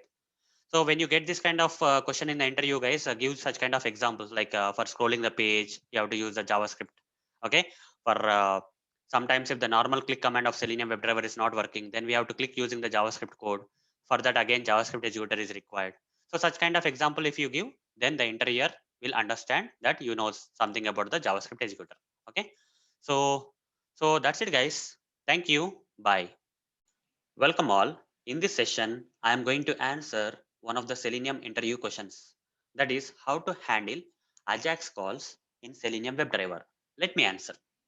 Before I answer this question, guys, let me first explain what exactly are these Ajax calls and why web pages make these calls. So in order to explain this Ajax calls and why web pages make these calls, let me take a practical example, guys. Let's say I'll open any browser like this and I'll enter some URL, omaya.blogspot.com URL. And when I hit the enter or browse this application URL in this browser, what will happen, guys? A call will be made to the server. Server will process this request and it will send a response. Once the response is received from the server, this okay, this browser will load that particular page, resultant page. So till that response is completed or response is completely loaded on this page, this application will keep on loading, guys. Okay, this browser will keep on loading. You see, when I hit the enter here, guys, you see the application page is loading until all the elements on this page are loaded, right? This is what happens. Okay, here this is a normal call, guys. It's not a Ajax call. It's a normal call where all the elements need to be loaded on this page when you hit this URL. Until all the elements are loaded on this page will keep on loading. Once all the elements are loaded on this page will stop loading. That's fine. Now, guys, there are some functionalities on this page which doesn't require this page to load until they are loaded. Okay. So let's say if I click on this drop down button, if I click on this drop down button, the page will not load, guys. Some elements will be loaded, but those elements doesn't require this particular page to load. Let me show you. When I click on this drop down, after some 3 seconds, you will see some options coming. But this page is not loading. Okay, until all these elements are displayed, this page is not loading. But when we hit this URL, guys, the page is keeping on loading until all the elements on this page are completely loaded. But here, when I click on the drop down, until this new elements are loaded on this page is not loading, guys. The page is not loading here. The difference here is this is a normal call, guys. When you hit this enter here, it's a normal call. But when I click on this drop down, a Ajax call is made to the server, guys. Okay. Here, normal call is not made. Ajax call is made to the server, which doesn't require this particular page to load. Okay. For these elements to be displayed on this page don't have to be loaded, guys. Okay. We don't have to, this page don't have to be reloaded. Okay. Irrespective of this page load, this Ajax call will go to the server and get the response from the server and load the elements without the need of the page getting loaded. Now you understood what is Ajax call, right? But the problem with Ajax call is, and Selenium WebDriver is when you load this application, guys, the Selenium will wait for all these elements to load until this page is completely loaded. Selenium WebDriver will wait, guys. Then only it will perform some actions. Let's say there is some code like this, okay, which will open the Chrome browser, maximize the browser, and it will open this application URL. Here, a call is made to the server, a normal call, non-Ajax call is made to the server, and the page will load, right? Once this call is made to the server, the page will load until all the elements are loaded on this page. Here, Selenium WebDriver will also wait for all these elements, guys. Let's say I want to click on this button, click to get alert button. So inspect. Here some ID is there. I'll take this ID of the button, driver dot find element by dot ID, and provide the ID and say dot click. So here Selenium WebDriver has to click on this button, guys. This particular button it has to click. It will click this button only after this page is completely loaded, guys. Selenium WebDriver will wait automatically until this particular page is loaded. It's a normal call, right? It's a normal call made to the server, guys. So until this page is completely loaded, in case of normal call, the Selenium WebDriver will wait for this complete page to load. When complete page loads, this element will be loaded by the time. Then click operation will happen. So when I run this code, there's no problem. Selenium WebDriver don't have to wait. Okay, it will only wait for the page load to happen. It will not wait for this element, guys, because it knows that this element will be loaded completely once this page is completely loaded. Okay, so it's a normal call. The Selenium WebDriver will wait for this normal calls until the page is loaded. It will wait, and once the page is loaded, it will click on the button and done. But guys, let's say I click on this button. I click on this button and I want to click on the Facebook option. Here, Facebook option will come after 3 seconds. Here page loading is not there. Selenium WebDriver will not wait, guys, for this Facebook option because this is an Ajax call. In case of Ajax calls, how to handle Ajax calls in Selenium WebDriver by using the waiting mechanism. Okay, here the Ajax calls are made, and because of that, these elements will come after some time without even loading the page. Hence, Selenium WebDriver will not wait, guys. Okay, Selenium WebDriver will only wait for the elements uh, only up to the page loading. But here in this case, Facebook option comes without this page loading, so Selenium WebDriver will not wait in case of this Ajax calls. So we need to implement the waiting mechanism in this case. Right click inspect on this drop down button. So what is this button? On click class is there, drop button class is there. So I'll use that driver dot find element by dot class name. I'll provide the class name here and say dot click.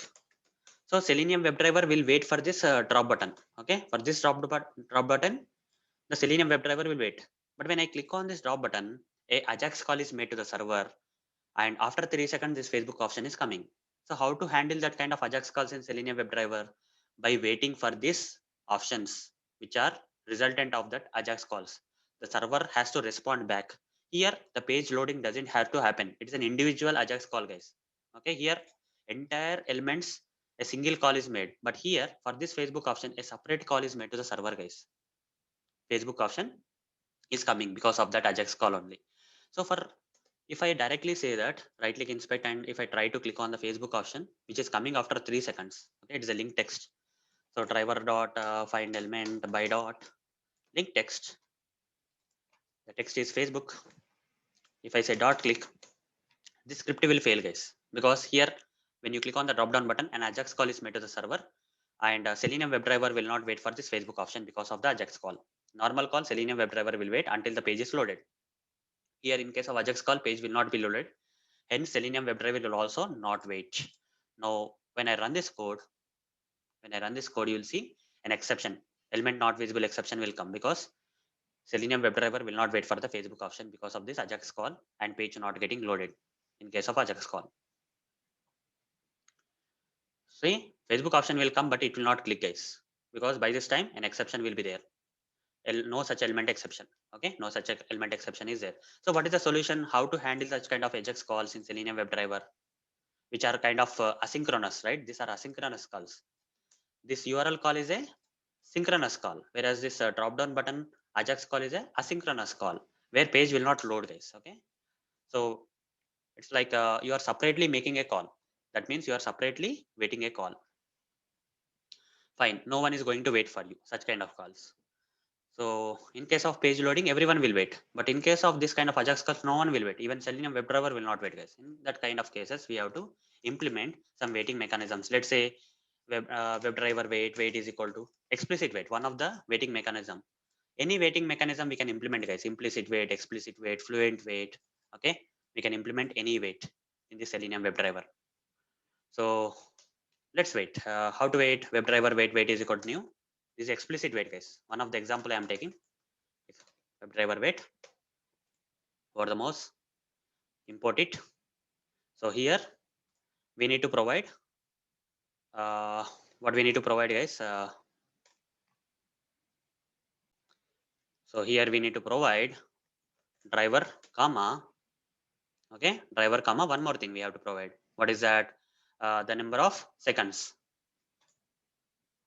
that is let's say 30 seconds. 30 seconds, I think this is fine. WebDriver and timeout in seconds, how many seconds? So here only 3 seconds is required, but I gave 30 seconds, that's fine. So here I'll say wait dot, okay, using this object reference wait dot until expected conditions dot visibility of element located by locator, visibility of element located by locator. Here I will pass this thing. Okay, so we are waiting for the Facebook option to load, which is a resultant of the Ajax call, guys. This is how we need to handle the Ajax calls, guys. So now this will result in a web element, that is Facebook option. I can directly say Facebook option dot click. That will be enough. Okay, here Facebook option, this Facebook option dot click. Now we are handling the Ajax call with the help of waiting mechanism. The simple and straightforward answer for that question is how to handle Ajax calls in Selenium WebDriver means using the waiting mechanism, guys. Okay, in Selenium WebDriver we have several waiting mechanisms like explicit wait, implicit wait, fluent wait, etc. We can use any of them to wait for such kind of Ajax calls. Okay, this time it will click on the Facebook option. You see the Facebook option got clicked and no exception has come. So hope guys you got the answer for how to handle Ajax calls in Selenium WebDriver. By using the waiting mechanism in Selenium WebDriver, we can handle the Ajax calls. Hope guys you understood what exactly are the Ajax calls and why we need to wait for the Ajax calls. So that's it, guys. Thank you. Bye. Welcome all. In this session, I am going to answer one of the Selenium interview questions. That is, list some scenarios which we cannot automate using Selenium WebDriver. Let me answer. So what are all the things that we cannot automate using Selenium WebDriver? The first thing is CAPTCHA. CAPTCHA cannot be automated. The next thing is barcode or QR code. These things cannot be read using Selenium. Okay, using Selenium WebDriver, we cannot read this barcode or QR code. The third thing is OTP. OTP functionality or OTP cannot be automated using Selenium WebDriver. Then video controls.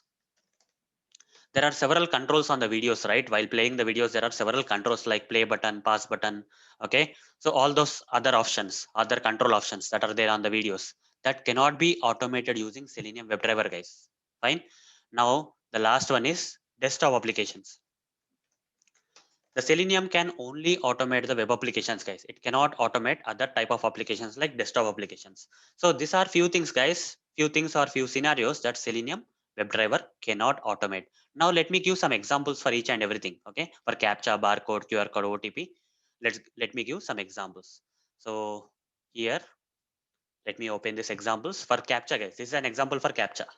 So this is how a CAPTCHA looks like. Okay, this is how.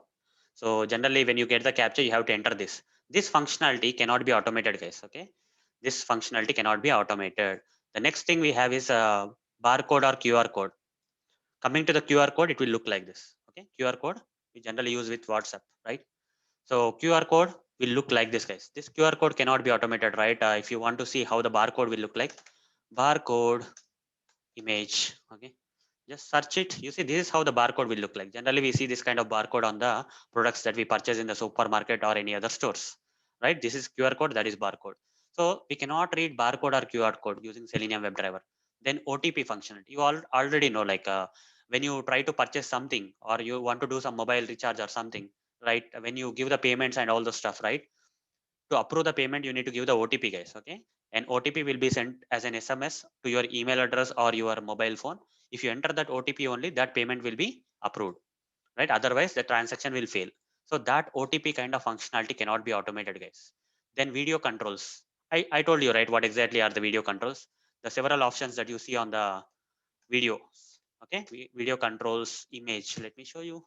How does it look? Yeah, these are the controls, guys. This play button, this 30 seconds kind of thing. All these are video controls only, guys. As you can see here in this image. Okay, so these are all video controls. We see such kind of lot of other options also, right?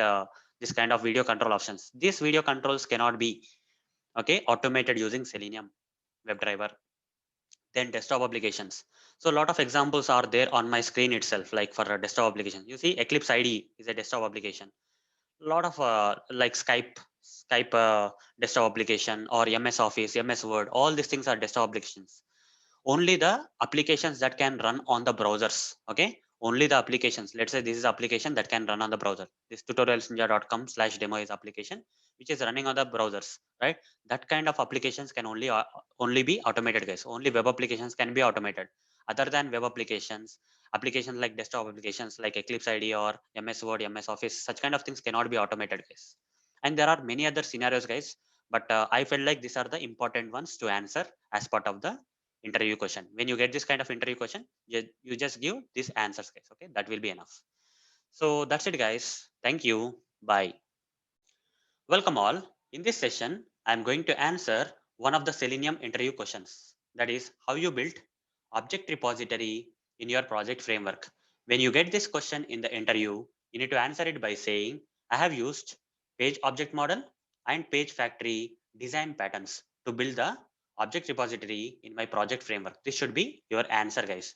Now, let me practically show you a sample framework which uses this page object model and page factory design patterns for building the object repository. Here is the sample framework, guys. So according to the page object model, okay, according to the page object model, all the pages in the application should have a separate Java file created in the framework. So let's say this application, guys, okay, there is a tutorialsninja.com/demo application. So this is the landing page of the application. For this landing page, there should be a separate Java file. Now, if you go to the login page, okay, this is the login page, guys. For this login page, there should be a separate Java file. Now, if you go to the register page, for this register page, there should be a separate Java file. Similarly, after you log into the application, there is a my account page, guys. Okay, my account page. For that separate page, there should be a separate Java file. So here, using the page object model, you are categorizing the pages by creating a separate Java file for each and every page of the application. Now, why you are creating the separate pages? So that you can divide the objects. Objects related to the login page will be there in the login page.java file. Let's say here, if you go to the login page, there are three objects, guys. Okay, so the locator for the email address field, the locator for the password field, the locator for the login button. So these three are the objects, guys. Okay, these locators for these three fields are the nothing but objects. So objects related to this login page will be there in which page? Login page.java. If you open this login page.java, you see the locator. Okay, this ID locator for email address field, for this email address field is in the login page only. Okay, this is the first object. Okay, this is the first object. Second object is related to password field. So for password also the locator is there. So this is the second object. Now login button, that is the third object. The locator for this login button is there. This is the third object. So objects related to the login page are in the login page. And if you go to the what you call the landing page, okay, landing page. So object related to the landing page are on the landing page, guys. Okay, here you see my account option is there, right? This option is in the landing page. So object for that my account, that is locator for that my account, is in the which page? Landing page.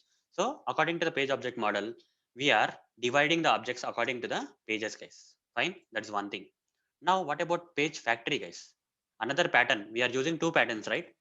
For building this object repository in our project framework, we are using two design patterns. One design pattern you have just now understood, page object model.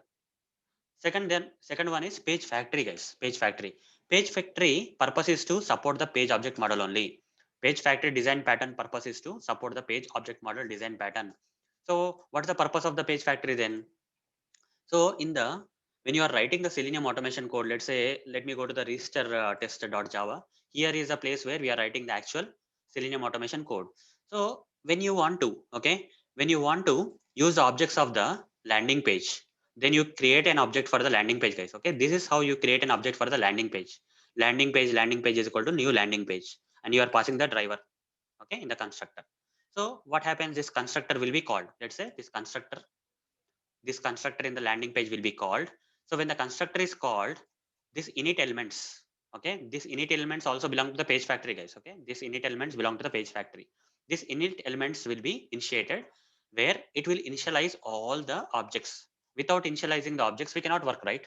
Even though you put the objects into the different pages according to the page object model design pattern, you have to initialize the object, guys. When you want to use this particular objects, you have to initialize them. So that is possible with the help of page factory. So init elements and at the rate find by, okay, at the rate find by and init elements will make it possible, guys. They will initialize the objects. The moment when you want to use objects, you just need to create the object for that particular class, okay, object for that particular page in this real test, and automatically these objects will get initialized with the help of page factory, guys. These objects are getting initialized with the help of page factory, which uses this init elements page factory dot init elements method and at the rate find by annotations. So hope, guys, you understood how to answer this question, right? So that's it, guys. Thank you. Bye. Welcome all. In this session, I am going to answer one of the Selenium interview questions. That is, what is page object model? Page object model is a design pattern. It's a design pattern. According to this page object model design pattern, each and every page in the application, for each and every page in the application, we need to create a separate Java class file in the project framework, guys. The project framework, for each and every page in the application, a separate Java class file need to be created in the project framework. This is the first point. Second thing is web UI elements on a page.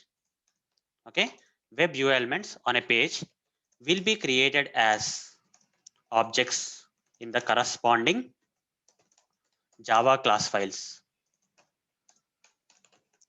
Web UI elements on a page will be created as objects in the corresponding Java class files. Let me explain these 2 points in a practical way. Okay, so there is a sample framework here, guys. As you can see, there is a sample framework here which implements this page object model design pattern. According to the page object model design pattern, the first point says that each and every page in the application, we need to create a separate Java class file in the project. Let's say there is an application like this. Okay, let's say this is an application. So this page is landing page, guys. For this landing page, there is a landing page.java file created. Okay, in this project framework, the landing page.java file, a separate Java file is created for this landing page. Now, if you go to this login page, so this is another page, guys. That is login page. For this login page, there is login page.java file created. Now we have another page, that is register page. For the register page, there is register page.java file created. Once you log into this application, guys, you will get this my account page. For that my account page, we have this my account page.java file created.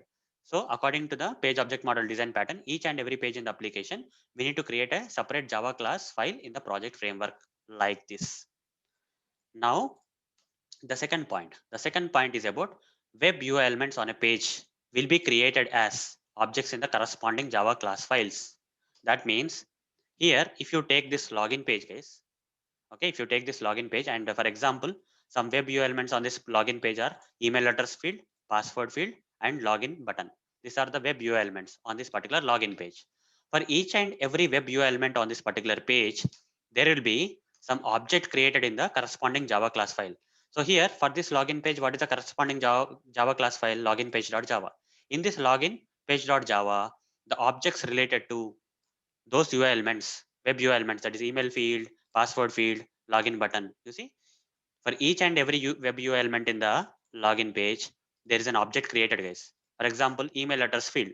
Okay, for this email address field with this ID locator, this object is created in this login page.java. For this password field, using this ID locator, this object is created for this password field. Okay, for login button, by using the CSS selector locator, an object is created for this login button. So like that, guys. So objects of a particular page, for example, objects of this login page will be in which Java class file, guys? Login page.java. Objects related to the landing page. If you go to the landing page, let's say if you go to this landing page like this, okay, so this my account drop menu object is there in the landing page, as you can see here, my account. Then login option is also there in the landing page, like that, guys. So objects related to the corresponding pages will be there in the corresponding Java class files. So according to the page object model, this is what, guys. Okay, this is what is a page object model design pattern, guys. So object repository is categorized according to this pages. Fine. So hope, guys, you understood what exactly is page object model. That's why the name page object. According to the pages, the objects are categorized, right? According to the pages. For every page, there is a separate Java class file. For every page, there is a separate Java class file in the page object model project framework. And you see, objects related to a particular page will be there in the corresponding Java class files only. So that is nothing but the page object model design pattern, guys. Nothing much. So hope, guys, you got the answer for this interview question. So that's it, guys. Thank you. Bye. Welcome all. In this session, I am going to answer one of the Selenium interview questions. That is, what is page factory? Page factory is a built-in class in Selenium WebDriver. Page factory is a built-in class in Selenium WebDriver, guys. Page factory supports page object model design pattern by initializing objects. Now, let me explain these two lines in a practical way. First of all, I am saying page factory is a built-in class in Selenium WebDriver. Here is some sample framework, guys. In this framework, this page factory is implemented. So here, in one of this page class, you can see there's something like page factory. When I hover the mouse on this page factory, you can see that page factory is nothing but a built-in class of Selenium WebDriver. Page factory is a built-in class of Selenium WebDriver. So that is the first line. Page factory is a built-in class of Selenium WebDriver. So second line states that page factory supports page object model design pattern. So this is a page object model design pattern, right? As you can see, separate page classes are there for individual pages on the application. For each and every page in the application, there is a separate Java class file. That is nothing but the page object model. In these pages, we have the objects. Objects related to the login page are in the login page.java file. Objects related to the landing page are there in the landing page.java file. Like this is all about the page object model, right? Now here, page factory, this page factory supports page object model design pattern. Okay, page factory supports page object model design pattern by initializing the objects. When this particular objects will be initialized by the page factory, guys? Here, guys, when you create an object for one of the page, okay, let's say you created an object for the landing page. This is the landing page, right? Here in your automation scripts, when you create an object for the landing page, automatically this constructor will be called, right? This constructor will be automatically called. Landing page constructor will be called. So when this landing page constructor is called, then what happens, guys? This init elements of this page factory will be invoked. When this init method of this page factory is invoked, all these objects will be initialized. This is possible with the help of page factory, guys. Okay, this is the functionality of the page factory dot init elements. And here all these objects are provided by @find by kind of annotation. This annotation is also from the page factory, guys. Here init elements of the page factory and @find by are belonging to the page factory only. Okay, they belong to the page factory. So here Page Factory supports page object model design pattern by initializing the objects. How? When you create an object for the landing page or some other page that is there in this page object model design pattern, this constructor will be called. In this constructor, we are invoking this init elements. When this constructor is called, automatically this init elements will be run. When it runs, these objects will be initialized. So hope guys you got the answer for this interview question, that is what is page factory.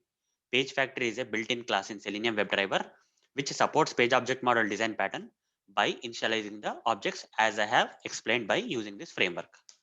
So that's it guys. Thank you. Bye. Welcome all. In this session, I am going to answer one of the Selenium interview questions. That is, what is the difference between page object model and page factory? The difference between page object model and page factory is, page object model is a design pattern guys. It is a design pattern, whereas page factory is a built-in.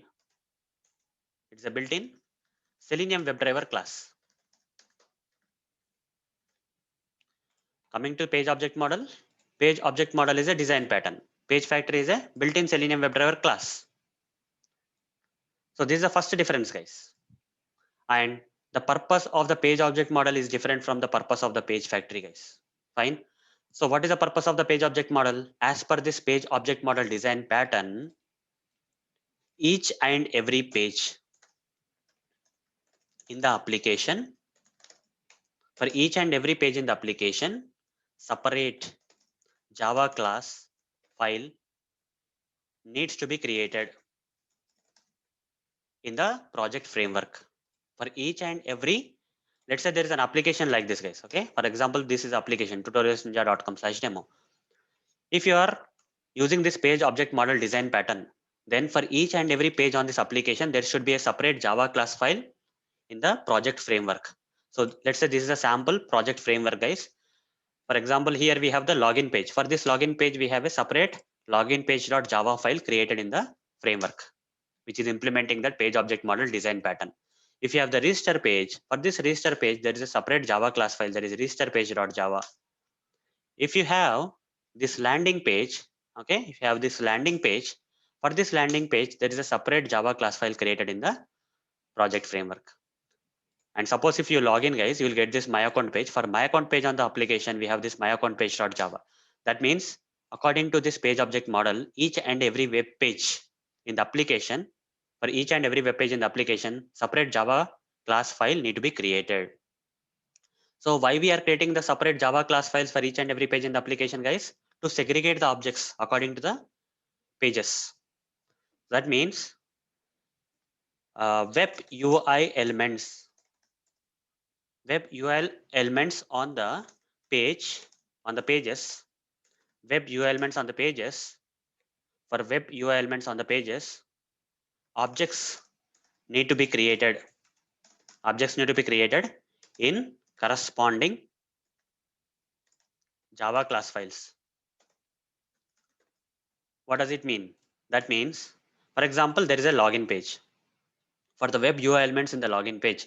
So let's say this is a web UI element, right? Email address field is a web UI element. Password is a web UI element. This login button is a web UI element. For each and every web UI elements on this login page, objects need to be created in the corresponding Java class file. The corresponding Java class file is login page. For this login page, what is the corresponding Java class file? Login page.java is a login is a corresponding Java class file. So objects, for each and every object here, web element here, email address, there is an object here. For password here, there is an object here. For login button here, there is an object here. Like that, guys. For web UI elements on the pages, objects need to be created in the corresponding Java class file. So this is the purpose of this page object model design pattern, guys. So objects belonging to the web UI elements belonging to the login page will be created as objects in the login page.java. Web UI elements belonging to the register page will be created as objects in the which Java class file guys? Register page.java class file. So this kind object creation, okay? Object repository will be segregated according to the pages guys. Here simple. That is the page object model design pattern. Now coming to the page factory guys. Page Factory is a built-in Selenium WebDriver class. Page Factory is a built-in Selenium WebDriver class whose purpose is to support, okay, page object model.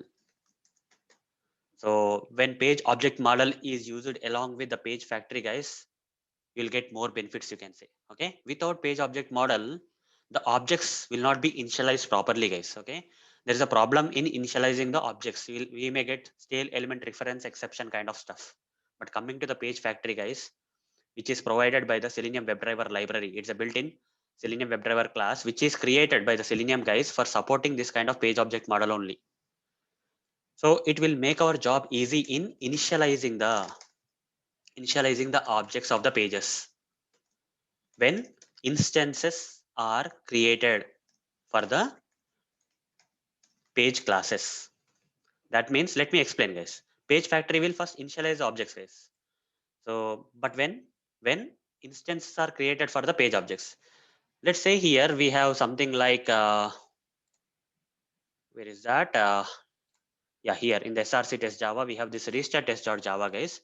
So here is some Selenium automation code written, guys. Okay, here is the actual automation script. In the actual automation script, when you create an object for the landing page, here an object is created for this landing page here. This landing page constructor will be called. When this landing page constructor is called, this page class, that is landing page class constructor is called. You see here we have the Page Factory's init element. Okay, Page Factory is providing this init elements method, which will be invoked when this constructor is called, right? When this constructor is called, when you create an object, guys, automatically this constructor will be called. When this constructor is called, what will happen, guys? This init element will be invoked. So when this init elements command is executed, method is executed, all these objects that you have created in this landing page will be initialized, guys. Okay, this will be initialized. All these objects, this will be initialized with this locator. This will be initialized with this locator, like that, guys. All these objects will be initialized. You don't have to initialize again and again. In case of page object model, without using the Page Factory, guys, we may get stale element reference exception if you are not assigning this thing to the web element. Okay, so web element element is equal to driver dot find element. You have to assign every time. Otherwise, you'll get stale element reference exception. Initialization of these objects will be gone. But coming to the Page Factory, which is supporting this page object model by automatically initializing the objects when the these particular instances are created for that particular pages. When you create an instance for this particular page, automatically these objects are getting initialized, guys. But how this is possible, guys, with the help of Page Factory? Page Factory has this init elements method which will initialize all the objects in this particular page. And also all the objects here are provided with the @find by annotation. This @find by annotation is also from the Page Factory, guys. This init elements method will initialize all the objects which are provided with this @find by annotation. So Page Factory is all about initializing the objects automatically when the instances or objects are created for the page classes. Okay, corresponding objects will be initialized, guys, when instances are created for the page classes. And this will help page object model. Page Factory helps page object model in overcoming the stale element reference kind of exceptions, guys. Without Page Factory, page object model is a good pattern, guys. Okay, there are a lot of advantages of the page object model, but without Page Factory there is a problem, guys, in implementing the page object model. That is, we'll get stale element reference exception. But after implementing the page factory, Page Factory supports this page object model by initializing the objects automatically and avoiding the cause of stale element reference exception, guys. So hope, guys, you got the difference between the page object model and Page Factory. So that's it, guys. Thank you. Bye. Welcome all. In this session, I'm going to answer one of the Selenium interview questions. That is, what are the advantages of page object model? Before I answer this question, guys, first let me explain what exactly is page object model. Page object model is nothing but a design pattern, guys. It's a design pattern. According to this page object model design pattern, for each and every page in the application, for each and every page in the application, a separate Java class file need to be created in the project framework. Fine. For each and every page in the application, a separate Java class file need to be created in the project framework, guys. Let me explain this. For example, there is an application. On this application, when you load this application, guys, this is a landing page. For this landing page, you see, in this framework, in the sample framework, which is following this page object model design pattern, right? You see, for this landing page, a separate Java class file, that is landing page.java file, is created. For register page, a separate register page.java file is created. For login page, a separate Java class file, that is login page.java file, is created. After you login, you will get my account page in this application. For that also, my account page.java file is created. So according to the page object model design pattern, for each and every page in the application, a separate Java class file need to be created in the project framework. As the name states that page object model, okay, it's the object model, guys. So what happens in this object model is, so for each and every page in the application, a separate Java class file, right? For example, this is login page.java, this is landing page.java, register page.java, my account page.java. So here, what's possible here is the objects can be, okay, the objects for the web UI elements on the pages can be created in the corresponding pages. That means, for example, here email address web UI element is there, password web UI element is there, login button web UI element is there. Objects for this elements, UI elements on this login page, okay, objects for this UI elements on this particular login page will be created in the which file, guys? Login page.java file. Now objects related to the landing page. Objects related to the landing page will be created in the landing page.java file, guys. Then objects related to the register page will be created in the register page.java file. And objects related to the my account page will be created in the my account page.java file, guys. Here objects are categorized properly. Because of this, guys, we get one of the major advantage of the page object model design pattern. What is that advantage, guys? Okay, that's nothing but this is the best way, okay, because of this page object model design pattern, this is the best way to create object repository. Instead of creating all these objects of all the pages in a single Java file, okay, instead of creating all the objects for all the pages in a single Java file, here because of this page object model design pattern, you are segregating the objects according to their pages. Objects related to the login page are created in the login page, like that, guys. Okay, separately we are creating the objects, and this is the best way, guys, best way to create the object repository. The reason here is it's the best way because it's very easy to find whenever you need to find an object. Okay, whenever you need to find an object, it is the easiest way, you can say, easiest way to find the objects. Let me give an example, guys. Let's say you created this pages, and in these pages you already created the objects, right? For example, in this login page, you see this login page, you already created the objects of the login UI elements that are there on the login page. Email address field, password field object, this is a login button object, right? These are the objects created already. Now tomorrow what happened is, okay, tomorrow what happened is the locator for this, okay, the locator for this email address field got changed. Let me inspect. Originally, the locator for the email address field was like input email. But tomorrow, in the latest version of this application, let's say this locator value, that is ID locator value, got changed to like this. Now, your automation script will not work, right? You need to update the object. You need to update the object because this locator value for this particular email address UL element on this login page got changed. So what you will do, guys, you'll simply, for updating the object, guys, it's very easy to find the, okay, object because all these objects are categorized according to the pages. Now if I have to update, guys, if I have to find this email address field object on the login page, where to go, guys? Simply I'll go to the appropriate page, that is login page.java. In the login page.java, we can easily find the email address field, and I'll update the this ID address, ID value, ID attribute value. This is how simple, guys, the best way to create object repository because it's the easiest way to find the objects. Fine, because objects are now categorized according to the different pages. So whenever some object changes, you can simply go to that particular page.java file and update the object, guys. It's the easiest way, it's the best way to create the object repository. That is the first major advantage of page object model. Okay, best way to create object repository because it's easy to find the objects as they are created in the respective pages only. Second advantage of the page object model design pattern is code readability, guys. Let me show you practically how it is more readable for the code. Okay, let's say I'll go to this one of the test. Okay, here is the automation code created, guys. As you can see here, guys, this code is readable. Okay, if you are writing complete code here, that may not be readable. Here what we are doing is we are specifying the pages names. Landing page, landing page is equal to landing page. Now I am saying landing page dot my account dot click. I am understanding this line, right? What I am doing here, for example, this is a landing page. For example, this is a landing page. By going through this particular code, guys, I can easily say that. So landing page dot my account, this my account. So I am just clicking on the my account. I'm clicking on the my account. I'm able to read the code, guys. Then for the register page, what I'm doing on the register page,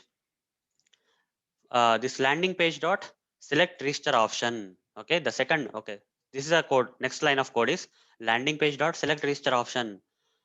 So now I am selecting the register option on the landing page. Done. Like that, guys. Then I am taken to the register account page. Then I am taken to the register account page. Then what I am doing?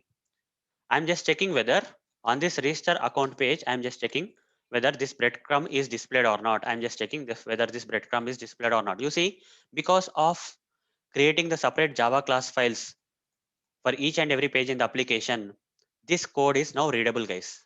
Okay, because landing page is there. So on the landing page, you are clicking. So somehow the code readability got increased, right? Because of mentioning the pages in this code, the code readability got increased, right? That is the second major advantage of this page object model design pattern. So guys, when you get this particular question in the interview, if you can correlate like this and explain with some, okay, by drawing something or something, whatever I have explained, the way I explained in this session, right, for answering this question, in the similar way, if you can draw something on the paper and explain to the interviewer, right, he will definitely get the confidence on you that you know page object model. Okay, he will believe that you know the page object model. This is the best way to explain, guys. Okay, rather than simply providing the answers like these are the advantages. Now explain this stuff. Okay, what exactly is a page object model? Okay, how the separate Java class files are created for each and every page in the application, and what is the advantage of doing that? If you explain like this, guys, you will definitely like your answer, guys. So hope, guys, you understood the answer for this question. So that's it, guys. Thank you. Bye. Welcome all. In this session, I'm going to answer one of the Selenium interview questions. That is, how can we use recovery scenario in Selenium WebDriver? Let me answer. Recovery scenario concept. Recovery scenario concept came from a tool known as QTP. Nowadays, QTP is known as UFT.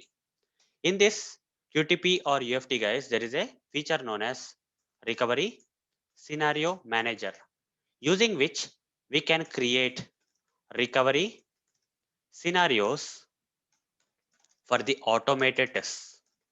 Why we have to create the recovery scenarios for the automated tests using this QTP or UFT, guys? Because when you run this, okay, when we run this automated tests in QTP or UFT, what happens is if there are any chances where this automated tests come across some unexpected errors or exceptions, what will happen, guys? Let's say you are running this automated test in QTP or UFT, and suddenly there is some unexpected error or exception. What will happen, guys? The execution will stop. Test execution will stop, and remaining steps in that particular test, okay, in the test will not be executed because of this particular unexpected error or exception in the automated test. The remaining steps in the test will not be executed. Because of that, guys, if you create the recovery scenario, okay, if you create the recovery scenarios for this automated tests in QTP or UFT, even after getting this unexpected errors or exceptions, even after getting this unexpected errors or exceptions during the automated test execution, your test execution will not stop, guys, because of this recovery scenarios implemented in the QTP or UFT for the automated test. Hope you understood, right? What is this recovery scenario concept in QTP or UFT? Now let's come back to the question. How can we use recovery scenario in Selenium WebDriver?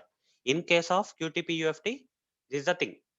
Okay, there is a feature in QTP or UFT to create the recovery scenarios for the automated test. Okay, which will continue the execution of the automated test even after there is some unexpected error or exception. But what about Selenium WebDriver? Okay, let's say you are using Java programming. Okay, along with the Selenium, you are using Java programming. Now, how to create the recovery scenarios in Selenium WebDriver then? In QTP, there is recovery scenario manager for creating the recovery scenarios. What about Selenium WebDriver with Java? In Selenium WebDriver with Java, guys, we use exception handling. In Java programming, there is something like exception handling. As part of this exception handling, we have try catch block. Remember this? If something fails or some unexpected error occurs, we can execute something in the catch block. If this try block can catch this exception or error given by the Selenium WebDriver Java program, the catch block will handle the exception and the execution will continue. So this is the answer, guys. This is the answer. Okay. How can we use recovery scenario in Selenium WebDriver? The answer is using the try catch block, that is exception handling. Try catch block. Using the try catch block, we create the recovery scenarios in Selenium WebDriver. In QTP UFT, there is something like a recovery scenario manager for creating such kind of recovery scenarios. Whereas in Selenium WebDriver, we use exception handling mechanism, that is using try catch block. We create the recovery scenarios and we like if any error or unexpected exception comes during the execution of some Selenium automation tests, this recovery scenario using the try catch block, we will be able to handle and continue the execution of the automation test, guys. So hope guys you got the answer for this question. So that's it, guys. Thank you. Bye. Welcome all. In this session, I'm going to answer one of the Selenium interview questions. That is, how to upload a file in Selenium WebDriver. Let me answer. In Selenium WebDriver, we have a command known as send keys command, using which we can upload a file. Now, let me practically show you how to use this command for uploading the file.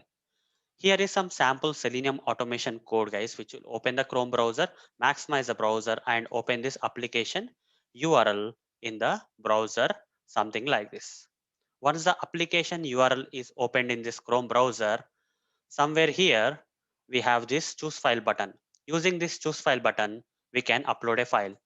Click on this choose file button, and let's say in the downloads folder we have this wave file. And you see, this is how the wave file can be uploaded into this application. Now, if I have to automate this process of uploading this wave file into this application, then I have to write some code here. That is, by using the send keys command, we are going to do this, guys. So, driver dot find element. Here I have to say by dot something. So, what is that by dot something? This choose file, this button. We have to right click inspect, and this HTML code of this choose file button. So this is the ID, guys. This particular button has some ID. I'll copy this ID and put into this by.id. Now once we got the locator, then we have to say dot send keys, and inside the send keys we need to provide the path of the file, guys. That is, go to the folder where we have this file, right click and select properties. You'll get the path of the file. Copy this path and paste it. While I am copying, guys, while I am copying, here single slashes are there, but when I paste, it will get converted to double slash. It's fine. Okay, we should have this double slashes. Then after the downloads, you have to say again double slash and go to the file again. And here the name of the file is wave and the extension of the file is .jpg. So I have to write it manually. Wave.jpg like this. This is enough, guys. This is a code required for uploading this file into the application. Now save this and run this code. So you'll see that the application will open and also the file will be uploaded into the application. You see, just scroll down. Once this page is loaded, just scroll down to the place where we have this upload file functionality. You see, wave.jpg is uploaded already here. Now let's say if this wave.jpg file is not there in my system, rather it's there in my workspace, project workspace. Let's say there is some folder like files folder in my project. In this project, under the files folder, let's say this file wave.jpg file is available. Let me paste it here. Now how to upload this wave.jpg file from my project into this application? For that, guys, this thing is same, but this part is going to change. Let me remove this for now And first of all, before this line, what I will say is I'll get the path of this project first. Okay, where this wave.jpg file is there. How to get the path of this project? For that, have to write system dot get property, this one, and inside the double quotes you have to write user dot dir. Okay, user dot dir. This statement will retrieve the path of the project in your Eclipse ID workspace, and it will return you some string, guys. String project path. I'll simply say project path. Now copy this project path into the send keys command and say plus. Under the project path we have files folder. So double slash files, again double slash. The name of the file is wave and the extension of the file is .jpg. Now save this and run this code. That's it, guys. This will again upload the file from your project into the application. From your project workspace, you are uploading a file into the application, guys. Now scroll down to see that wave.jpg file is successfully uploaded into the application. So hope guys you understood how to upload a file in Selenium WebDriver using the send keys command. So that's it, guys. Thank you. Bye. Welcome all. In this session, I'm going to answer one of the Selenium interview questions. That is how to download a file in Selenium WebDriver. Let me answer. We can answer this question either in terms of Chrome browser or Firefox browser or any other browser. But let's choose only one browser, guys. Let's say Chrome browser for answering this question, because the code that we have to write for downloading the file in Chrome browser is different from the code that need to be written for downloading the file in other browsers. So let's choose the Chrome browser for answering this question. Now let me write the code. So here is some sample Selenium automation code which is already written for opening the Chrome browser, maximizing the browser and opening this application URL where we can download the file from. So here this is a page, guys, where we have this zip file kind of link. When you click on this link, a file will be downloaded. Now let's write the sample code for clicking on the zip file and getting that file downloaded. So after going to this page, I'll try to click on this link. I'll inspect this link and this is nothing but the link text, guys. I'll write the code like this. Driver dot find element by dot link text. Downloading the file is very easy, guys, but checking whether the file has really downloaded is hard. Okay, we'll write the complete code. Don't worry. Driver dot find element by dot link text dot click. When I say click, guys, automatically this will go and click on the zip file and the zip file will be downloaded, right, to the default location or default folder in your machine. That is nothing but the downloads folder. Now let me run this code and you will see that the zip file will be downloaded into the downloads folder in your Windows machine. So it will click on the zip file and you will soon see that a file is getting downloaded. And if you check where exactly this file is getting downloaded, just show in folder, you see this file got downloaded into your downloads folder of your machine. But in real time, guys, we don't download this kind of files into the downloads folder. Okay, we should not be downloading this kind of files into the downloads folder. Rather, we have to download this zip file or whatever the file you are downloading using this code into the project workspace. Okay, into the project workspace we have to download the file. So what should be the code for that? How to modify this code so that this particular file on clicking should get downloaded into your project workspace in your Eclipse ID or whatever it is. So for that, guys, we need to update this code. First of all, we need to create an object for the Chrome options. So here you can say somewhere here you can say Chrome options is equal to new Chrome options. Okay, so we'll take this options here. It will be better here, right? So Chrome options is equal to over the mouse, import the Chrome options. That's it. Now, what should be the next lines? Whatever the lines I have to write after this Chrome options creation, right? After creating an object for the Chrome options, whatever the lines I have to write, right?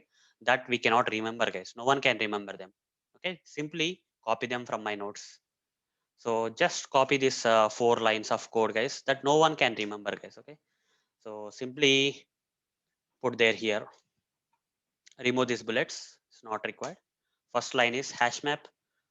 Second line, third line. Just remove this. Just copy paste kind of mistakes. Fine. Now import this hash map. You can get this code from Google, guys. Okay, by googling this, you can get this code. But I will explain what exactly this code is. Okay, even though you will not be able to write this, remember and write this code in the interview, you can at least explain this code for him, right? I'll do like this. Okay, if I have to download something, I have to do like this. This is the process I follow, such kind, so that you'll get the confidence that you know how to download the files in any browser. Fine. So here is the thing. First, you create an object for the Chrome options. Now, what's the next thing? So you need to import this hash map. After this, uh, here, what is this line about? Here, you are disabling any download pop-up. Sometimes when you download, right, you will get a confirmation kind of messages asking whether you want to download or not. If you mention 0 here, they will not be displayed. Fine. In the automation, while running the script, no pop-up messages asking the user for selecting yes or no will be displayed. So this Chrome preferences is all about that. Now the second Chrome preference is asking you to provide the place where you want to download. By default, the file is getting downloaded into your downloads folder, right? In your machine, this file by default is getting downloaded. When you click, okay, when you click on the zip file is getting downloaded into your downloads folder. But if you want to change the place where you want to download, then you have to provide the path here, guys. For this Chrome preferences, you need to give the path. So I'll copy this and say string, okay, string download file path is equal to where you want to download the file. I want to download here, guys. Directly under this project, I want to download. So I'll say system dot get property user dot dir. This will get the path of the project, right? This will get the path of the project. So at this project path, I want to download. So we provided the path where we want to download. Now instead of the file getting downloaded into the downloads folder of your local machine, rather the file will get downloaded under this project workspace, guys, because you gave the proper path this time. Now you can options dot set experiments. You are just setting the preferences. Okay, you don't have to remember this and all. Why this thing and preferences you have to set. That's it. Okay, you don't have to worry about this line, guys. Simply now, once this all these lines are done, copy this thing options and provide inside the Chrome driver constructor. Okay, copy this options into the this Chrome options into the Chrome driver constructor. This is what you have to do, guys. Nothing much. Fine. Now let's see whether this file is getting downloaded into our project workspace or not. Instead of the downloads folder in your machine, this file should get downloaded into your project now. Now run this code. Just explain, guys, in the interview. Whenever you get this question, just explain him. Okay, this is a process I follow. Chrome options, preferences, Chrome preferences I have to set. I need to pass that object into the Chrome driver constructor and all those stuff. Okay, this file got downloaded, but where it got downloaded, right click, select this and show in folder. This time it will not be there in the, this is not downloads folder, guys. This is the project workspace. You can go to your Eclipse and refresh here. You see, the file got downloaded directly under the project this time, not in the downloads folder. So once you get this file here, guys, okay, what you have to do is once you click on this, you need to wait for this particular file to get downloaded. For that, you will add thread dot sleep. Okay, just give some time so that this file will get successfully downloaded. Some time will be taken, right, for downloading the file. So give the time some 5 seconds. After that, you verify whether this file got really downloaded or not. How to verify that? You can write like this. So you can create an object file is equal to new file and represent this file. Where is this file, guys? This file is under the this folder. So that is nothing but under the project. This is a download file path. Okay, directly under the downloads file path, this file is there. Here I'll say double slash and I need to give this file name. Right click, summary factor, rename. I'll just copy this, guys. Okay. So 1 minute, or else I'll type it. Download demo hyphen master dot zip like this. Okay. So this is nothing but the file, right? Import this file from java.io and I'll check now if file dot is exists.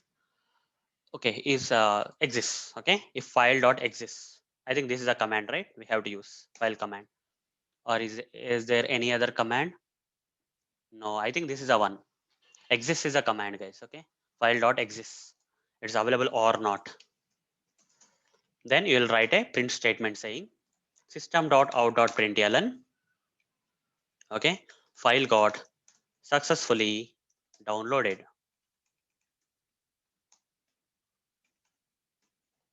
Else you'll write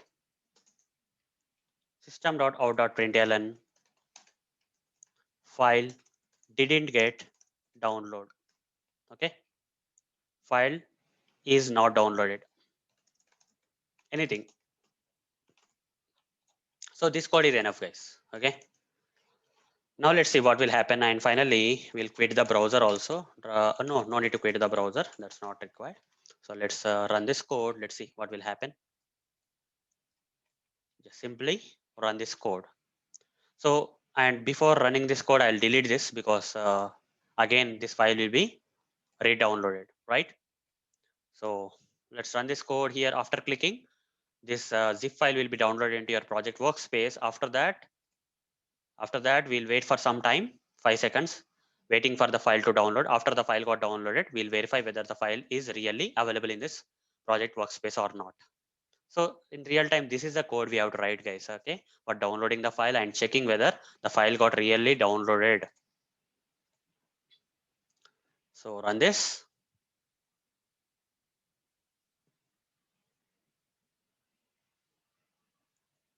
Click on the zip file. The file will be downloaded. It will wait for 5 seconds. After that, it will check whether the file got downloaded or not. You'll go to the Eclipse ID and see, you see, file got successfully downloaded. You can refresh the project also, guys, to see whether the file got really downloaded or not into a project workspace. So this is the code, guys. Okay, this is the code we have to write. If you can explain this to the interviewer, you'll be able to answer this question. Okay. So no need to remember this code, guys, just at a high level. Okay, just at a high level, just answer this question saying that Chrome options, Chrome preferences, and pass this option into the Chrome driver. And then you need to verify whether, okay, we'll be downloading into our project workspace, and then we'll be verifying whether the file got really downloaded into our project workspace or not using the file.exist method kind of stuff. Okay, so that's it, guys. Thank you. Bye. Welcome all. In this session, I'm going to answer one of the Selenium interview questions. That is, how to run Selenium WebDriver tests from command line. Let me answer this question in a practical way.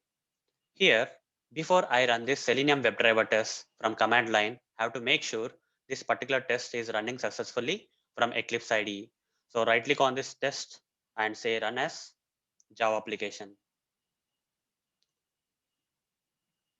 As you can see now, the test is successfully running from the Eclipse IDE, right? As you can see, the application is successfully opened also. Now we can try running the same test from command line. But how to do that? For that, we have to right click on this test and select export option. And in this displayed export dialog, we need to expand this Java folder and then select the runnable jar file and say next. And here we need to select the project properly. What is the project name? Demo project. Yes, demo project is selected. What is the file name? Java file name that we are exporting? Demo test. So we have to make sure we have selected the proper option here. Project name and the file name you are exporting, the test name you are exporting. Then click on this browse and select any folder or place where you want to download this file. So I selected the downloads folder, and I'll give the name, guys. Okay, I'll say test one or something. I'll give the name of the jar file as test one. So it's a jar file, guys. Click on save. Now click on finish. You'll get this kind of dialog. Say okay. After a while, you'll get another dialog, guys. Let's wait for the dialog. You see, you got another dialog. Say okay again. That's it. Now close this Eclipse IDE, exit it, and go to the folder where you have downloaded. So in the downloads folder, I have downloaded this jar file, right? Test1.jar file. Now select this and type cmd. so that the command prompt will open from the place where this Java file is available, that is downloads folder. Okay, we got the direct path. Now here we need to execute or run a command, that is java hyphen jar, and give the name of this file, that is test1 dot jar file. Okay, java hyphen jar test1 dot jar file. Now press enter, guys. The moment you press enter, your test will run from the command line. The Selenium WebDriver test is currently running from the command line. You see, there is no Eclipse IDE open also. So hope guys, you got the answer for this question. That is how to run the Selenium WebDriver test from the command line. So that's it guys. Thank you. Bye. Welcome all. In this session, I'm going to answer one of the Selenium interview questions. That is how to switch to frames in Selenium WebDriver.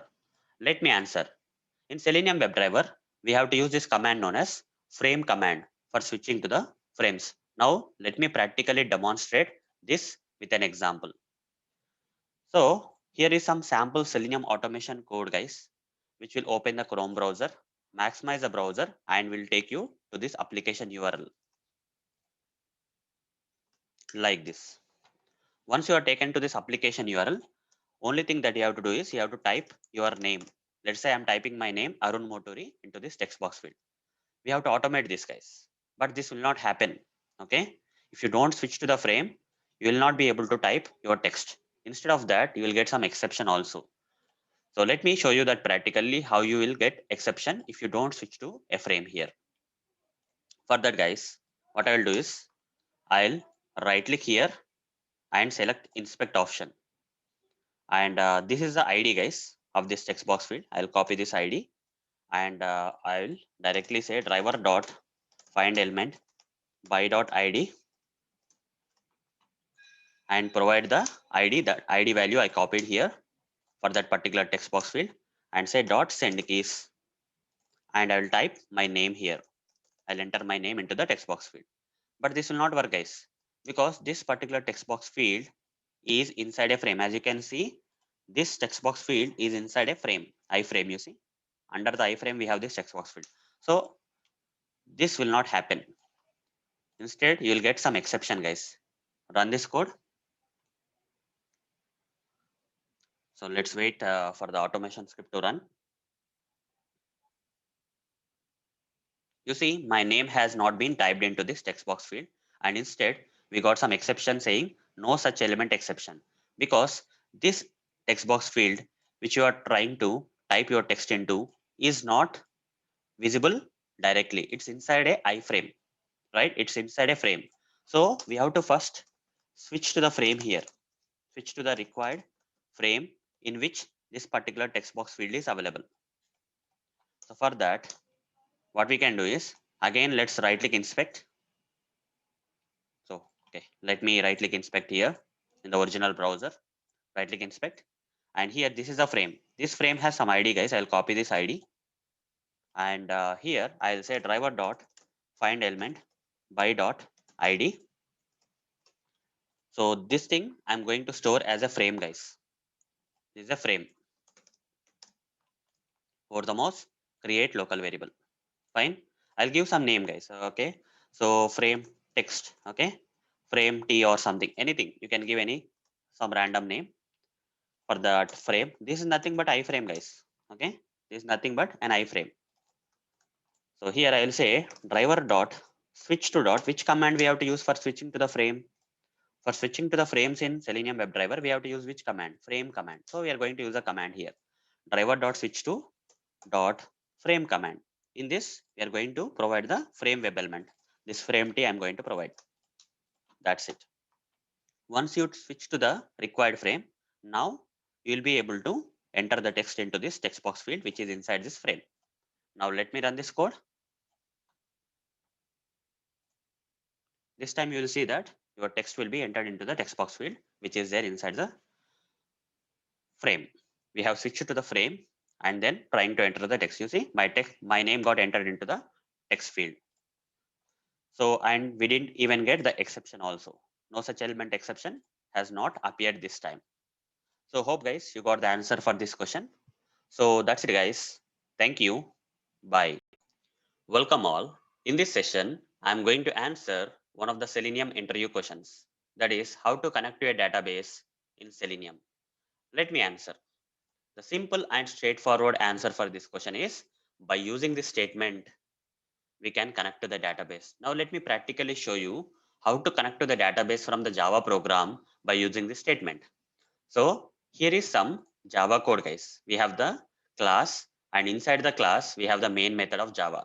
Now inside this main method, I am going to write some Java code using which we'll connect to the MySQL database. So what is the statement, guys? Driver manager, right? Driver manager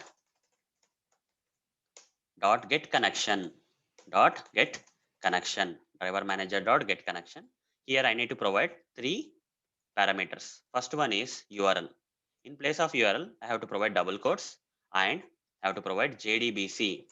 This is Java program, guys. From the Java program, we are connecting to the database. So JDBC we have to use. JDBC stands for Java Database Connectivity.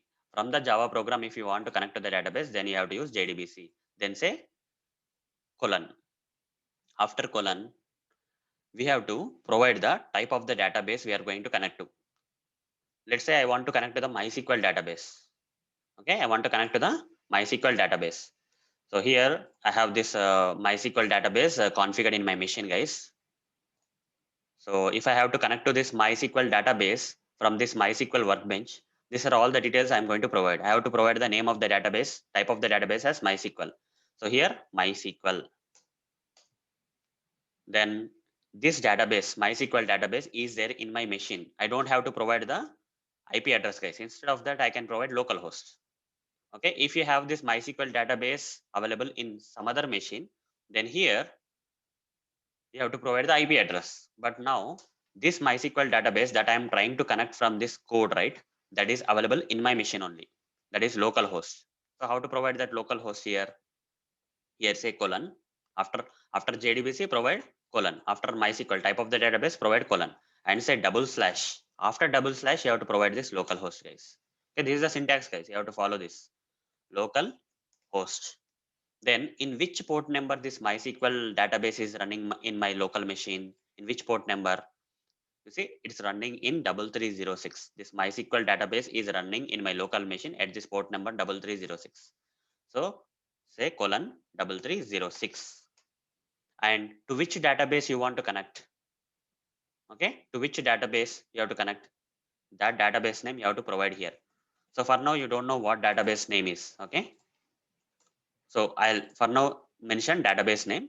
After connecting to the database, I will show you how to, like, what is the name and all those stuff. Here, what is the username and password for connecting to this particular database that is there in my local machine? So the username is root, guys. Password is also root. I configured this database in my machine. That database is of MySQL database type, and since it is there in my machine only, the local host. Okay, instead of IP address, we have the local host, and this particular database that I configured in my machine is available in the port, running in the port 3306, and the username for this particular connecting to the database is root, and password also is root. Now, when I say OK, you see from MySQL workbench we are able to connect to the database, right? So here username is root, password is also root, like this. Now here database name I made to update, right? Everything I provided because we are connecting from Java to the database JDBC. Since we are connecting to this MySQL database, it's MySQL. Since this database is there in my local machine, localhost. Since this database that I configured in my machine is running at the port number 3306, then I have to provide the database name that is pending, and the username and password for connecting to the database are root and root. Okay, so only the database name is pending, guys. Let me show you.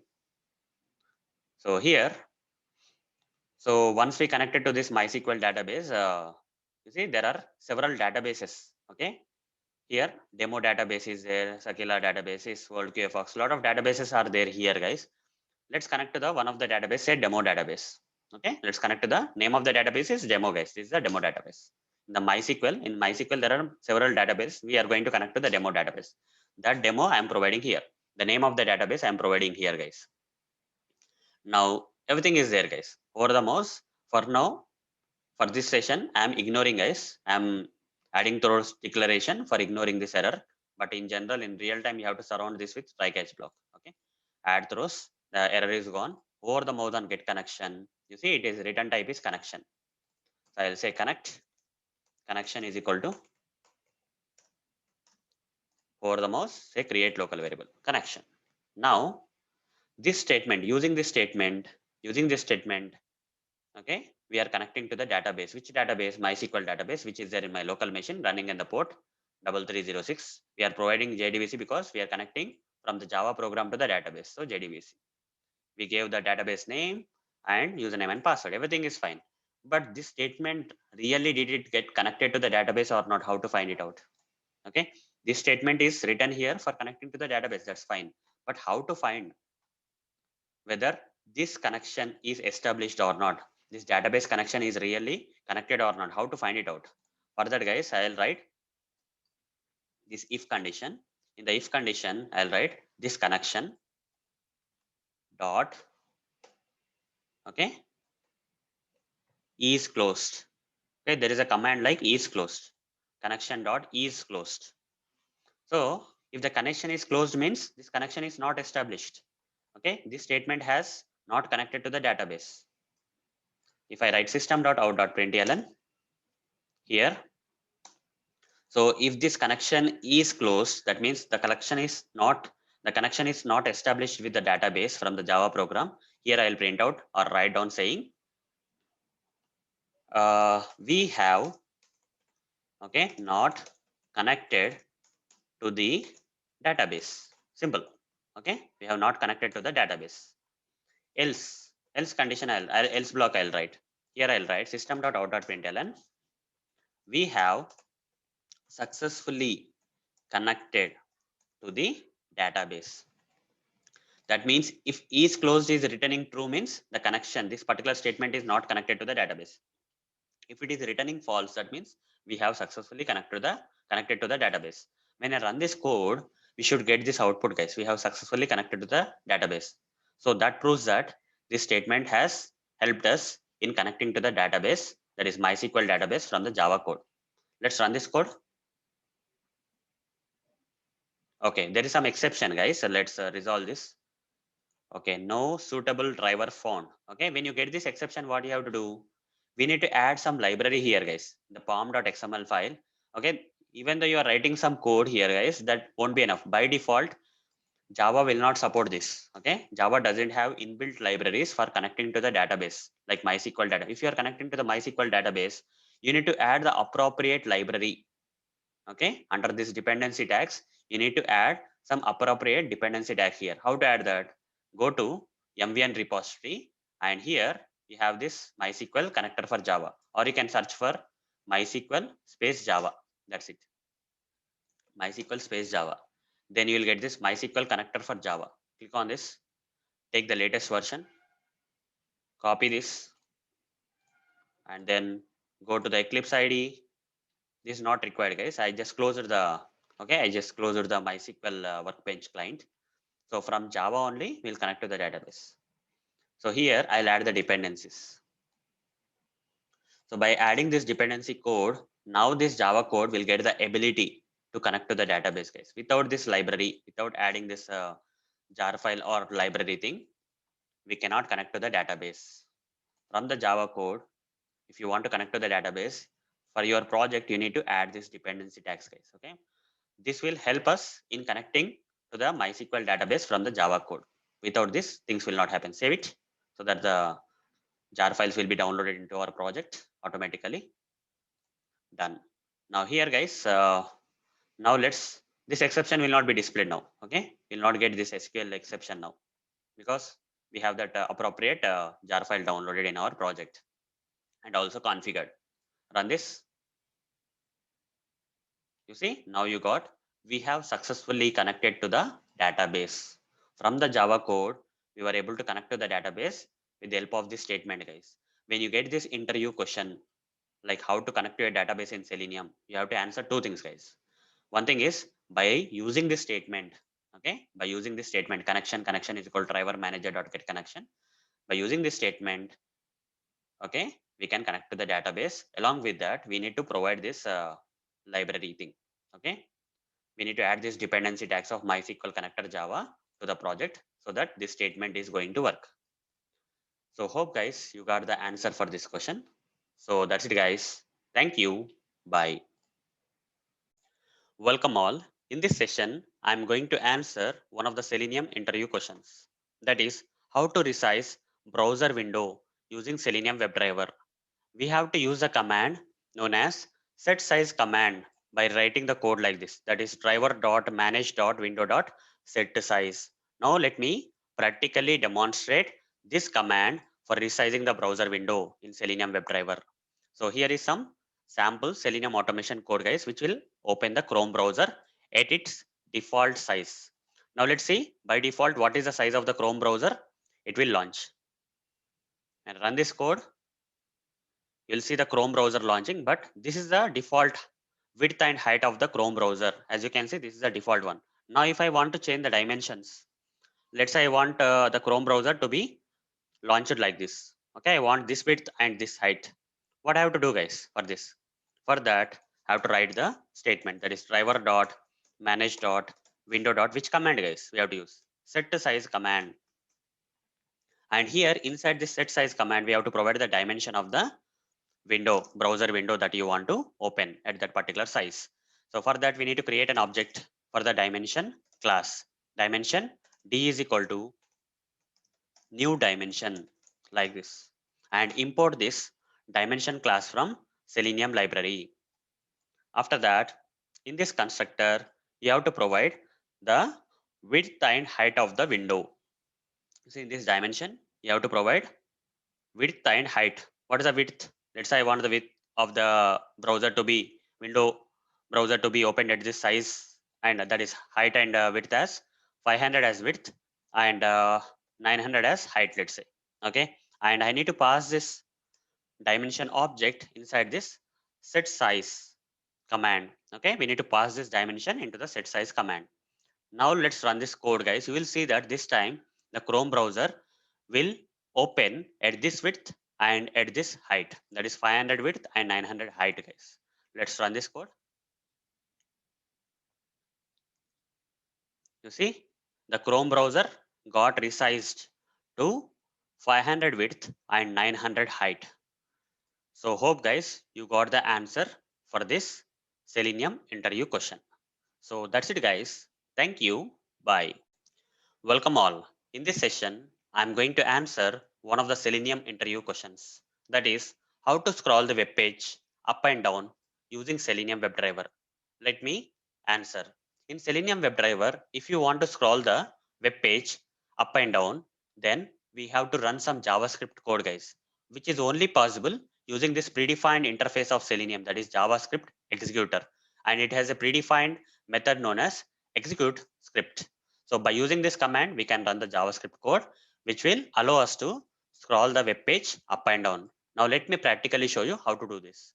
Here is some sample Selenium automation code, guys, which will open the Chrome browser, maximize the browser, and it will take you to this application URL like this, guys. In the Chrome browser, it will take you to this application URL.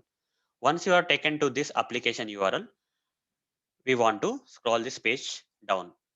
Okay, we want to scroll this page down first. After a while, we want to scroll this up. So how to do this?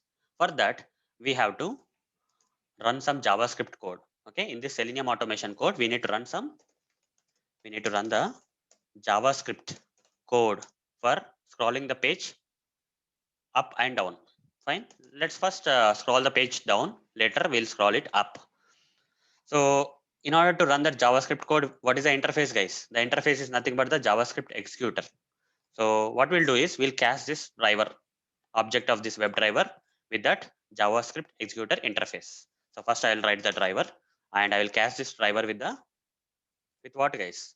JavaScript executor.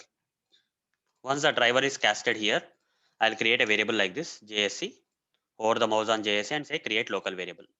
Now hover the mouse on JavaScript interface, JavaScript executor interface, and import this interface from the Selenium like this. Now using the predefined method of this JavaScript executor interface, that is execute script. Okay, by using this command, we can run the JavaScript code. Here, instead of these two parameters, I'll make it one, and I'll provide this double quotes inside this execute script. And here, what JavaScript code we have to provide. For that, guys, let me show you. Right click somewhere on the page and inspect, and go to the console tab and clear this stuff. Here we got the console. Here I will type window dot. Okay, scrolling up and down is something related to window, right? So we have to say window dot scroll. Okay, just scroll. There is a command known as scroll by. So this is a command, guys. Here in this command, we have to provide two values. You see, x and y values we have to provide. First value is, this is horizontal, guys. Okay. First parameter belongs to the horizontal scrolling. We want to scroll vertically, right? So we can put it as 0. And the second parameter is y, which is vertical scrolling. For vertical scrolling, what is the amount you want to scroll? You have to provide that. For example, I want to scroll by some 400. Okay, 400. Now copy this line and paste into the JavaScript executor. Execute script command of the JavaScript executor will paste this line. That's it. Okay. So if you run this code, guys, the page will scroll down, guys. Okay. The page will scroll down. Let me show you. So just to make the difference, I'll add some thread.sleep, guys, so that you can see the difference. Like initially, the page will be at a proper position. After that, after some 3 seconds, you see the page will scroll down. Run it. As you can see now, the application has opened, and by default, you see the scroll bar is here. After 3 seconds, you see it got scrolled down automatically. Now I want to scroll up. Okay, I want to scroll up. So what I have to do? Again, I'll add some thread.sleep here just for the demo purpose. And again, I'll use the same object reference of this JavaScript executor interface and call the same execute script command, or you can copy this one also. Okay, anything is fine. Here, in order to scroll up, you have to give minus. Let's say I want to scroll up by 200. I scroll down by 400. I want to scroll up by 200. That's why I gave negative value. Negative value means it will go up. Positive means it will go down. Fine. Now let me run the code. I'll close this and run the code. By running this JavaScript code here, for scrolling down and up, you are able to scroll the web page, right? You see, initially the scroll bar is at the proper position. You see, it scrolled by 400. After 3 seconds, scrolled up by 200 seconds. So hope guys you got the answer for this interview question. That is how to scroll the web page up and down using Selenium WebDriver. That is we have to use the JavaScript executor interface and the execute script command for running the JavaScript code, which will scroll the web page up and down. Fine. So that's it, guys. Thank you. Bye. Welcome all. In this session, I am going to answer one of the Selenium interview questions. That is how to perform right click in Selenium WebDriver. Let me answer. In Selenium WebDriver, if you want to perform right click operation, then we have to use this context click command of actions class. Now let me practically demonstrate this for you. So here is some sample Selenium automation code, guys, which will open the Chrome browser, maximize the browser, and open this application URL in the opened browser like this. After this, I want to right click on the search box field. I want to right click, okay? Context click or right click on the search box field. So in order to right click on the search box field, first we have to locate this search box field. Right click inspect. This is the HTML code of the search box field. It has some name attribute, guys, and value also. Copy this value of the name attribute and create the web element for the search box field first. Driver dot find element by dot name. In the name, you have to provide the value of the name attribute of that search box field. And this will return the web element. So I'll call this as search box. That's it. Over the mouse, create local variable. The web element for the search box field is created now. I want to right click now on this particular web element. For that, what we have to do, guys, we have to create an object for the actions class. Actions is equal to new actions. Actions is a predefined class of Selenium WebDriver. Over the mouse on actions and import the actions from Selenium. And this constructor cannot be empty, guys. We need to pass this driver object reference of this WebDriver interface into this actions constructor so that the error will be resolved. Now use this actions object reference and call which command? For right click context click, and we want to right click on the web element, right? So we'll be selecting the second version of the context click here. And which web element? Search box field. On the search box field, we want to right click. So this is not the end of this statement, guys. If you want this right click to happen, you have to append this with dot build dot perform. Any commands of the actions class, if they have to work, then you have to append them with dot build dot perform at the end, guys. Then only they will work.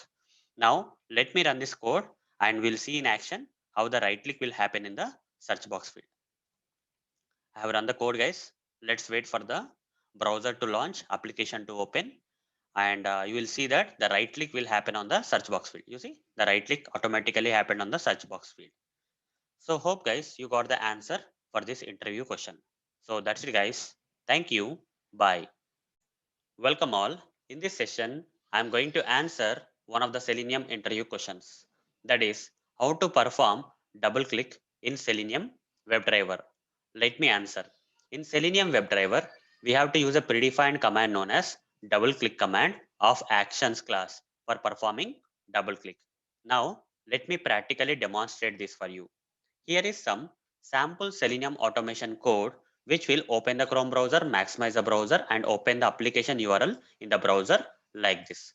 On this application URL page, there is a button with the text saying double click here text. Now, when you single click on this button, nothing is going to happen. But when you double click on this button, you are going to get an alert with the text double click successful. Now, let's automate this.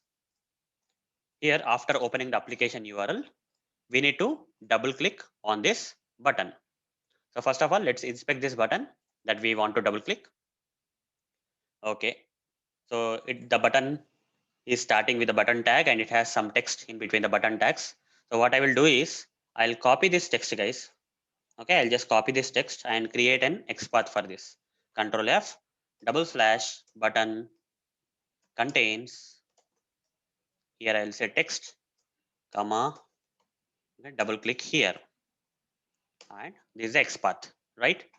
This is XPath for this double click here button. I'll copy this XPath and create a web element. Driver dot find element by dot XPath. I'll give the XPath for that button. Now I'll store this in a web element. That is button, I will say. Simple, I will say button guys. Create local variable. Now I need to double click on this button. How that is possible guys? We have to use the predefined command of actions class. That is predefined method of the actions class, that is double click. So first, I need to create an object for the actions class for that. Actions is equal to new actions like this. Once you create an object for this actions class, import this actions class from the Selenium library. And this constructor cannot be empty, guys. Here you need to pass the object reference of the WebDriver like this. Once the error is resolved, then you have to call this command, that is double click command, using this object reference, that is actions dot double click. You see the web element version you have to select. In the place of the web element, you need to provide this button guys. Double click on this button.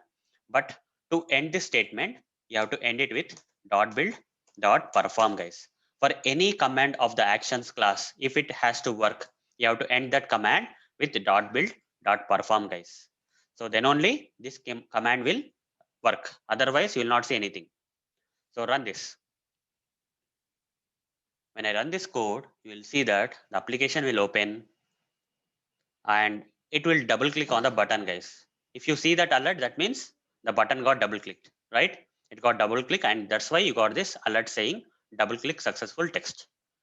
So hope guys you got the answer for this interview question. So that's it guys. Thank you. Bye. Welcome all. In this session, I am going to answer one of the Selenium interview questions. That is how to perform drag and drop action in Selenium WebDriver. Let me answer. In Selenium WebDriver, we have a command known as drag and drop command, which belongs to the actions class, using which we can perform drag and drop action. Now let me practically demonstrate this command for you. Here is some sample Selenium automation code which will open the Chrome browser, maximize the browser, and will take you to this application URL page, which will look something like this. On this application URL page, this side we have the capitals and this side we have some countries, right? So we need to drag the appropriate capitals onto these countries. Let's say I want to drag this Oslo and drop it onto the Norway country. Okay, Oslo capital is from the Norway country. So like this I have to do, guys. So in order to do this, okay, in order to drag this Oslo and drop it onto Norway, we can use this command, that is drag and drop command. So for that, first of all, we have to find the web elements for this Oslo and Norway. Okay, so right click on the Oslo, inspect this, and this is the ID, guys. Okay, for Oslo box there is some ID. So I'll copy this ID. By using the ID of that Oslo, I'll create the web element. Driver dot find element by dot ID. I'll provide the ID of the Oslo box, and here I'll say Oslo box is equal to, over the mouse, create local variable. You see Oslo box web element is created. Similarly, we have to create the web element for the Norway box. Right click, inspect the Norway box. So Norway box has this ID known as box 101. Using that ID, we'll create the web element for the Norway box also. Driver.find element by .id, and here we have to say box 101. So here this is Norway box. We need to drag this Oslo onto Norway, right? That was the requirement. Once we have these web elements for this Oslo box and Norway box, now we can use this command, that is drag and drop command of actions class. For using that command, first of all, we have to create an object for the actions class. Actions is equal to new actions like this. And to this actions constructor, this cannot be empty, guys. We need to pass the object reference of this WebDriver like this. Once the error is resolved, okay, import this. And once this error is resolved, then you can use this actions object reference to call the command, that is drag and drop command. Okay, drag and drop, first command, drag and drop. So here to this drag and drop command, we have to provide the source web element as Oslo box. We have to drag this Oslo box onto the Norway box. This is a target box, right? So Norway box. Now for any command of the actions class, okay, for any command, here drag and drop is one of the command of the actions class. For any command of the actions class to work, we have to end this statement with dot build dot perform. Okay, any command of the actions class, we have to end with dot build dot perform in order for that particular command to work. Now let's run this code and see whether the Oslo box is getting dragged and dropped onto the Norway box or not. Let's see that in action. Run this code. Let's wait for the application to launch, browser to launch and application to open. You see, in a while, you'll see that, you see, Oslo got automatically dragged and dropped onto the Norway using this drag and drop command of actions class. So hope guys, you got the answer for this interview question. So that's it guys. Thank you. Bye. Welcome all. In this session, I am going to answer one of the Selenium interview questions. That is how to highlight elements using Selenium WebDriver. Let me answer. In Selenium WebDriver, in order to highlight the elements, we have to run some JavaScript code. That is possible with the help of this JavaScript executor interface. Now let me practically demonstrate this for you. Here is some sample Selenium automation code which will open the Chrome browser, maximize the browser, and will take you to this application URL page like this. Once you are taken to this application URL page, there is a search box field. Let's say I want to highlight this search box field. I want to give this search box field yellow color background and the border as red color. How to do that? For that, I need to first create the web element for this search box field. How to create the web element for this search box field? Right click on the search box field, inspect it, and you'll get this HTML code which has the name attribute. Copy the attribute value of this name attribute of the search box field and create the web element here like this. Driver dot find element by dot name. Provide the name attribute value here for that search box field, and this find element will return you the web element. That web element belongs to search box field. Search box. Over the mouse on search box and say create local variable. The web element is now created. Now we have to highlight this search box field with a yellow background and red color border. For that, have to run some JavaScript code. In order to run the JavaScript code in Selenium WebDriver, we have to use this interface known as JavaScript executor interface. So I need to first take this driver object reference of this WebDriver, and I need to cast this driver with this JavaScript executor interface like this. JavaScript executor like this. I have to cast this driver. Now I'll create the variable, say JSC is equal to hover the mouse on JSC and say create local variable. Fine. Now hover the mouse on JavaScript executor and import this interface from Selenium library. Once you get this object reference for this JavaScript executor, now copy this and say dot, call the command that is execute script command. Okay, this command belongs to the JavaScript executor interface. Here there are two things, right? One side we have the script, other side we have the arguments. In place of the arguments, we need to copy paste this search box. Okay, we need to put this web element search box in place of the arguments. Now here in place of the script, we have to write the JavaScript code which will highlight this search box field. How to highlight the search box field? By writing the JavaScript code here. To refer this search box field, we have to write this arguments of 0. Arguments of 0 means this is of argument 0, guys. If you have more arguments, let's say second box or something is there, then third box is there. Let's say there are several web elements here you provided. So this one is 0. If you want to refer this one, this is 1, like that, guys. Okay. Since we have only one, that is search box, we'll put the index here as 0. Arguments of 0 means this search box web element, and say dot set attribute. Okay, we have to call this set attribute of JavaScript. This entire thing is a JavaScript code, guys. Inside the set attribute, we need to, okay, at the end of the set attribute, you can provide a semicolon to end it. And inside the set attribute, now you need to provide the properties. Like you need to provide something like style. You are setting the attribute. Which attribute you are setting? Style attribute you are setting. To which style you are setting? After comma, you have to write this comma, single quote. What you want to set, guys? First thing I want to set is background color, right? I'll say background colon yellow. Put a semicolon. After you set this background as yellow, okay, then this single quote has started here, guys. It has not ended. Only one thing you provided here. Along with the background, you want the style to have what, guys? You have to have border, right? I'll give another thing. Border, again colon.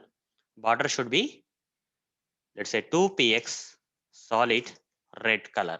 Okay, solid red color background having the 2px length. Now close the single quote here. The single quote started here and ended here. And in between that, we have this two parameters. Background is yellow, border is 2px solid red. Here at the end of the red, put a semicolon. Okay. Background to yellow is one thing and border to red is one thing, like that. Like that, you need to write this JavaScript code, guys. Now let's run this code and see whether this particular JavaScript code, when run, is highlighting the search box field on the tutorials ninja.com/demo page with the background yellow and border as red. Let's see that whether that is happening or not. When I run the code, you will see that in action. So the browser has been opened, URL is opened. You see the search box field got highlighted, right? The search box field got highlighted with the background yellow and the border as red color.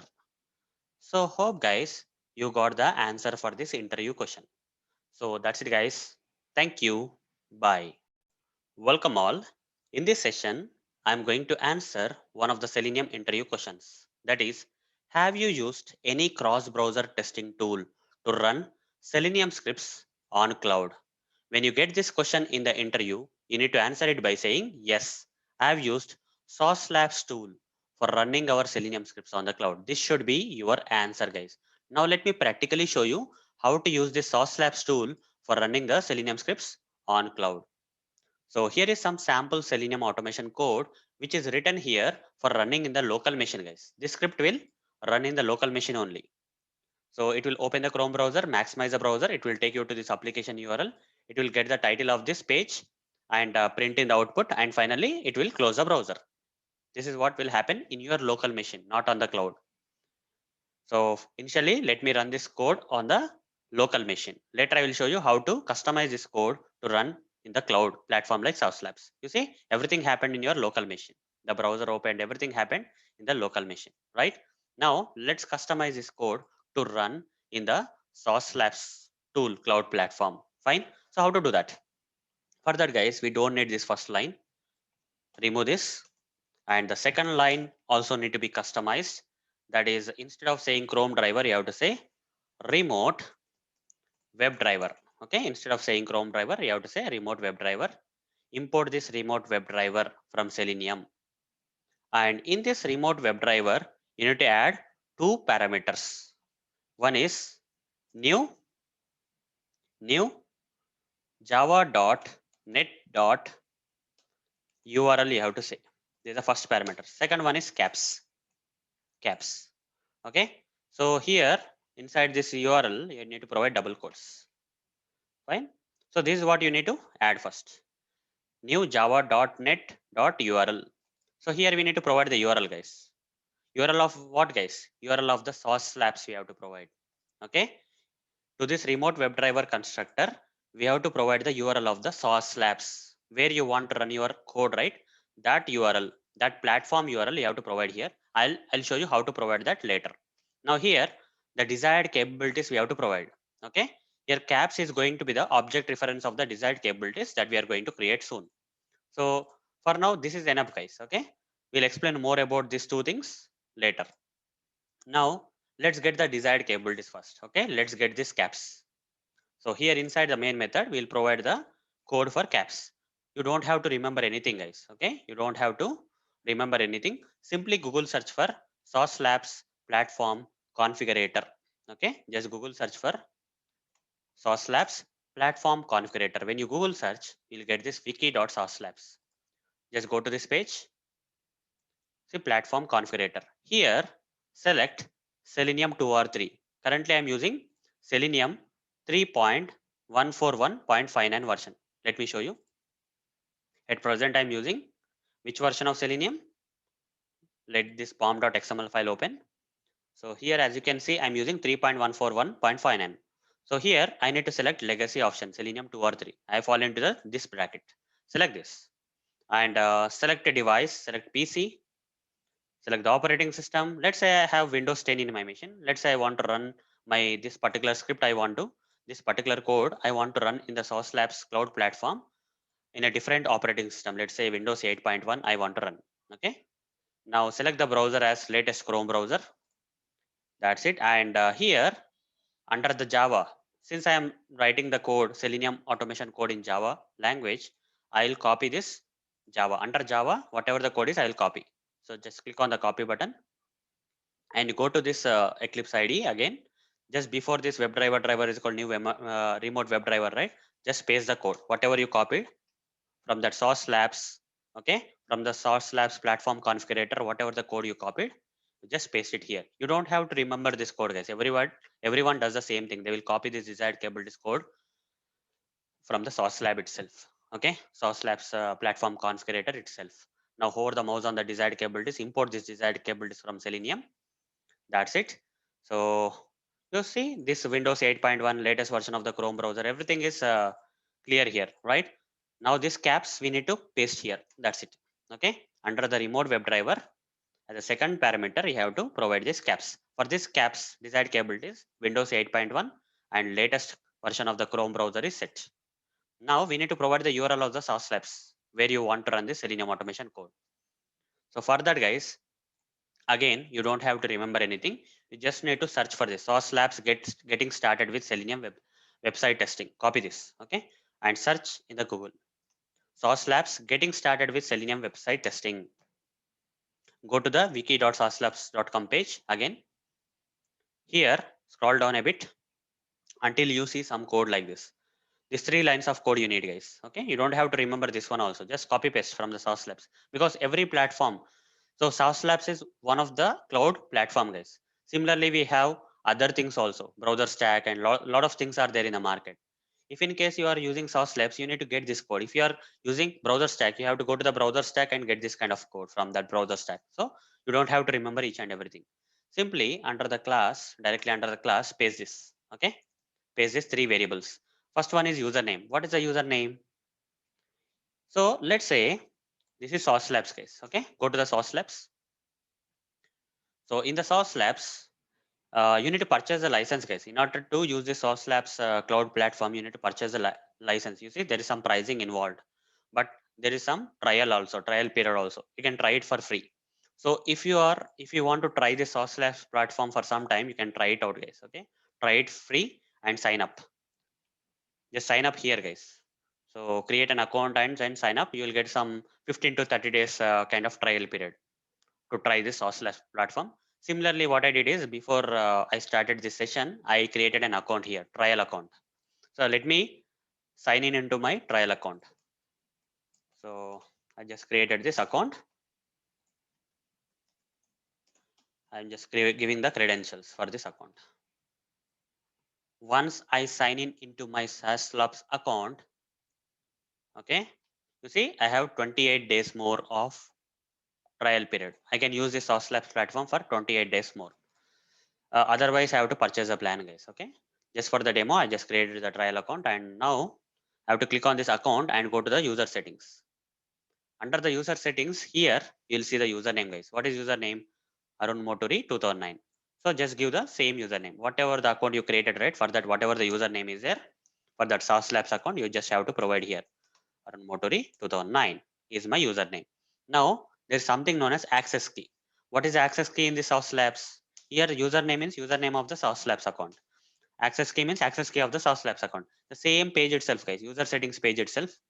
Under this username, there is some access key. Copy this and paste it here. That's it.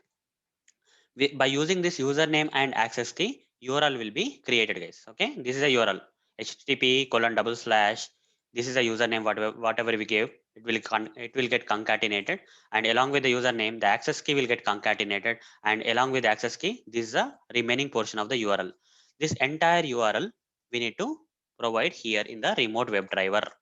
Okay, this entire URL we need to provide in the here, like this. Okay, so WebDriver driver is called new remote WebDriver, the URL of the SaaS Labs platform, and the desired capabilities in which environment or platform you want to run this automation script. Hold the mouse on this error and say add throws declaration. Real time you have to say surround with try catch. For now, this is just for demonstration, right? I'm just saying add throws declaration. Done, guys. So we have customized our code for running it on the SaaS Labs cloud platform at this particular URL with this desired capabilities. Okay, in this particular platform with this URL at this platform. Okay, so this is how, guys, we have to customize the code. Now save this code, and when you run this time, guys, this script will run in not in your local machine. You will not see the script running in your local machine. Rather, you will see the script running in the Sauce Labs platform under this automated test results. Under this test results, you see at present, in the history, if you can see the history, there are three versions, right? Three history things are there. Earlier, I have run 3 times. Now, if you see any other fourth item, right, that means it is a resultant of whatever we have run from the Eclipse IDE now. So just for demonstration purpose, I will add some thread.sleep, guys. Otherwise, the script will be very fast and you will not see that happening. Okay. Here I'll give some, like, let's say 10 seconds. Okay. 10 seconds of intentional wait time.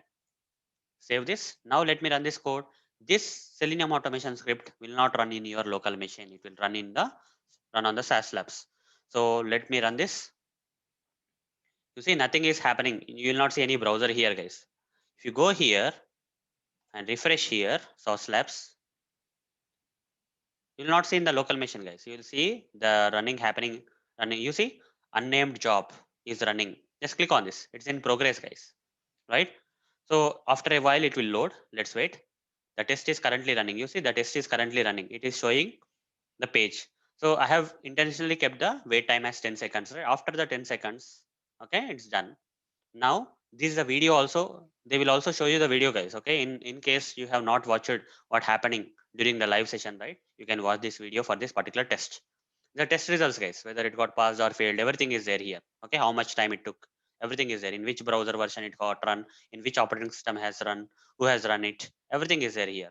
Just run this video and just click here, you will see that in action. In offline also you can see this. Okay, you don't have to see everything on the live, right? Later point of time you can see what test happened to how did the particular test code executed in the source labs. You can see like this. After 10 seconds, it will close, guys.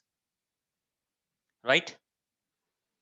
Okay, this is how we can run our Selenium automation scripts on the cloud platforms like SaaS Labs. So hope guys you got the answer for this question. That is, I have used SaaS Labs cloud platform tool for running our Selenium automation scripts on the cloud. So that's it guys. Thank you. Bye. Welcome all. In this session, I am going to answer one of the Selenium interview questions. That is, what are the desired capabilities in Selenium WebDriver and what is their use? Let me answer. Desired capabilities is nothing but a predefined class. Okay, it's nothing but a predefined class in Selenium WebDriver. Now, what is the use of this desired capabilities? When do you use these desired capabilities? When you run your automation tests on a remote machine, okay? When you run your automation tests on a remote machine, then you use desired capabilities to specify on which browser and on which operating system your test should run on. When you are running your automation tests on a remote machine, by using the desired capabilities, you can specify on which browser and operating system your automation test should run on. When do you generally get a requirement to run your automation tests on a remote machine? This generally happens when you are running the automation test on a Selenium grid, guys. In case of Selenium grid, the remote machine is nothing but the node machine, guys. When the tests are distributed across the node machines, by using the desired capabilities, you can specify on which browser and operating system your automation tests should run on. Similarly, when you are running your automation tests on a cloud platform, okay, when you are running your automation tests on a cloud platform like SaaS Lab, there also this cloud platform is a remote machine, right? In that case, we use desired capabilities to specify on which browser and OS of these cloud platforms like Source Labs, etc., your test should run on. So hope guys, you got some idea what exactly is desired capabilities. It's a predefined class in Selenium WebDriver, and their use is to specify on which browser and operating system of the remote machine your automation test should run on. Now let me show you some sample code so that you can understand how to use the desired capabilities. So here is a sample Selenium automation code which uses the desired capabilities. Okay, here you have created an object for the desired capabilities, and using this object reference, you have specified which browser and which operating system your automation tests should run on. Okay, by using the desired capabilities, you can specify on which browser and operating system your automation tests that are running on a remote machine should run on. This code is an example code for the Selenium grid, guys, where this particular test will run on some node machine which is specified by this desired capabilities. Okay, the node machine should have this Chrome browser and Windows operating system. There may be several node machines in the Selenium grid configuration having a hub and multiple node machines. This script will run on a node machine which is having a Chrome browser and Windows operating system, guys. So hope guys you got the answer for this question. So that's it guys. Thank you. Bye. Welcome all. In this session, I'm going to answer one of the Selenium interview questions. That is, what is continuous integration? Let me answer. Continuous integration is nothing but a development practice, guys. It's a development practice where the developers are allowed to check in their code into the shared repository frequently, guys. They can do it frequently. Okay, continuous integration is nothing but it's a development practice where the developers who are working in the project are allowed to check in their code into this shared repository frequently. That means several times a day. Developers can check in their code several times a day. Let's say there is a project. Okay, let's say this is a project. In this project, there are different developers. A project has multiple developers working right simultaneously, and these developers, when they follow this continuous integration process, they are allowed to push or check in or integrate their code into this central shared repository, okay, where all the project code is available, right? To that central shared repository, these developers are allowed to push, integrate, or check in their code several times a day. Frequently means several times a day. So what is the advantage of this model? So what is the advantage by checking the code several times a day into the central shared repository of the project? It results in faster software development. Okay, when the developers check in their code several times a day to the central shared repository, it results in faster software development. But there is a problem also, guys. The problem is how to verify that each and every check-in done by these developers. Let's say this particular developer has checked in the code 5 times in a particular day. This developer has checked in 8 times. This developer has checked in 4 times. Let's say this developer 10 times he checked in the code. This developer some 3 times he checked in. So throughout the day, multiple check-ins happened, but how to verify each and every check-in, whether each and every check-in, update, or pushing of the code into the central shared repository is fine or not? How to check that? That's a problem, right? To solve this problem in real-time scenarios, the projects, what they do is, in the real-time projects, what they do is, they run the automation tests. Okay, they run the automated tests for each and every check-in done by these developers. Let's say this particular developer has done 5 check-ins. For 5 times, this automated test will run, guys. For each and every check-in, this automated test will run to verify whether the check-in done by this particular developer is fine or not. It has not introduced any side effects or not. Like that, everything will be checked, guys. Okay. For all these check-ins, automatically this automated test, okay, this automated test will run, guys. This automated test will keep on running for each and every check-in to check whether these check-ins are fine or not. And this process results in faster software development. This continuous integration development practice results in faster software development. That's why it is one of the, okay, that's why this continuous integration development practice is one of the most effective agile practices. That's why continuous integration development practice is one of the most effective agile practices. Agile has a lot of several best practices, guys, and continuous integration is one of the most effective agile practices. So hope guys you understood what exactly is the continuous integration. So that's it, guys. Thank you. Bye. Welcome all. In this session, I am going to answer one of the Selenium interview questions. That is how to achieve database testing in Selenium. Let me answer this question in a practical way by writing some code here. Inside the Java class, inside the main method of Java, I am writing the code for connecting to the database and then performing the database testing. First, let's connect to the database. First, let's connect to the database. How to connect? In order to connect to the database, we have to write a statement like this: driver manager. Okay, from the Java program, if you want to connect to a database, then you have to write this statement: driver manager dot get the connection. Okay, so you want to connect to a database, so you need to select this third version of this get connection, guys, which has this URL, username and password. Okay, URL, username and password. So what is the URL here? URL of the database. What is the user here? Username of the database. What is the password here? Password of the database you have to provide. In this get connection command, we have to provide the URL of the database, username of the database, and password of the database. Now let's provide that. How to provide the URL of the database? Just provide the double quotes first. Okay, for providing the URL of the database, first provide the double quotes. Inside the double quotes, first you need to mention from where you are connecting to the database from Java, guys. Java database connectivity, right? From the Java program, you are connecting to the database. That's why you have to write here JDBC. Okay, initially you have to write JDBC. So Java database connectivity, put a colon. To which database you want to connect? To which database? Which type of? There are several types of databases, right? To which type of database you want to connect? For that, let's first open the database. Let's connect to the database manually, guys. Okay, instead of from the Java program, let's connect in a manual way by opening the software. So let's open this MySQL Workbench client.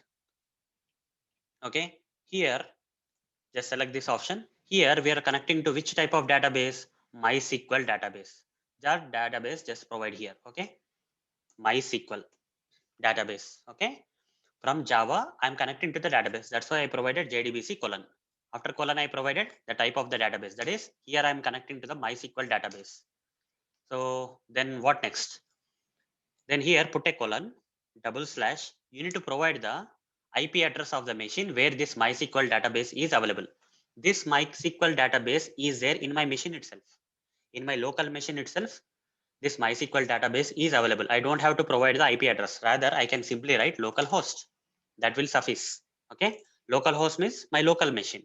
If you have this MySQL database in some other machine, then here you need to provide the IP address of that particular database. Fine. In place of this localhost, you have to provide enter the IP address of the database. Now put a colon here.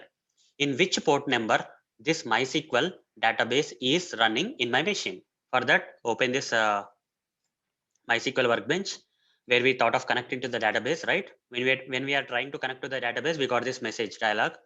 So MySQL, it's in my local machine and it is running in the port. Which port number? 3306. The same port number you provide here. Colon 3306. After that, put a slash. Then you need to provide the database name here. After the slash, you have to provide the database name here. So how to get this database name? For that, you need to log in, guys. Okay, you need to log in. You have to connect to the database. So here, what is the username? First of all, username is root. This username is nothing but root, guys. Root is the username. And what is the password? Password is also root, guys. So when I created this database and all, I gave the username and password for connecting to the database as root only. Okay, root in my case. So I'm just giving the same root as the password here. Now say okay. Once you say okay, guys, you will get connected to the database. Okay, you will get connected to the database. Here there are several databases here. One is demo database, QFox database, Aquila database, this database, world database. Lot of databases are there. Out of all these databases, which database you want to connect? I want to connect to this demo database. Okay, I want to connect to this demo database. So I'll give here after slash, I'll mention the name of the database as demo. So this will become the URL of the database that you want to connect. Using this driver manager.connection, you are connecting to the database which is available at this URL.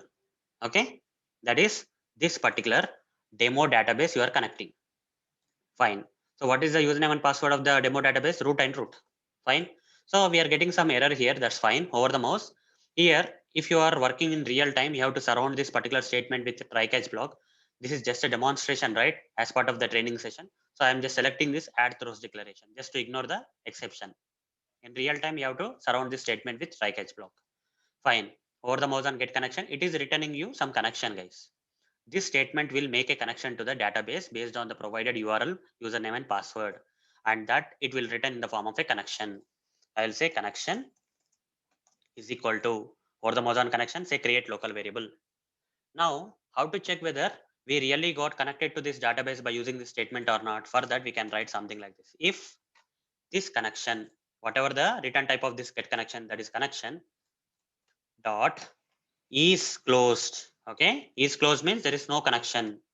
If this connection is closed, if this particular statement is returning true, that means there is no connection established with the database. Okay, we are not connected to the database, like this. Else, if this particular statement is returning false, that means we got successfully connected to the database, guys. If is closed is false, if the connection to the database is closed is false, then we got connected to the database. Else part we'll write we have successfully connected to the database. Fine. So first of all, we need to connect to the database, guys. That's the first thing. Fine. Now, next thing. Next thing here is after you got connected to the database, what you have to do? We have to execute some query here. Okay. On the database, we need to run some query. Let's say in this demo database, there is an employees table. We can run a query like this. Select star from employees where ID is equal to 3. When you run this SQL query, you will get the output like this. IDs, one record is there here, right? There is one record. ID is 3, name is Tarun, place is Delhi, experience is 7. This one record is there. Now, let me do one thing. in order to run this particular query, what we have to do? What type of code we have to write here? Here we have to write something like connection dot, okay, create statement. We have to run this statement, create statement. We have to create a statement first. In order to run this SQL query from this Java program, we need to say connection dot create statement. It will return the statement, guys. Okay, it will return the statement. Statement is equal to, fine, hover the mouse on statement and say create local variable. Now using this statement, we have to say execute query, statement dot execute query. This is all the code you have to write, guys, to run a query here. Inside this execute query, just put double quotes, okay, put a semicolon, and whatever the SQL query you want to run here, just copy and paste from this. Okay, this one example of the SQL query. Okay, you are querying this employees table of this demo database. Select star from employees, where ID is equal to 3 you are running. Just copy that and put it here. That's it. Fine. After you run the query, this execute query will give some results. This is the result set. Okay. Why it is a result set? Because there are multiple results here. In a single the single output, there are multiple set of records coming out, right? 3, Tarun, Delhi, set of results are there. Here ID is a result. Okay. Name value is a result. Place value is a result. Experience value is a result. Result set. That is nothing but a result set. That's why it's coming as a result set. So write something like result set is equal to, you don't have to understand each and every terminology in this case. Okay. Just blindly remember the class names. Okay.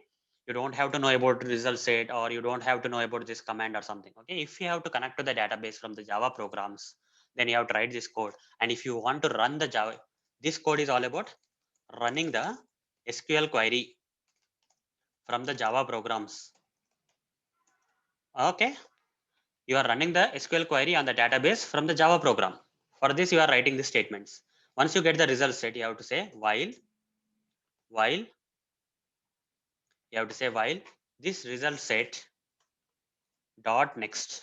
Okay, this result set dot next. Like this, you have to write. And inside this while loop, you have to say this result set dot get int. Okay, the first type of value is integer type. 3 is the integer type. Get int of, you have to provide the attribute name, that is id, column name id. Under id 3 is coming. This will retrieve you this value 3, guys. Let's print it out. System.out.println. Let's put out this result set dot get in inside this println statement like this. Now system.out.println, same result set dot get string. Second one is string, guys. Here name is a string type, so get string of, you'll write name. That is the second one. Then third one is system.out.println, same result set dot again get string. Okay. Then the next one is place, guys. Place is also string type. Get set result set dot get string of, like this. Get string of. Here you have to provide, what is that, place, column name as place. Under place Delhi will be retrieved. Last one is integer type, experience. So system.out.println result set dot get int. Okay, get int of, what is the label? Label is experience. Write the experience. Just make sure the spelling is correct. experience. That's fine. So like this, guys, we have to retrieve the query results. Okay, when you run this query, you'll get some results. That results will be retrieved like this, and these results you can verify. Okay, you can assert. Say this, you can here I'm not doing that assertions here, guys. Okay, here in real time testing, when in real time, when you want to do database testing, here you need to verify whether you are getting the proper id or not. You have to verify whether you are getting, like something like this. If, okay, if this result set dot get int, like this, dot or equals, okay, equals, what is that, equals 3 or not. If it is equal, that's fine. This is one assertion, guys. Okay, this is one assertion like this. So are we getting the proper id or not? When you run this particular query, are we getting the proper values from the table or not? Like that we have to check, guys. Okay, that are part of the assertions. I'm not going to demonstrate the assertions in this session, but at a high level, I'm going to show you how to connect to the database and how to retrieve the data from the database. And once you get this data, you can do the testing, guys. Okay, once you got the data from the database, you will check whether the expected data is equal to this actual retrieved data or not. Okay, the data that is there in the database is matching with the expected data or not. You can programmatically write that kind of code and confirm whether, like whatever I write here, right, as simple as if condition, if that is matching with the expected value 3 or not, if this name is matching with this Tarun or not, if this place is matching with this Delhi or not, if this experience is matching with this 7 or not, we can write such kind of assertions in the real time needs. For now, this is the code, guys. Okay, this is the code. But when I run this code, guys, you will get an exception. Okay, but when I run this code, you'll get an exception because here we are connecting to which database? MySQL database. When you're writing the logic for connecting to the MySQL database and run some SQL query, you need to add some library here. Okay, you need to add the dependency tags here. For that particular, some jar file we need to add to the project, guys, and configure this project with that particular jar file. What is that jar file? So let me first run, guys. After that, I'll show you the jar file. First, let me show you the exception that you get. If you don't provide that, configure that jar file in this project, you will get that exception first. Let me run this code. You see, you got an exception, SQL exception. No suitable driver found for JDBC MySQL. Okay, this kind of exception you will get. Though this code is right, but without that jar file being configured in this project, you cannot run this code, guys. What is that jar file required? Since you are connecting to MySQL database, go to mvnrepository.com and search for, okay, go to mvnrepository.com and search for MySQL Java. That's it, guys. From Java, you are connecting to MySQL database. When you search for MySQL Java in the mvnrepository.com, you will get this MySQL connector by Java. Okay, click on that. You'll be taken to this link 8.0.23. Copy this, okay, and go to the pom.xml file of this project and provide the dependencies. This will automatically download this MySQL connector Java jar file and configure this project with this jar file. So when you save this, automatically it will be downloaded and configured, that particular jar file. So once this building process is done, now let's run this code, guys. This time it will work. Okay, let's run this code. This time you'll see that in the output we have successfully connected to the database. This code was able to successfully connect to the database, and also the second portion is to retrieve the values from the database, right? Here, whatever the code we have written, using that we were able to retrieve the data from the database, right? By running this query, we got all these details, guys. Like this, we can programmatically write some Java code to retrieve the data from the, by connecting to some database, we can retrieve the data from the database and make sure whether we got the actual data matching with the expected data. Okay, the actual data that is retrieved from the database should match with the expected data, guys. So hope, guys, you got the answer for this question saying how to achieve database testing in Selenium by connecting to the database from Java code and by executing the required query and retrieving the required data and checking whether that retrieved actual data is matching with expected data or not, we can achieve database testing in Selenium. So that's it, guys. Thank you. Bye. Welcome all. In this session, I'm going to answer one of the Selenium interview questions. That is, what is testng? Let me answer. testng is a powerful unit testing framework, guys. There are other unit testing frameworks like JUnit, okay, NUnit and all those stuff. But testng is a powerful, out of all the unit testing frameworks, testng is a powerful unit testing frameworks. And we can use this testng unit testing framework in our Selenium automation, guys. And by using that, we get several advantages. Let me explain the several advantages we get on using the testng powerful unit testing framework in our Selenium automation. So here are the different advantages we get. First thing is, using testng, we can control the test case execution flow. Okay, we can modify the flow of execution of the test cases. There are several annotations provided by this testng, using which we can change the flow of the execution, guys. Instead of the test cases getting executed in a linear format, we can change the flow, guys. Okay, this particular part of the code should be executed first. Okay, this particular part of the test case should be executed later. Such kind of control flow we can change using testng by using its annotations. Second thing about testng is it supports grouping the test cases. So multiple test cases we'll generally automate in Selenium automation, right? We can group that automated tests into different groups like smoke testing, okay, and regression testing and so on, so on. Okay, so that is possible with the help of testng. Then we can prioritize the test cases. Out of multiple test cases that you are running at a time, you can decide which test should be running first and other test should be running next, kind of. Okay, we can prioritize the execution of the test cases using testng. then parameterizing the tests. Okay, because of this parameterizing of the test, guys, data driven testing is possible. The same set of code will be run with multiple different sets of data, guys. Okay, the same block of code can be executed with different sets of data. That is called as parameterization. That is possible with the help of testng. Because of this parameterization, data driven testing is possible. Now the next one is testng supports reading the data from the files. So there may be some files like Excel files. Using testng, we can read the data from the Excel files. Now using testng, we can enable the parallel execution of the test.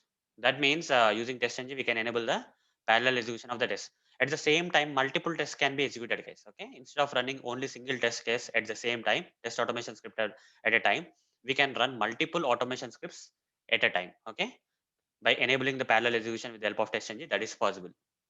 Then testng supports the generation of the logs, guys. When you are running the test, okay, when you are running the test, these logs will be created. These logs can be generated, guys. How the test automation script got run during the execution, all that logs in the form of text will be stored in the log file, and testng supports that text log generation. And finally, testng supports the generation of the test reports. You will see what are all the tests got executed and how many passed and failed in a report, in a beautiful report that can be generated by testng, guys. So these are all the advantages, guys, you get by using this testng unit testing framework, which is powerful one in our Selenium automation scripts. So hope, guys, you got the answer for this interview question. So that's it, guys. Thank you. Bye. Welcome all. In this session, I am going to answer one of the Selenium interview questions. That is, what are testng annotations? And name different annotations that are available in testng. Let me answer. First of all, what are testng annotations?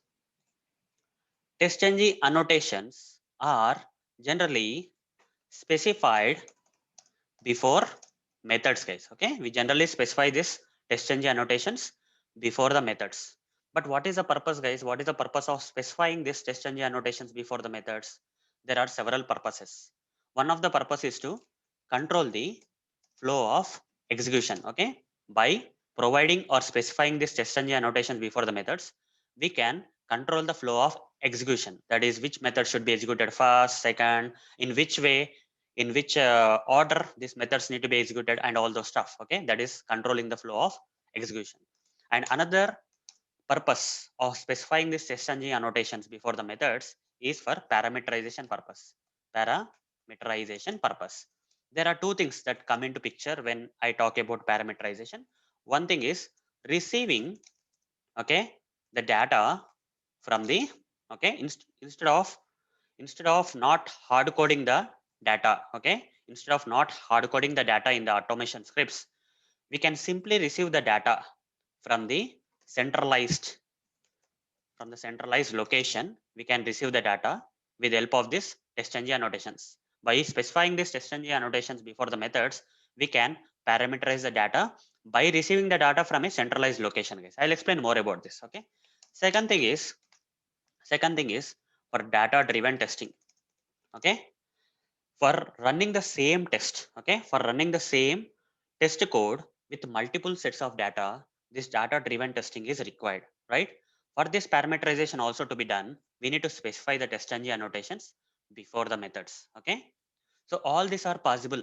All these are possible. That is controlling the flow of execution, parameterization by receiving the data from the centralized location, and data-driven testing. All these are possible with the help of testng annotations. And there are more also, guys. Okay, this is not the limit. Okay, whatever I explained is a generally used one, and there are many other. Okay, and many other purposes. These are just high-level purposes. Whatever I explained here, right? These are high level purposes, but there are many other purposes because there are several testng annotations which can be specified with the before the methods. Okay, there are several testng annotations which can be specified before the methods for getting all these purposes. There are several purposes, guys. Okay, these are just high level purposes. Fine.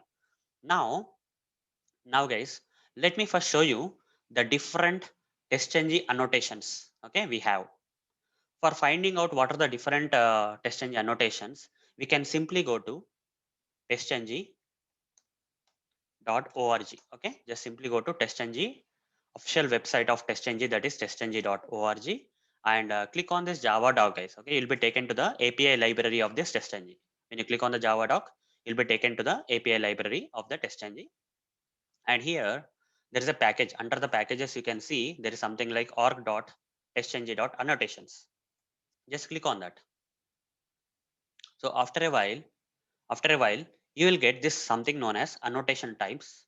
Okay, annotation types in the bottom section like this. Okay, what are the different annotations available in testng? These are the list of annotations, guys. Okay, testng has all this. Whatever I'm selecting here are nothing but the annotations. Okay, we use these annotations of testng based on our needs, guys. Okay, based on our needs, lot of annotations. For example, test annotation is there, then we have before method, then we have where it's okay after method, then we have before class, then we have after class, then we have before test, then after test, before group. Okay, before groups, after groups, like that. Before switch, after switch, lot of methods, guys. A data provider is there, then we have we call, what is that, parameters is there. Many annotations are there, guys. Okay, all these annotations belong to testng. These are the different testng annotations, guys. In interview, if you get these questions to name different annotations available in testng, you can call out few of the annotations, because there's a very big list of annotations, right? Whatever I am showing you here is a big list of annotations. Whatever you remember, guys, just okay, just name them in the interview. So you can name like this: at the rate test, at the rate before method, at the rate after. It's easy to remember these annotations. That's why I listed down. Even though there are many annotations in testng, it's easy to remember these ones, guys. Okay, you can answer them easily in the interview, saying at the rate test, at the rate before method, after method, at the rate before class, at the rate after class, at the rate before test, at the rate after test, before, at the rate before suite and after suite, at the rate parameters, at the rate data provider. These are easy to remember, guys. Now let me practically show you guys few annotations. Okay, so sometimes we may have to practically explain the annotations also, right? So for that, I have prepared the code already, guys. In this session, let me practically demonstrate these annotations for you now. So in this Eclipse ID, guys, there are 4 projects I created: project 1, project 2, project 3, project 4. In these 4 projects, I am going to show you all these annotations that I have listed down here.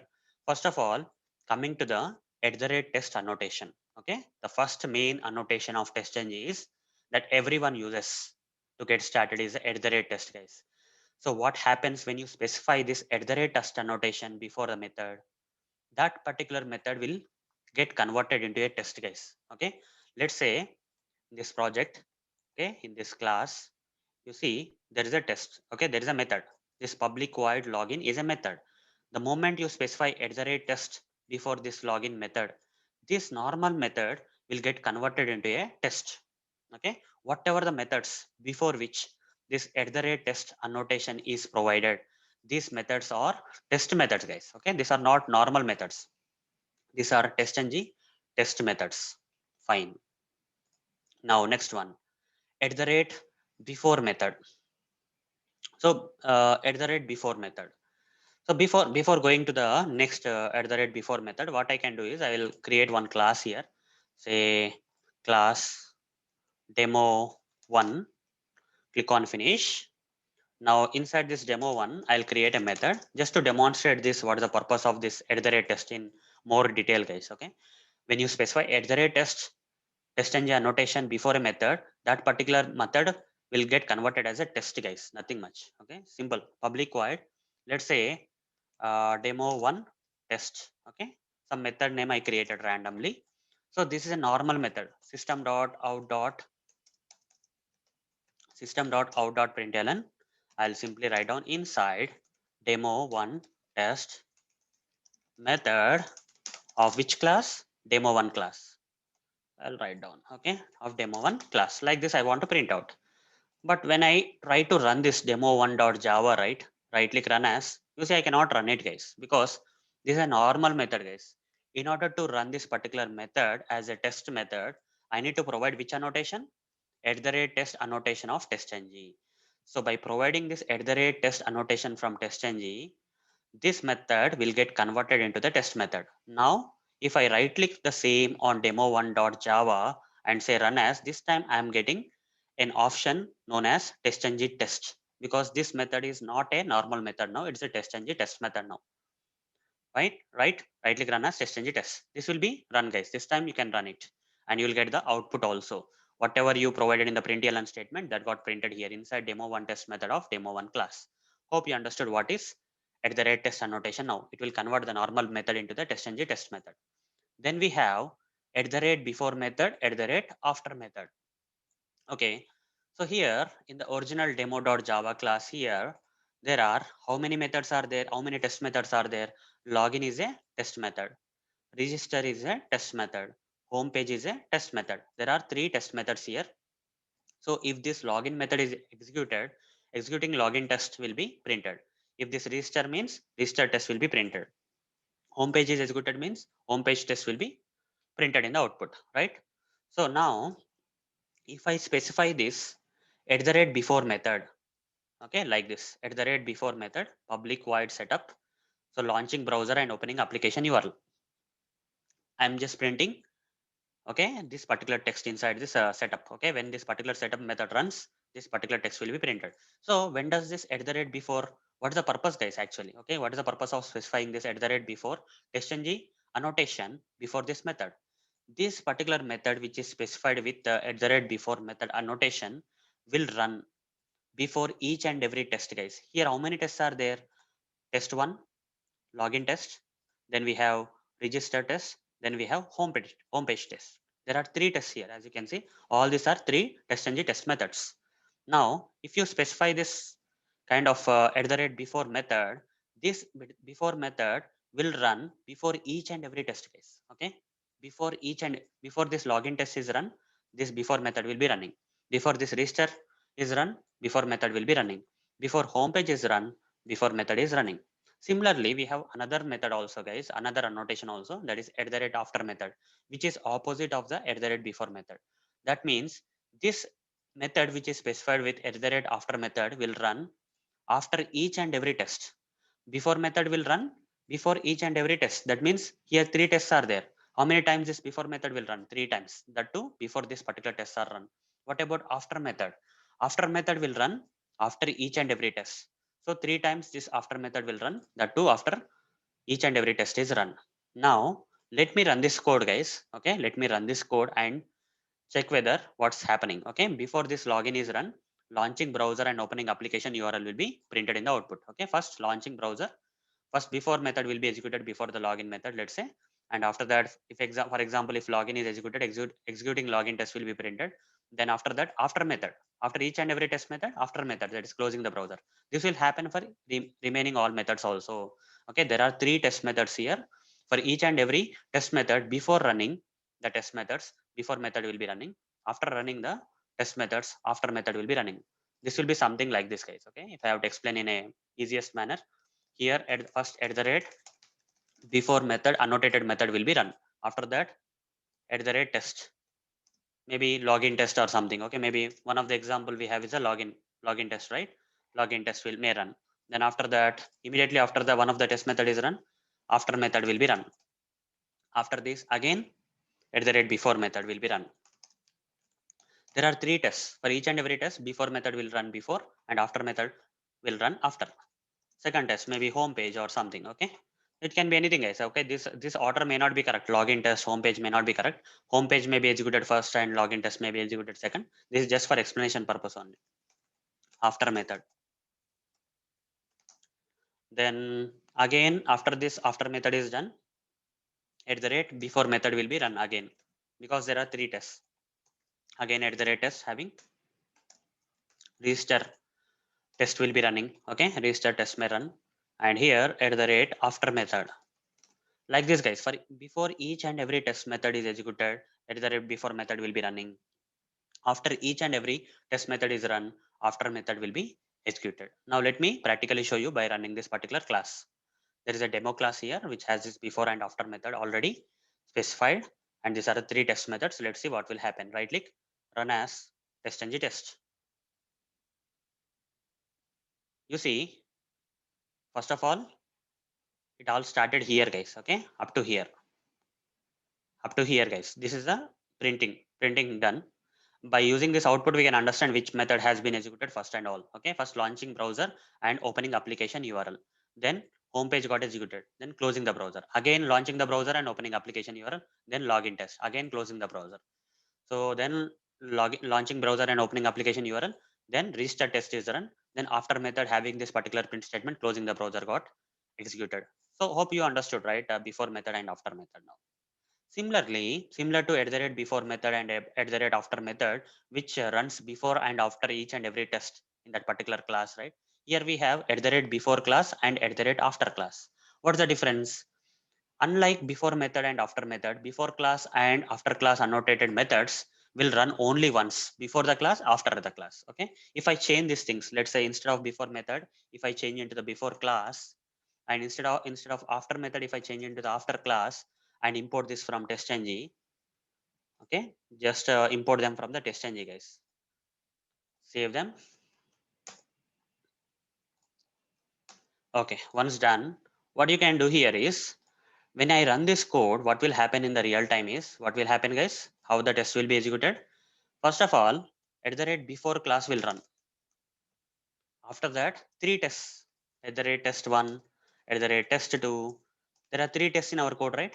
The three tests will run one after the another one. Okay. Here at the rate before class is only run before this particular demo class is run.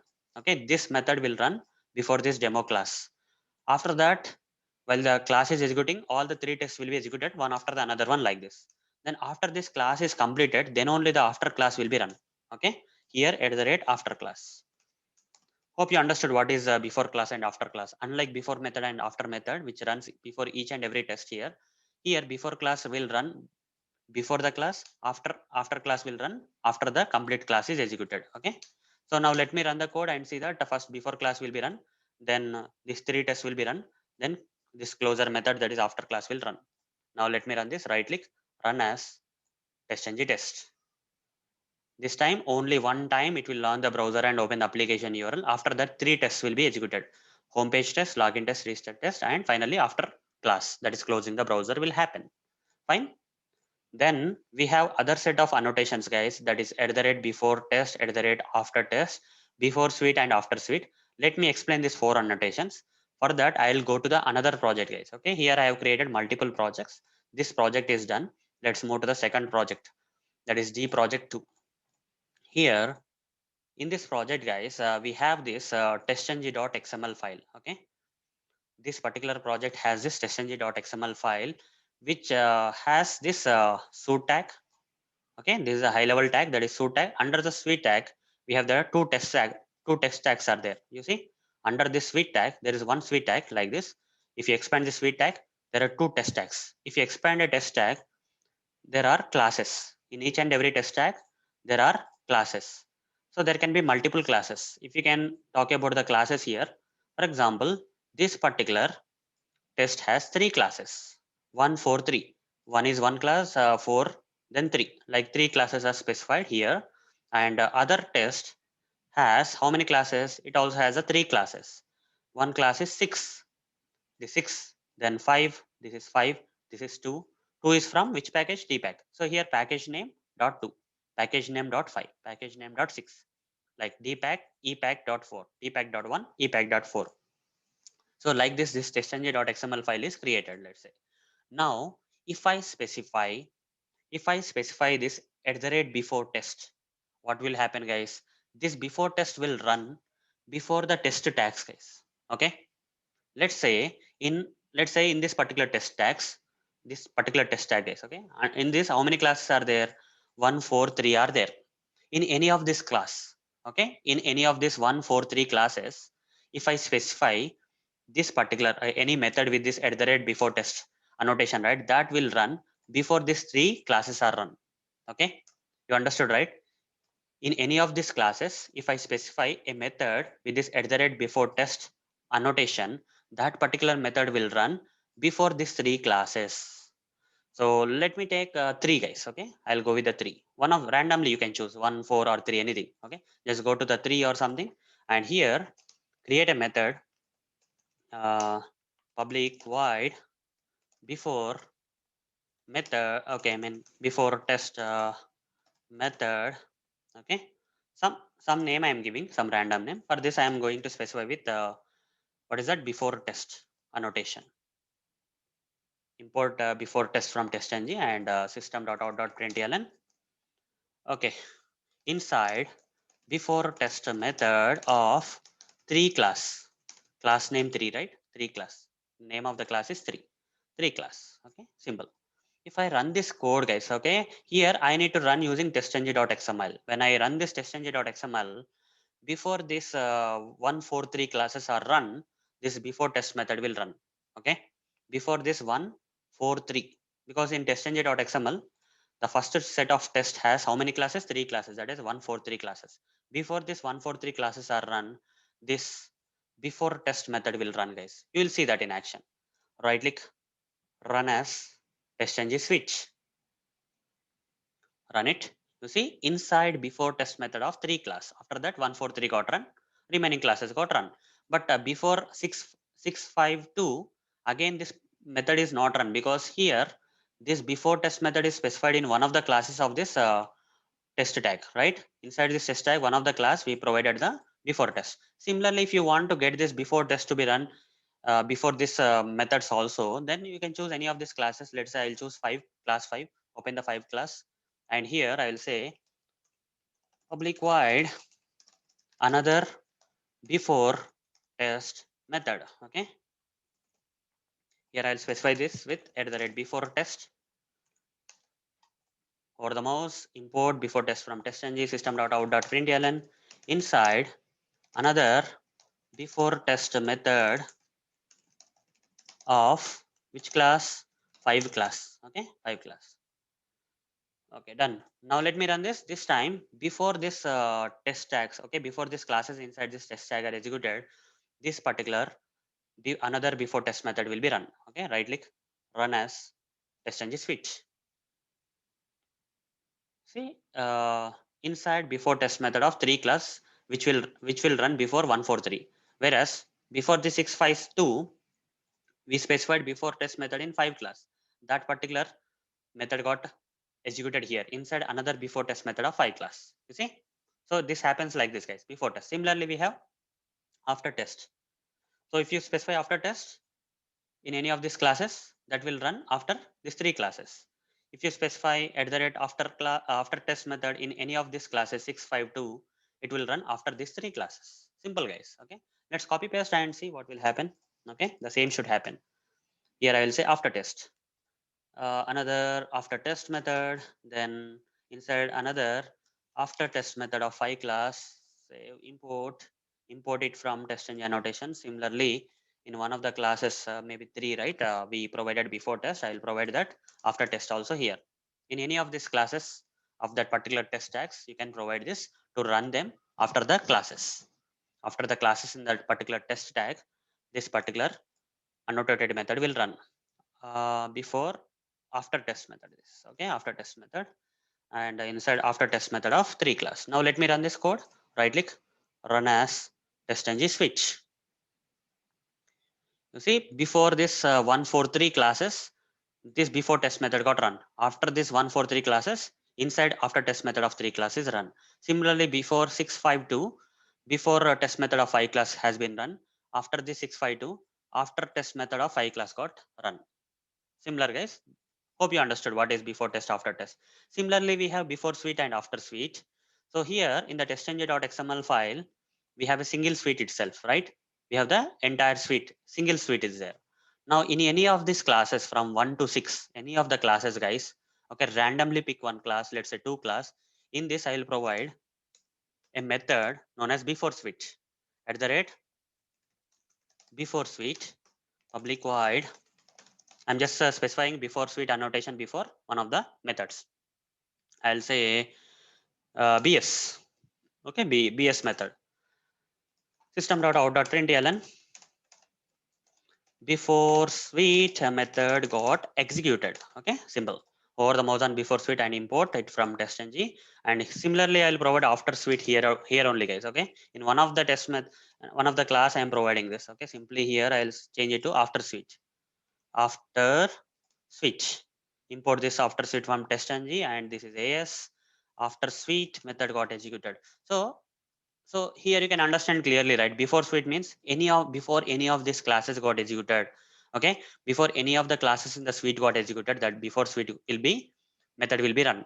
After all these classes of the suite are executed, at the end of the suite, okay, after the suite classes got executed, then only after suite annotated, okay, after suite annotated method will be run. You can see that in action now. Right click, run as testng switch. First statement will be before suite, after last statement will be after suite. You see, before suite method got executed before all the classes in the suite. After suite method got executed after all the classes in the suite got executed. Hope you guys, okay. Hope you guys understood this annotations, okay, testng annotations. So what is the purpose of this at the rate test, at the rate before method, before class, after class, before test, after test, before suite, after suite methods, guys? To control the flow of execution. They will control the flow of execution. Now, let me practically show you few other annotations of testng whose purpose is parameterization, where you can receive the data. Okay, you can receive data from a centralized location, and also by using this parameterization related testng annotations, we can perform data driven testing. Let me show you them now.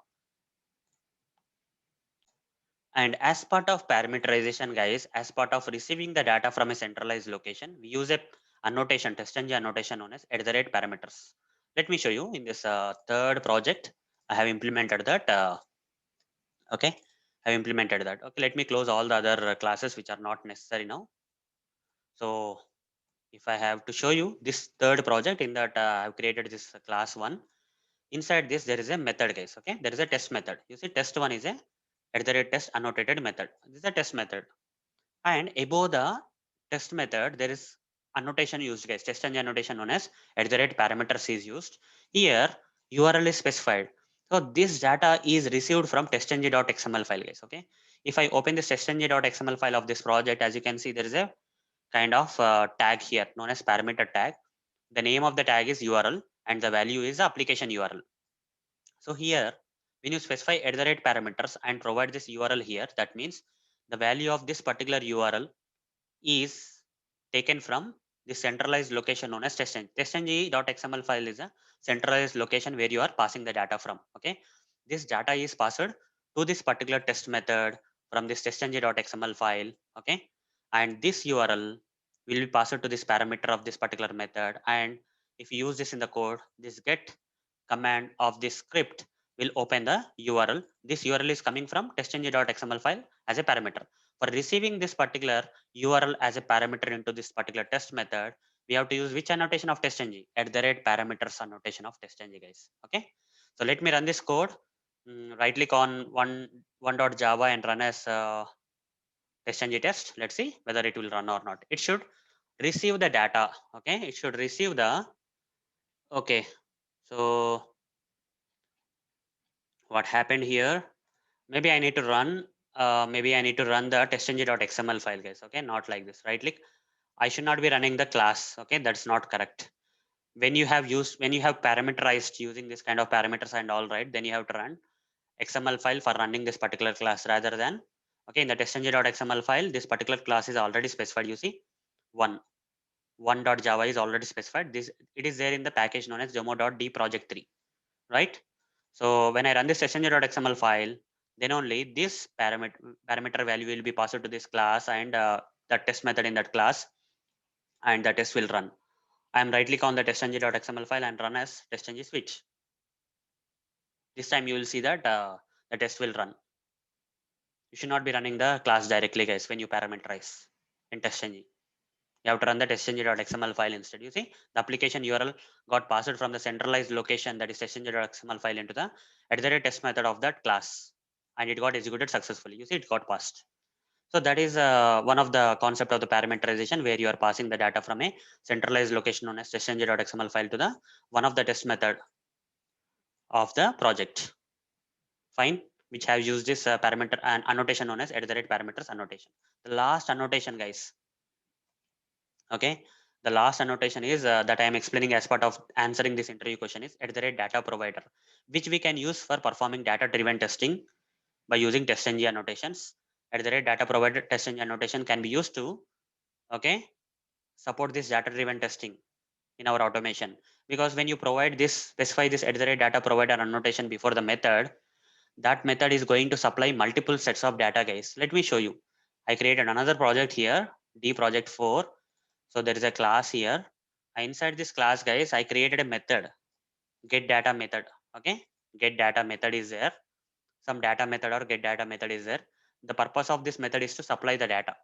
Okay, the purpose of this method is to supply the data.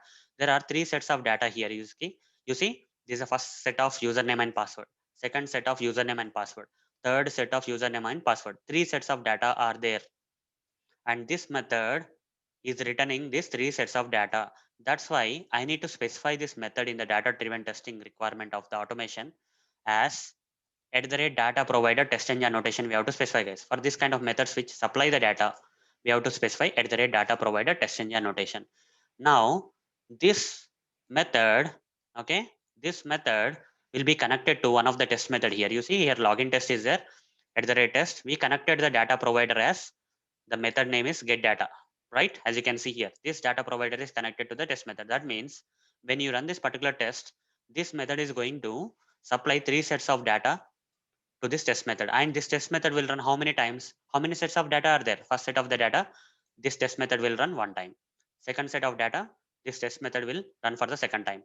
Third set of data, this test method will run for the third time, guys. Three times this method will run. In the first time, the data like Arun1234 will be passed to the username password, and they will be printed also. Okay, username will be printed, password username, that is Arun, will be printed here, password, that is 1234, will be printed. Similarly, this test method will run three times, and this data, this method which is supplying the data to this particular test method, okay, as part of parameterization, is a @data provider. So when should we use this @data provider? We have to specify this @data provider method before the methods which supply multiple sets of data to the test methods, okay, as part of data driven testing. So let me run this code, guys, so that you can see how this data is being passed by this @data provider testng annotated method to this test method. Okay, so right click, run as testng test. The test method will run three times, guys. Okay, you see results, you can see that the test method login test got run how many times? 1 2 3. The first time login test got run, the data that is passed by this @data provider test and annotated method get data method is Arun 1 2 3. First set of data is passed. In the second login test got run, the second set of data Arun 5 6 7 8 got run, I mean supplied. In the third login test got run, okay, third set of data got supplied by this @data provider test and annotated method, that is Tarun, and 1010 got supplied. So hope, guys, you understood different annotations of that are available in testng and their purpose, right? We generally specify the testng annotations before the methods in the test automation code, and with the purpose of controlling the flow of execution. So most of these annotations control the flow of execution, and also the parameterization, where we can receive the data from a centralized location by using this parameters annotation, and data driven testing, where we specify this @data provider testng annotation before the method which supplies the multiple sets of data to the test methods. And there are many other also, guys. Okay, whatever I explained are the general ones, but there are other testng annotations and other purposes also. Okay, this answer will be enough for answering this interview question, guys. So hope, guys, you got the answer for this interview question. So that's it, guys. Thank you. Bye. Welcome all. In this session, I am going to answer one of the Selenium interview questions. That is, what is testng asset? And list down some common testng assertions. Common testng assertions. So let's get started. First of all, what is this testng assert, guys? Testng assert. Assert is a predefined class in testng. What is assert, guys? Assert is a predefined class in testng. Let me show you practically how assert is a predefined class in testng.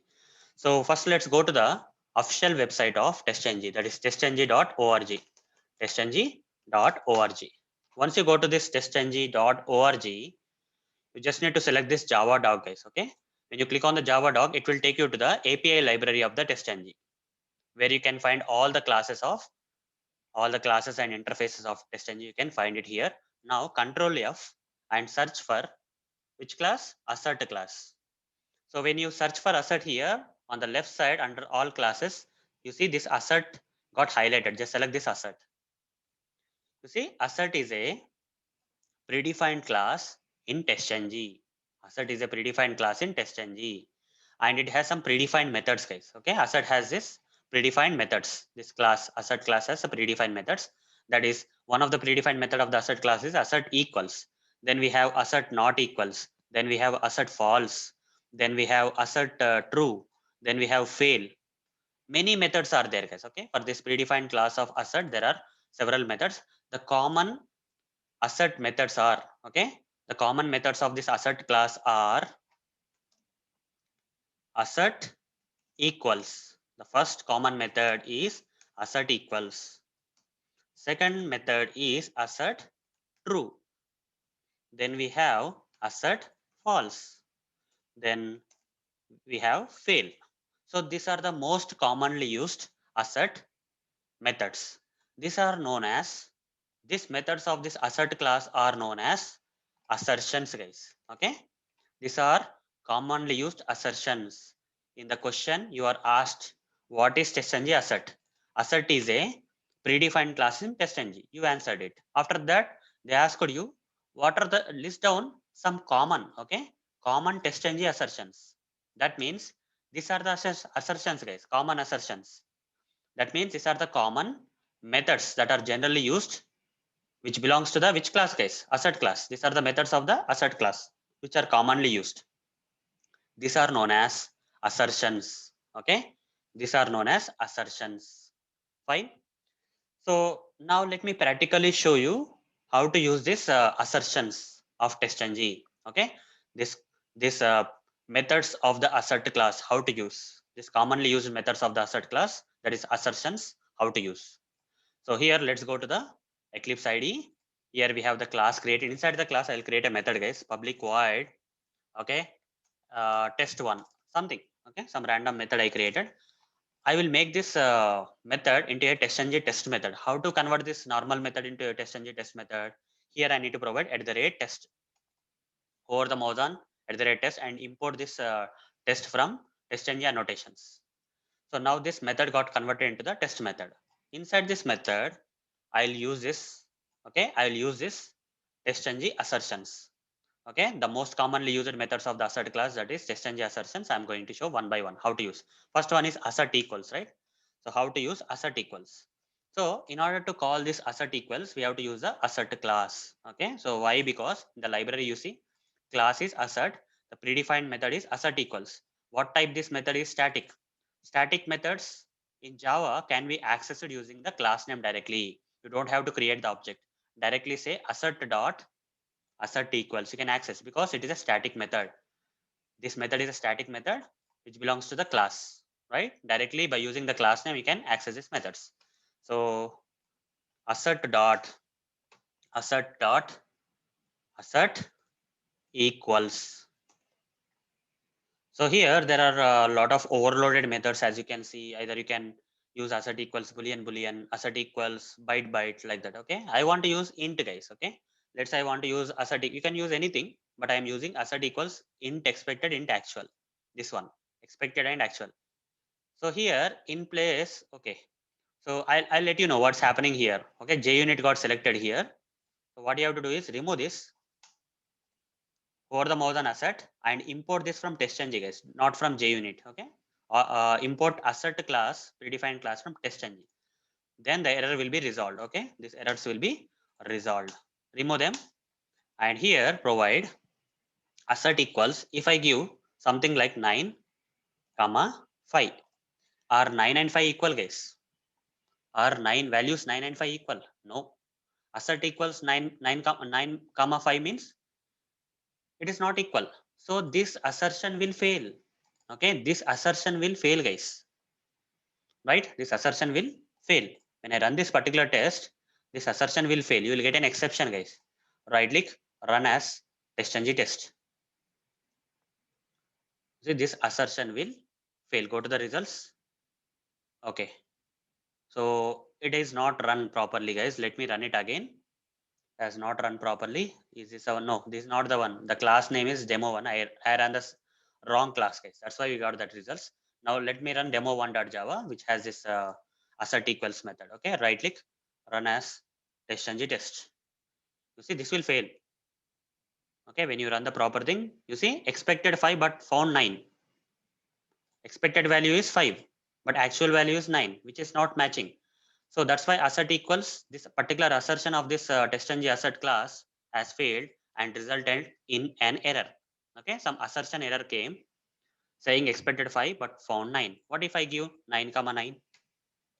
Expected is 9, actual is also 9. So when I run this will pass this time. Okay, assert equals will pass. Go here, you see assert equals got passed. Fine. So this is how we have to use the one of the assertion of the assert class, that is assert equals.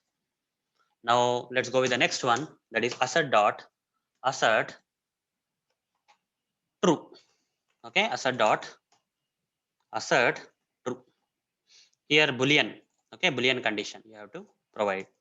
So here what I will do is int a is equal to 5 comma b is equal to some 7. If I say assert true a less than b, what will happen, guys? A is 5, b is 7. 5 less than 7 is true. Assert true of true means this will not fail. This will pass, guys. This assertion will pass. Run this. You see, this assertion will pass. Passed. As you can see here, this assertion got passed. What if I give a greater than b? If I give a greater than b, that means 5 greater than 7 is false. Here, this assertion is expecting true, but this Boolean condition is resulting in false. So this will give an exception. Assertion error will come. Testng assertion error will come as this condition is not matching with this assertion. Run this. This will fail. This time it will fail. Okay, the test will fail. You see, assertions are used for either passing, verifying the test, guys. Okay, simple. Assertions are used for verifying the test, whether the test is passing or failing. That is the main motto of the assertions. So like this, I'm just explaining these assertions in a simplest manner by using these examples. So here, true is expected but false came. So you got the failure. So the reason for this assertion error is expected true but found false. Now the other one, dot assert false. Again Boolean condition. So here I will say A less than B. So what will happen, guys, in this case? Assertion is expecting false, but what is this Boolean condition will result? A less than B. That is 5 less than 7. True or false? 5 less than 7 is true. It is expecting false, but this condition is giving true. That means this will give assertion error. It's not matching. This will give assertion error. Run this. You will get the assertion error. Okay. Fail. The reason here is it's expecting false but found true. It's expecting false but found true. What if I give a greater than b? This time 5 greater than 7 is false. It is expecting false, but the result is also false. So this will be true. I mean, this assertion error will not come here. Okay, this will pass the test. This statement will pass the test. Earlier, this particular statement was failing the test. Now, since it is expecting false and also it is resulting in false, this particular statement now will pass the test. Let's run this. You see, it has passed the test. We got the pass. Now there is another thing, guys. That is, let's say I'll write some code. If int age is equal to 5, like this. Okay, int age is equal to 5. If age is less than or equal to 5, then do what? Then just fail it, guys. Okay, then just simply fail the test. When the given age is less than or equal to 5, simply fail the test. How to do that? Directly fail the test. No need to compare anything. Assert dot, simply directly say fail. There are overloaded methods. I will select the second one with the message saying that age should not be less than or okay equal to 5, or age should be greater than 5. Anything is fine. Okay, if age is not greater than 5, you will get this assertion error. Simply you are messaging like that. Okay, if the given age is not greater than 5, you will get this assertion error. This particular test will fail when age is not greater than 5. Simple, run this. When I run this, it will fail, guys, saying that assertion error, age should be greater than 5. Now let's say if I give something like 9, this time you'll get assertion as failure or not? No, it will not fail, guys. Okay, it will pass. This particular test will pass because you see the test will pass. It's passed. What if I give 2? 2 is less than or equal to 5. Okay, this particular statement will run and it will display a should be greater than 5. Assertion error will be coming. So for this reason, you will be using assert.fail, guys. Okay, now you know how to use different assertions of testng. Okay, different assertions of testng using the predefined methods of the assert class. Okay, using the predefined methods of the testng's assert class, we can verify whether the test is passing or failing. Okay, using these several assertions, we can verify whether this particular test is passing or failing. Assert equals, assert true, assert false, assert fail are the commonly used assertions as part of testng to verify whether test is passing or failing. That's the main thing, guys. Okay, now let me give you some proper example, guys. Rather than giving the simple examples, let's write some real Selenium automation code where you can use these assertions for verifying whether the test is passing or failing.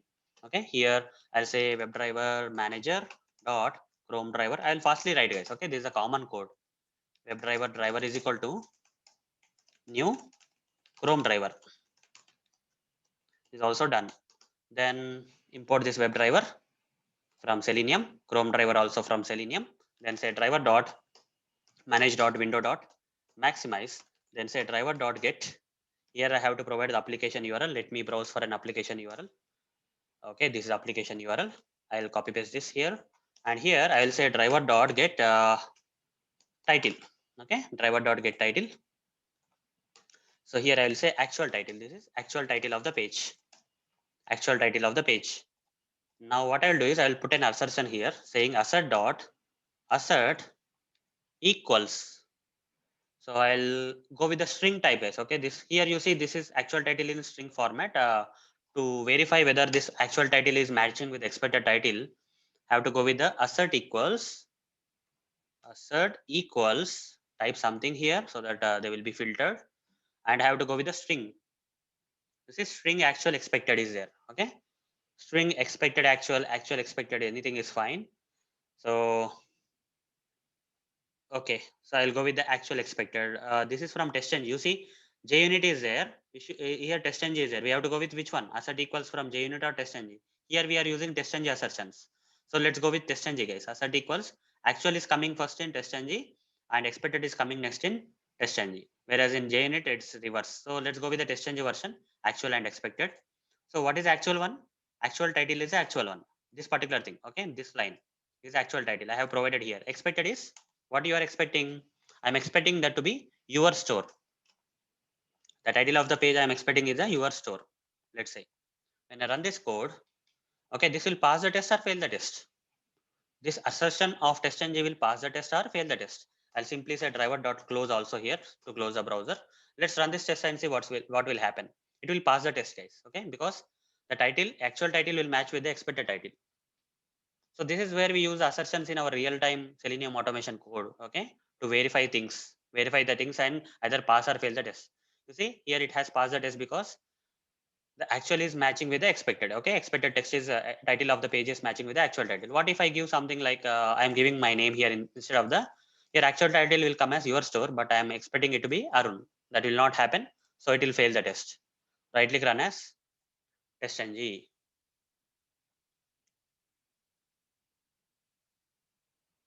Okay, so you see, this time it will fail the test because expected is Arun, but found what is actual? Your store is the actual title. So similarly, we can use something like this: assert dot assert true. Okay, assert dot assert true. Sorry, I'm a bit fast.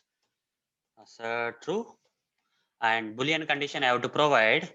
So how I can provide the Boolean condition? Here I can say actual title. Okay, whatever the title that is retrieved, that right, that is actual title dot equals expected title. What is expected title? I give the expected title here, that is your store. Like this we can use it. Okay, assert dot assert true, actual title dot equals your store. Will it pass the test or fail the test? This particular assertion will. So actual title is your store only, equals your store, that means it will result true. Okay, this particular equals command will return true, so it is expecting true, so this will pass the test. Similarly guys, you can use other assertions also. Okay, you can use other assertions based on your need in your Selenium automation scripts. Now let me run the code. Right click, run as test. It will pass the test guys, because the condition will result in true and it will pass the test. Okay, you see, fine. So hope guys you got some idea like how to use a testng assertions, and these are the four common assertions that are generally used as part of testng. And assert is a predefined class of testng, and these assertions are the predefined methods of this which belong to the assert class of testng. So hope guys you got the answer for this question, that is what is testng assert, and list out some common testng assertions. So that's it guys. Thank you. Bye. Welcome all. In this session, I am going to answer one of the Selenium interview questions. That is how to create and run testng.xml file. Let me answer this by showing you the easiest way to create testng.xml file for a project in Eclipse IDE and thereafter running it. So here is the Eclipse IDE. Here is a sample project for which I am going to create the testng.xml file. And before I create the testng.xml file for the sample project, let's see this classes. Okay, there are three classes in this project: 1.java, 2.java, 3.java. Now let me create the testng.xml file. Right click on this project and select testng option, and inside the testng options there is sub option known as convert to testng. Select this convert to testng. You will get this refactoring dialog which will show you the testng.xml file and its content that is going to be created. Okay, this is the name of the file that is getting created, and this is the content that is getting created for this testng.xml file. If you clearly observe the content guys, it will have the tags of these three classes: 1.java, 2.java, 3.java here. You see, okay, three things: 1.java, 2.java, 3.java, and they are surrounded by the classes tags, and these classes tags are surrounded by the test tags. These test tags are surrounded by the show tag. So this is the format of this testng.xml file, and just simply you don't have to write anything guys, just click on finish. You see the testng.xml file will be created. Open this testng.xml file. You see this is the testng.xml file that got created, and it has the references to all these Java classes. And inside this each and every class guys, 1.java, 2.java, 3.java, there are test methods guys. I created the test methods. Inside this one class there is a test method known as testng test method known as one method. Similarly, in 2.java also there is a testng test method known as two method. Okay, this is a testng test method. And inside the 3.java also there is a testng test method known as three test. Okay, test three. So like this, I already created the testng test methods. Now, if I run this testng.xml file, okay, if I run this testng.xml file, which has the references to all these three Java classes having the testng test methods, okay, when I run this testng.xml file, it has references to all the Java class files having the testng test methods. So when I run this testng.xml file, what will happen, guys? All the test methods inside this, all these Java class files will be run.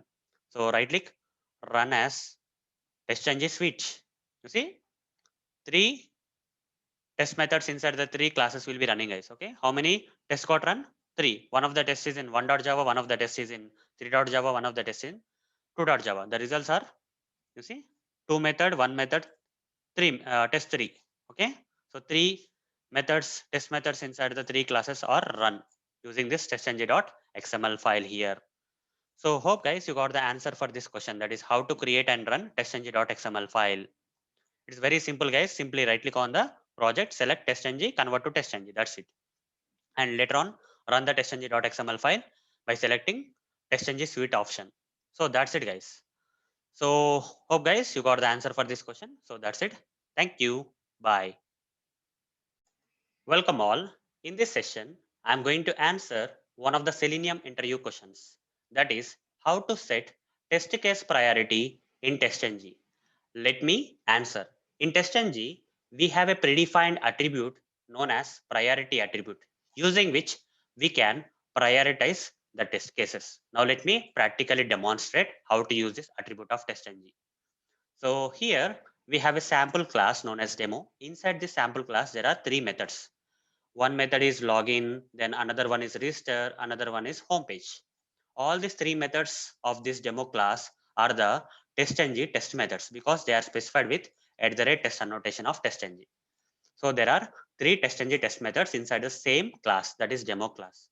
Now, if I run this demo.java, in which order these three tests will run?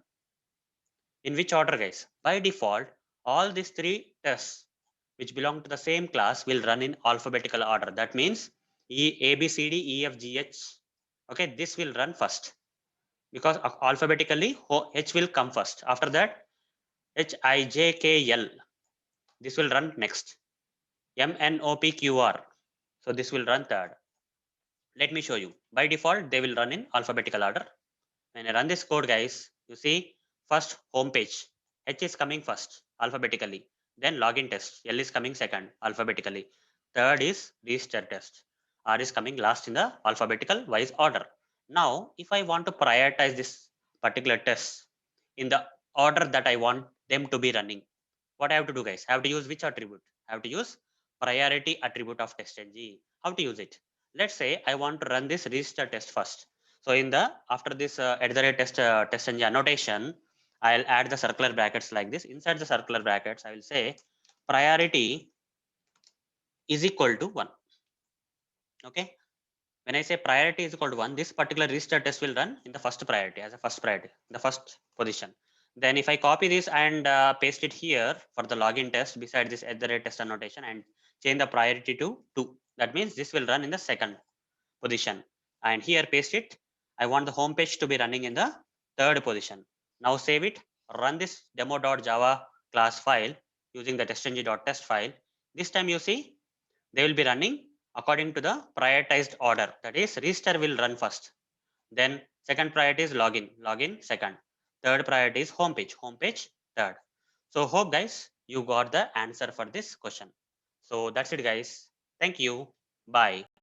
Welcome all. In this session, I am going to answer one of the Selenium interview questions.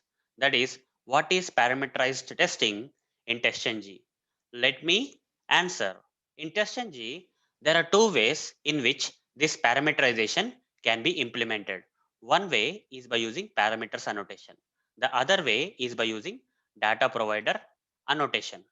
When you specify parameters annotation before any test method, then that test method can receive the data from the centralized location, say testng.xml file. Let me show you here. So here we have a project, we have a testng.xml file. In this testng.xml file, there is a parameter having the name as URL and value as some application URL. Okay, the actual URL is here. Here the name of the URL, that is URL is here. So this is all a parameter, guys. Okay, this is a parameter. Now, if you want to receive this data, okay, this URL data, that is this particular application URL into the test method.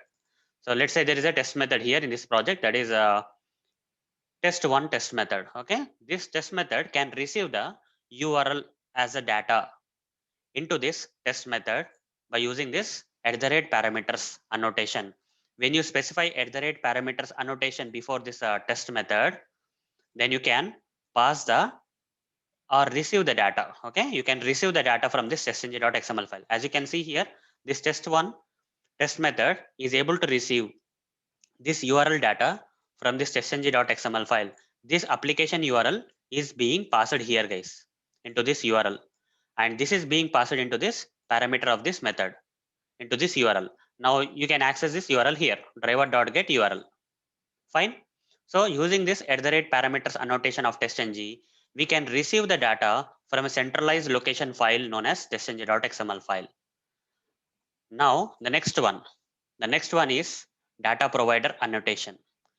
So what about this data provider annotation?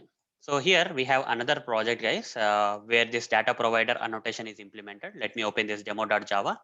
As you can see here, there is a test method here, right? There is a test method whose purpose is to login.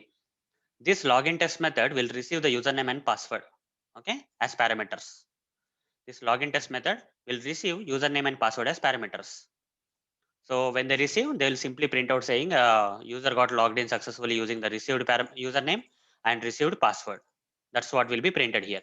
But guys, as you can see, there is another method known as get data method that I created here. This method is specified with at the rate data provider annotation. What does this at the rate data provider annotation will do? This will supply the data, guys. Okay. At the rate data provider annotation is meant for supplying the data from this method to the test method where the method name is specified like this. Data provider is equal to get data. From this data provider method, the data will be multiple sets of data will be supplied to the test method where connection is made. Okay, this connection between the test method and data provider is made, and this data provider method will supply the multiple sets of data. You see, there are three sets of data here. First set of data has a username and password as Arun1234. Second set of data has a username and password as Varun5678. Third set of data has a username and password specified as Tarun91010. So this method will supply three sets of data. That means this particular test method will run how many times? Three times. For every set of data, this test method will run one time. That means there are three sets of data. That means this test method will be called how many times? Three times. Every time, okay, in the first time this data is called, this Arun will be passed to the username and 1234 into the password, and whatever that is, it will be printed. In the next iteration, when this data provider method will supply the data, it will supply the second set of data. Here Varun will be passed to username and 5678 will be passed to password.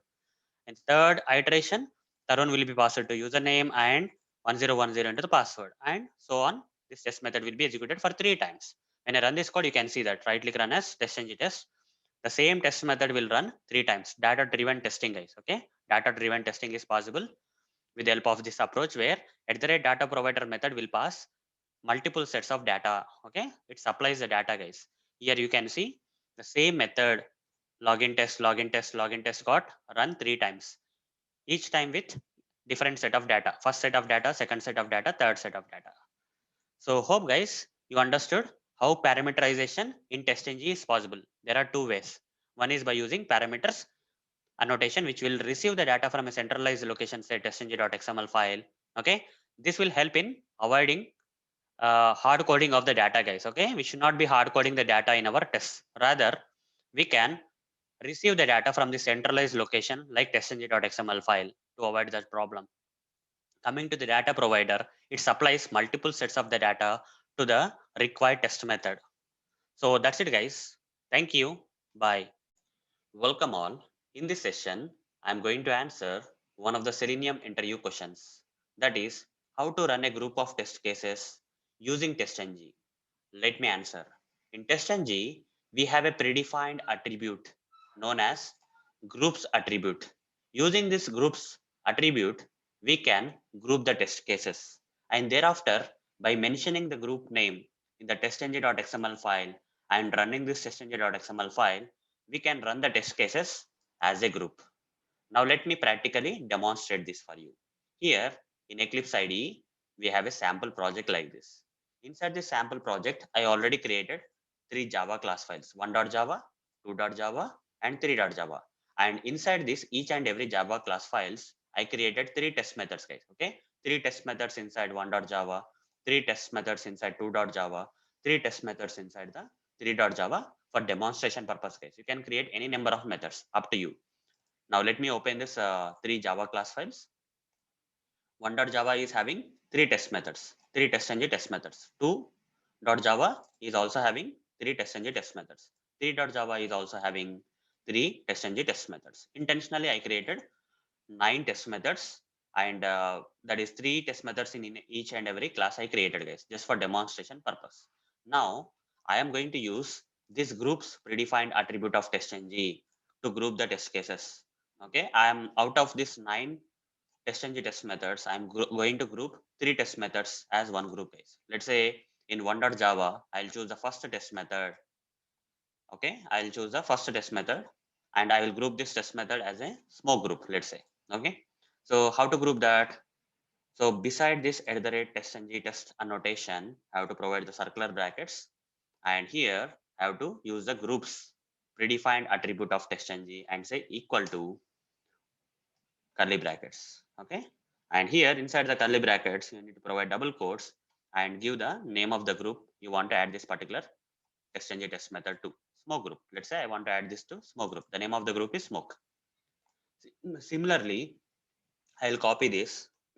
Okay, I'll copy this and randomly I'll go to the second Java class file, that is 2.java, and randomly I will choose one of the test method and group it as smoke, let's say. Okay, I'm choosing the second test method of 2.java as a smoke group. Similarly, I'll go to another Java class file. I'll randomly choose one of the test method and group it as smoke test. Okay, smoke group. The test method of this 3.java is marked as smoke group. Here, second test of this 2.java, 2.java is marked as smoke group. Here, first test method of this 1.java is marked as smoke group. Done.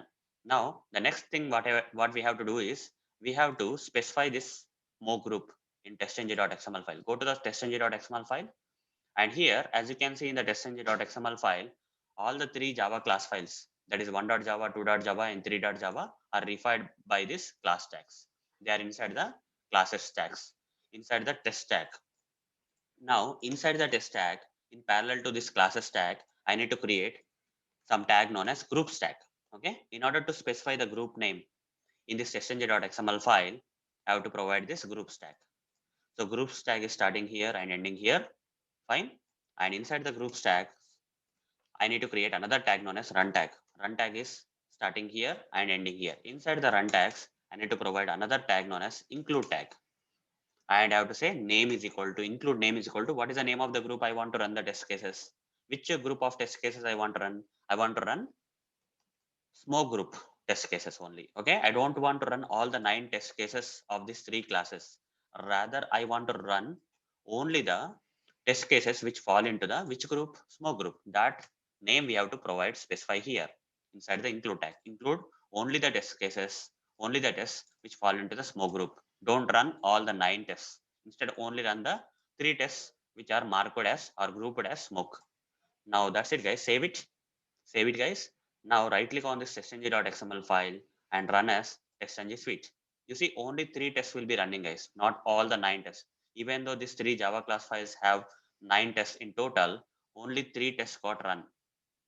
Okay, we can also see this here in the testng results also. We can see that from 1.java, only one test method, that is test1a, first test method got run because this is grouped as smoke test. In 2.java, the second test, test2b, got run. In 3.java, the third test method, that is test3c, got run. So hope, guys, you understood how to group the test cases in testng by using groups predefined attribute and by specifying the group name in the testng.xml file by using this group stacks. Okay, this part we have to achieve this. So that's it, guys. Thank you. Bye. Welcome all. In this session, I am going to answer one of the Selenium interview questions. What is the use of listener's annotation in testng? Let me answer. What is the use of listeners annotation in testng? We use listeners annotation of testng in order to implement implement listeners at class level. This is the answer, guys. Okay, if you have to implement testng listeners at class level, then you have to use which annotation of testng? Listeners annotation. Now let me practically demonstrate how to implement listeners at class level by using this listeners annotation of testng. So here is some sample project, guys.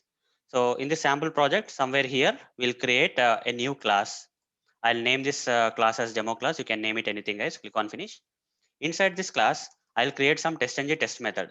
So first of all, I'll create a method public void test1. Okay, I'm giving some random name to this method also. Now I'll convert this normal method into a testng test method by providing @test annotation. Over the mouse and import this test annotation from testng. Done. After doing that, here I'll write some sample Selenium automation code, guys. I'll fastly write Webdriver manager dot Chrome driver dot setup. Then I'll write Webdriver driver is equal to new Chrome driver. Then driver dot manage dot window dot maximize. If I have to import anything, I will import it, okay, from the Selenium. Done. Then driver dot get. Here I have to provide the application URL. Let's say this is application URL I have to use tutorialsninja.com/demo. Then after that, I will do some assertion, guys. Testng assertions I will use. Assert dot assert equals assert equals scroll something until you see the string comma string kind of thing. Just scroll, guys, and import it from testng, guys, not from JUnit. Okay, assert equals string actual string expected from testng. Select it. Done. Here actual thing I will be writing as driver dot. Let's say I want to do some assertion, like I want to go to this application page and I want to verify the title. Okay, I want to assert this title, your store title. So for that, how to get the title of the page, guys? Current page, driver dot get title is a command. So this is the actual title. What is expected title? I'm expecting the title to be your store title. Done. The assertion is done. Now after this class is ready, let's create another class. Right click, new say class, and here give some other name like listeners. Okay, listeners demo class. Any name you can give, guys. I'm just giving listeners demo. Click on finish and implement. Okay, this class should implement an interface known as itest listener. So how can this class implement? By using the keyword known as implements keyword. Okay, listeners demo class implements which class, which interface? Itest listener interface. itest listener. itest listener is a predefined interface of testng, guys. I am making this particular class implement this particular interface of predefined interface of testng. Done. After doing that, we have to override some methods of this itest listener in this particular listeners demo class. How to do that? For that, select source and go to override implement methods. And from this itest listener, these are the methods, guys, that you can override in this listeners demo. I will choose few methods, guys. I don't want to go with all the methods. Okay, in real time you will go with most of the methods, but for now I'll choose only one or two or three methods. Okay, on test start, on test success, on test failure. These three methods I will be overriding. Okay, and click on OK. Fine. Remove all these comments and auto-generated code inside these methods for three of the methods. And for the first method, this is all about on test start. Okay. So this listeners, okay, we are implementing the listeners here, guys. Okay. These methods are listening to this code. Okay. This testng test, this listener methods, okay, this listener methods are listening to this, what's happening in this class. That's what we have to do, guys.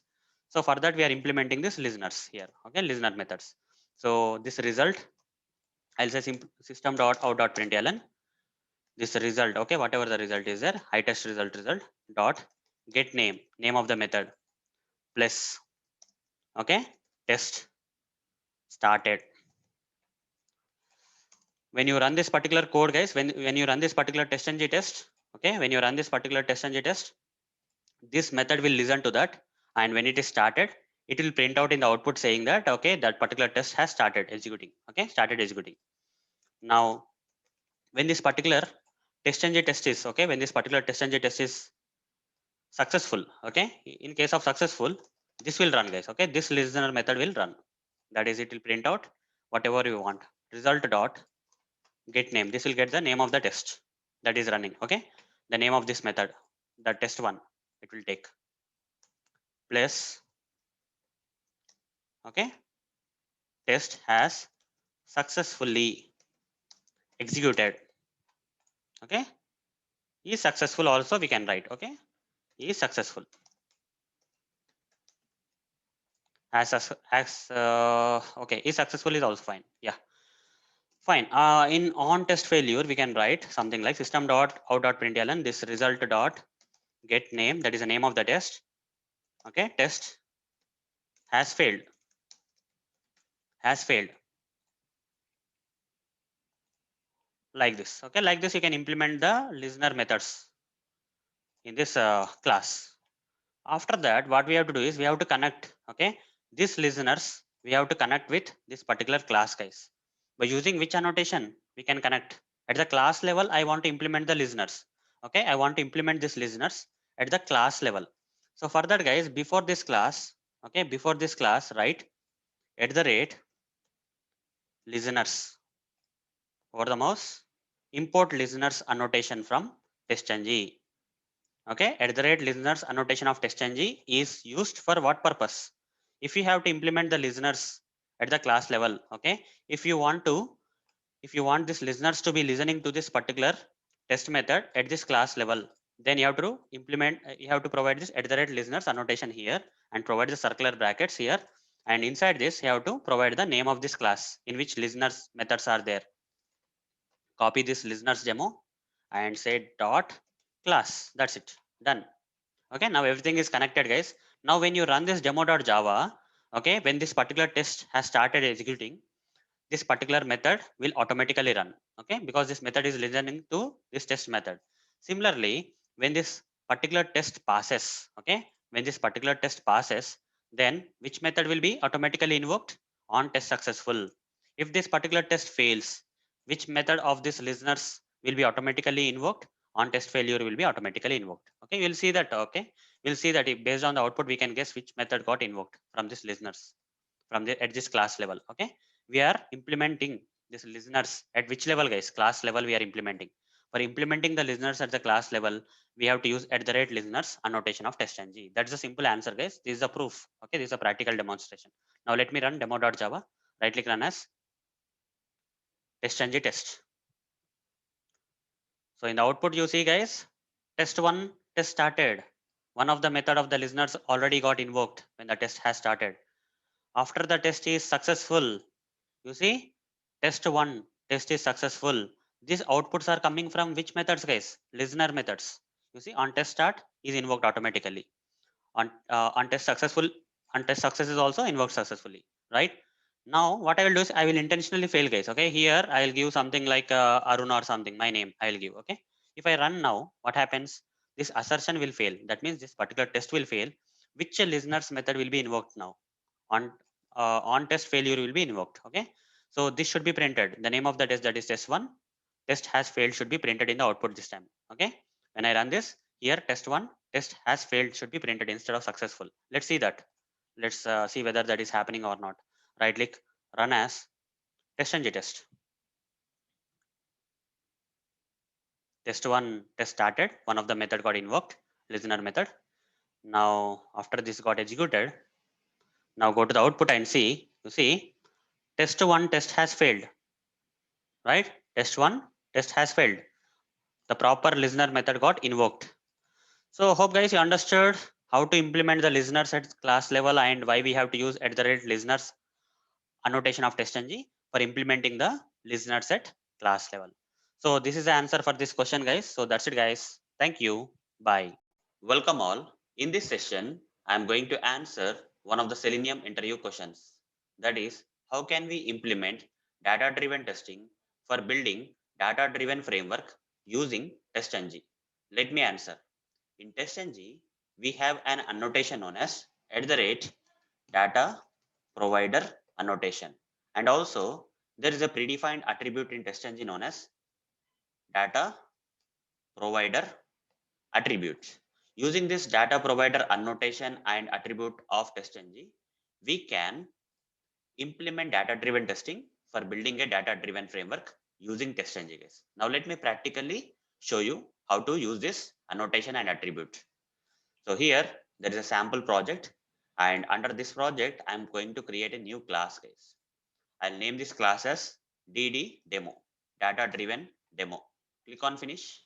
You can give any name here, guys. I'm just giving some random name. And inside this class, I'll create a test method. Testng test method I need to create. Public void. First of all, I'll create a normal method. Public void, say test login. It's a normal method, right? I'll convert this normal method into a testng test method by providing this at the rate test testng annotation. over the mouse and @test and import this test from testng. Done. Let's say this particular method receives username and password. Okay. So we can supply the data to this test login, some sample method, that is test login method. We can pass username and password to this method. Fine. Inside this method, I'll write a normal print statement for demoing purpose. So user has logged in using username plus whatever the username that this particular method has received, and password, whatever the password that this particular test method has received. Okay, this is the test method, guys. Okay, which when executed, what will happen, guys? When you run this test method, what will happen? It will print out user has logged in using username, whatever the username that is passed, and password using whatever the password that is passed. That's what will happen. Now, I want to supply multiple sets of data to this test method. Okay, I want to data driven testing. That means you can supply, I want to supply multiple sets of data to the above test method. To this test method, I want to supply multiple sets of data. That is multiple sets of username and password I want to pass. So every time you pass a username and password, this particular test method will be run, right? It will be executed. Let's say you are passing three sets of data. Okay, let's say you are passing three sets of data to this testng test method. So this test method will run how many times? When you pass three sets of data, this test method will run three times, guys, because you are passing multiple sets of data. That is three sets of data. Three times it will run, guys. That is known as data driven testing, guys. And we have to implement data driven testing for building the data driven framework. Fine. Anyhow, let's apply the multiple sets of data to this testng test method. How to do that? For that, I'll create a method which will supply the data. Public void. You can give some random name, guys. Okay. Data supplier method. Anything, any name you can give here. I'm just giving data supplier method. So I will annotate this particular method. Okay. This method will supply the data to this test method. Okay, for supplying the data, we have to use which annotation of testng? Data provider annotation. I explained right here. We are going to use data provider annotation and data provider attribute of testng for getting this done. Firstly, I'm using data provider annotation of testng before the method which is going to supply the data to the test method. Over the mouse, import this data provider and put some circular brackets here, guys, and name this method. Okay, name this data provider. Instead of the method name, we'll be using this name for connecting to the test. So name is equal to dsm, I'll say. Okay, dsm, data supplier method. I'm giving the short form of this method. Any name you can give, guys. Okay, I'm just giving dsm.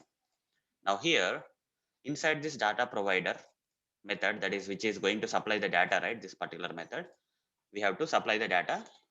I'll create an object for the two-dimensional object array. So and we'll say data is equal to, okay, data is equal to object data is equal to, I'll just provide three sets of data. Let's say I want to supply three sets of data from here.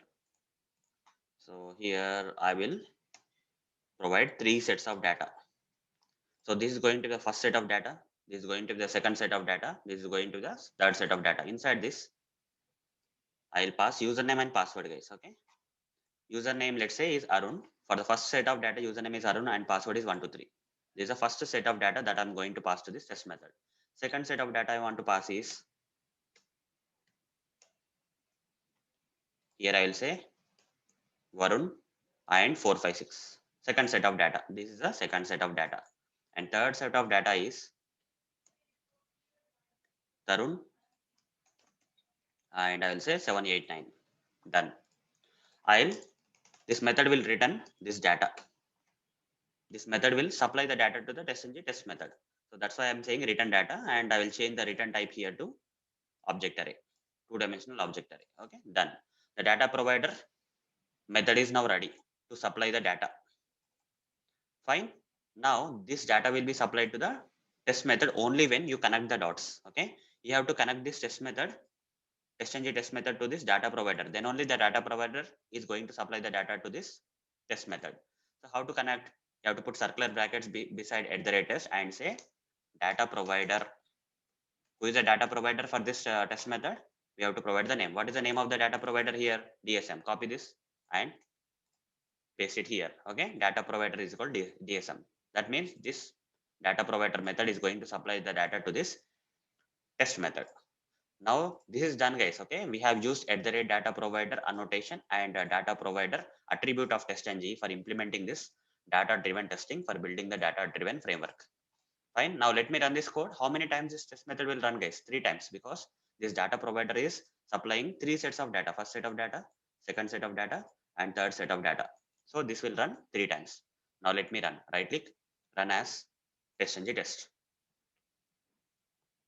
3 times the test method will run, guys. You see, test login method has run how many times? 1, 2, 3. First time it has run using the first set of data, that is Arun123. Arun is the username and 123 is the password. The second time when the test login method has run, it has run using the credentials Varun and 5456. Third time Tarun and 789. In the output you can see user has logged in using username Arun and password 123 will be printed. User has logged in using the username Varun and password 456 will be printed. User has logged in using username Tarun and password for 789 will be printed. So hope guys you got the answer for this interview question. So that's it, guys. Thank you. Bye. Hello all. Welcome to this session. In this session, I am going to answer one of the Selenium interview questions. That is, where you have applied Java OOPS, that is object-oriented programming concepts in your automation framework is the question. So I would like to explain this question by having this important concepts, that is important OOPS concepts. Okay, there are many other OOPS concepts behind this, but these are the major ones, right? So I would like to explain this question by covering this 4 important OOPS concepts. Okay, how these 4 important OOPS concepts are covered in automation framework, I am going to show you. Starting with the inheritance. Inheritance, you know, right? Parent child. Okay, there will be a parent class, there will be a child class. Okay, child class will be inheriting the properties of the parent class. But where exactly this inheritance is used in the automation framework? For that, I'll open the Eclipse ID. I'll take you to one of my projects where you can see there is a base class. This base class is having some methods. One of the method is initialize browser. It's implemented here, as you can see, initialize browser. Okay, it will take the browser and whatever the browser name, browser type that is provided here, accordingly that particular browser will be launched. Okay, that's the purpose of this method. Let's and there is another method like load project data properties. Okay, it's also another method. Okay, these 2 methods, in fact there are 3 methods, guys, in this base class whatever I'm showing. Get timestamp. Okay, so there are 3 methods here which are inside the base class. So if a particular test case requires this particular method, okay, any of these methods inside the base class, but in fact all the test cases will require this. Okay, here you see under the test you can see login is there, register is there, right? These are the test classes, right? These are the test classes, both of them. Okay, login and register, both of them have to initialize the browser, right? I cannot have this method created in login and register. I cannot duplicate that. Rather, I'll provide this method in a unique way inside this base class. And whenever I need this method, let's say I'll open the login. You see, what I will do here is instead of creating this method again and again in every test class, like login class or register class. So what I'm doing here, guys, I'm saying public class login extends base. Okay. This login class, I'm making it as a child class of the base class. What will happen if I make this login class as a child class of the base class? All the properties of the base class, that is this variables and methods of this base class, now can be used directly with the login class, right? This is called as inheritance, right? Here, login class is extending the base class.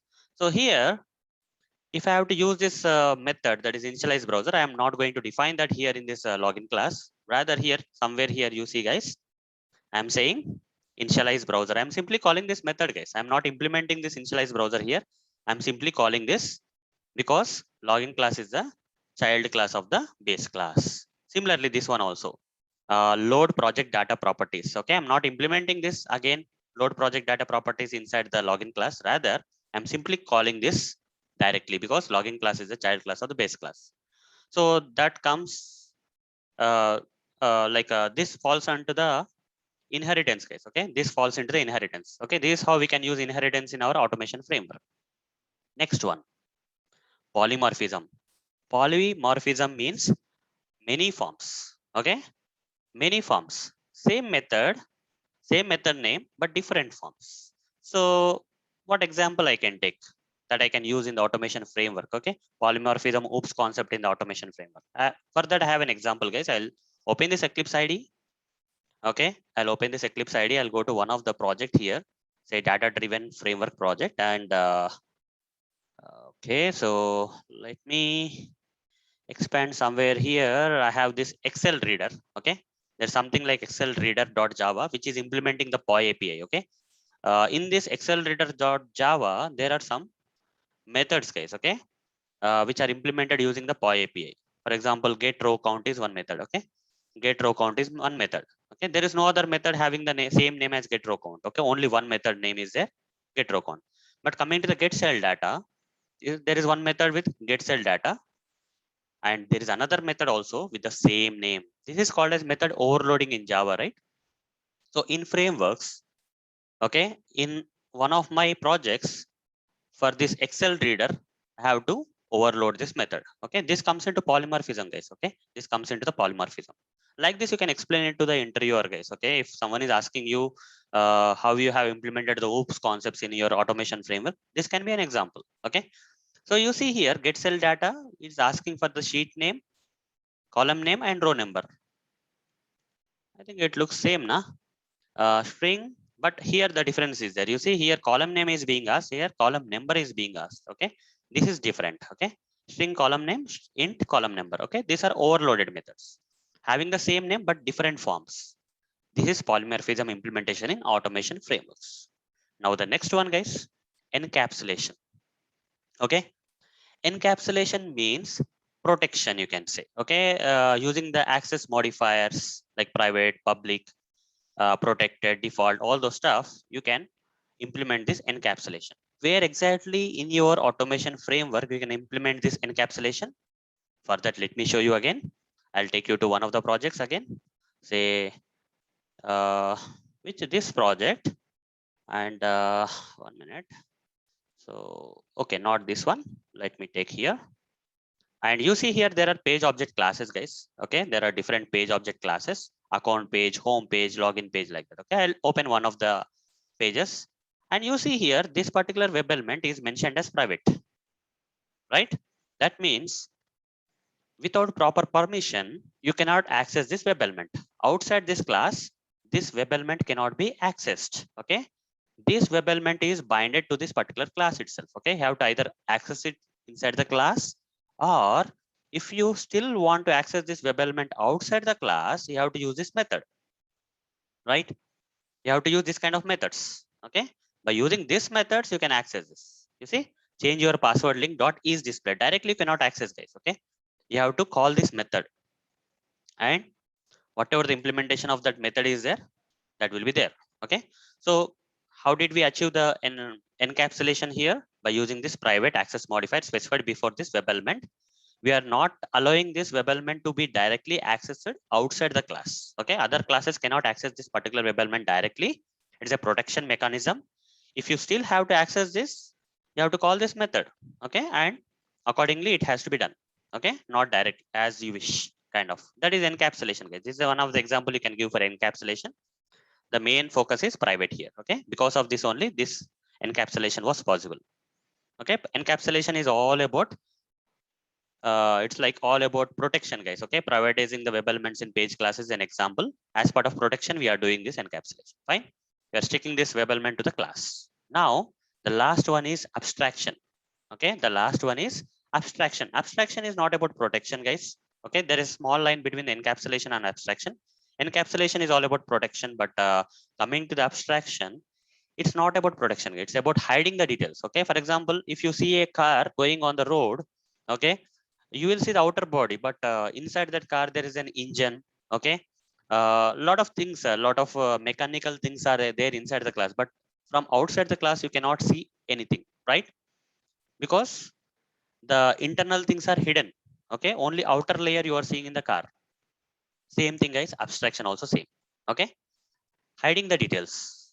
Abstraction is all about hiding the details. For example, inside this particular, let's say login.java.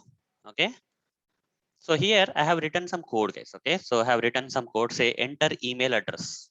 Okay, I have written this login page dot enter email address. So whatever the email address you are entering, that is being entered into that particular email address field. But how it is getting entered is abstracted. Okay, where is this implemented? Where is this enter email address has been implemented? So it will be there in the login page.java page as part of the page object model in this page class. Okay, enter email address is implemented here.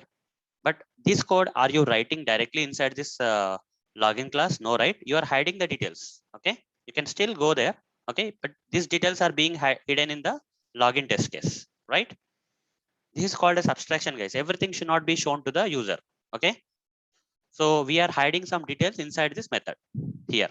Okay, in the test, you are simply calling this method, but inside this method, some details, internal engine kind of commands are there, which are hidden from the user. Okay, the people who are writing the test cases uh, are not showing the internal details of this method right away in this login test. So hope guys you understood like how to explain or answer this particular question where you have applied Java OOPS concepts in automation framework. If you simply explain about inheritance, polymorphism, encapsulation, and abstraction, that will be enough, guys. But some people will be expecting about classes, objects. Those are very simple, right? So if you want, the classes and objects are very basic stuff. Okay. For example, this is an example for class and object. Okay. Yeah, using the new keyword, you create an object.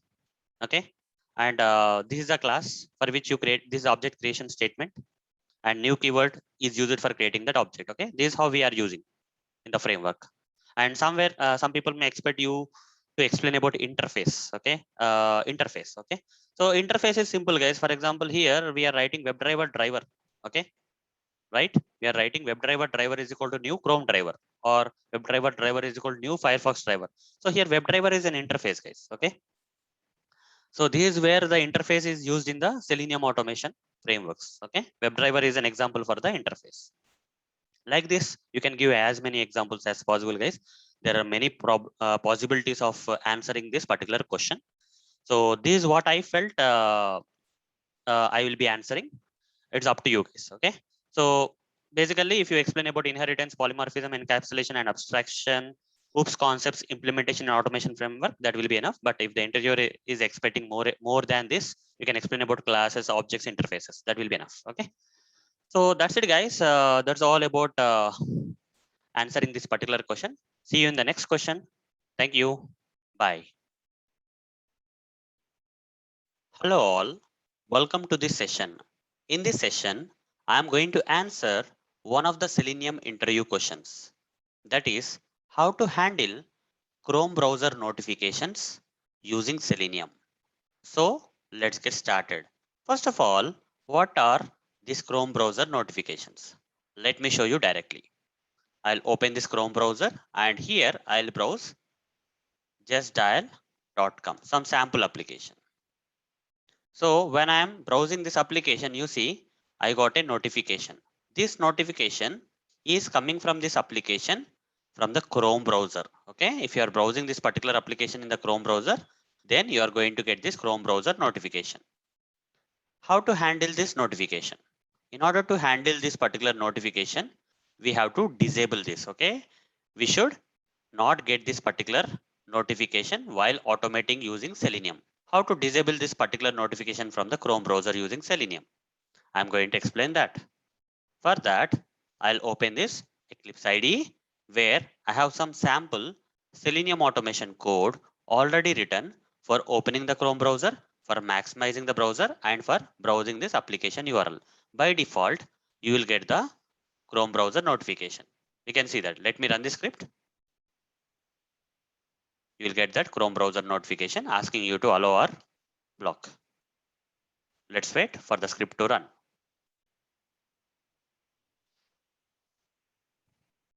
You see it's browsing justdial.com and you're going to get this Chrome browser notification from justdial.com. Fine, I don't want to get this. What I have to do? For that, guys, I have to change this particular script a bit. So here I'll write Chrome options.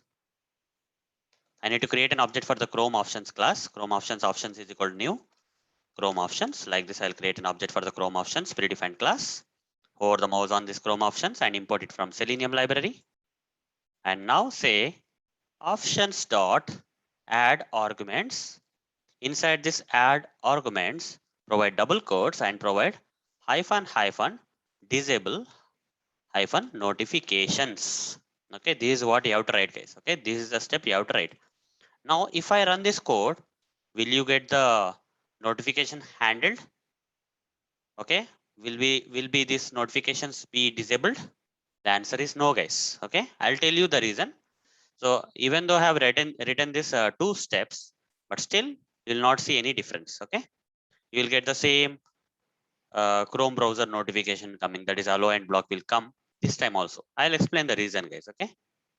You see, it will browse and you'll get that notification. You see, you still got the notification despite of writing this particular 2 lines of code. The reason behind is, even though you have written these 2 steps, these options need to be passed inside this Chrome driver constructor. Okay, when you just added this argument for this particular option, but this option is not applied to this Chrome browser. Okay, this is where the Chrome browser is launching, right? So Chrome browser should launch with this particular options. Okay, these options are setting the disabling of the notifications. Now, after adding these options into this Chrome driver constructor, then only the code will work correctly. This time, if I run, you will not get that notification, guys.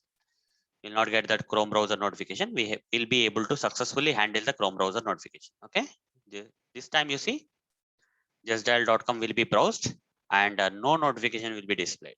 No Chrome browser notification will be displayed. You see, it successfully browsed and you didn't get any Chrome browser notification asking you to allow or block. So hope, guys, you got the answer for this interview question. Okay, this is how we need to handle the Chrome browser notifications in Selenium. So that's it, guys. See you in the next question. Thank you. Bye.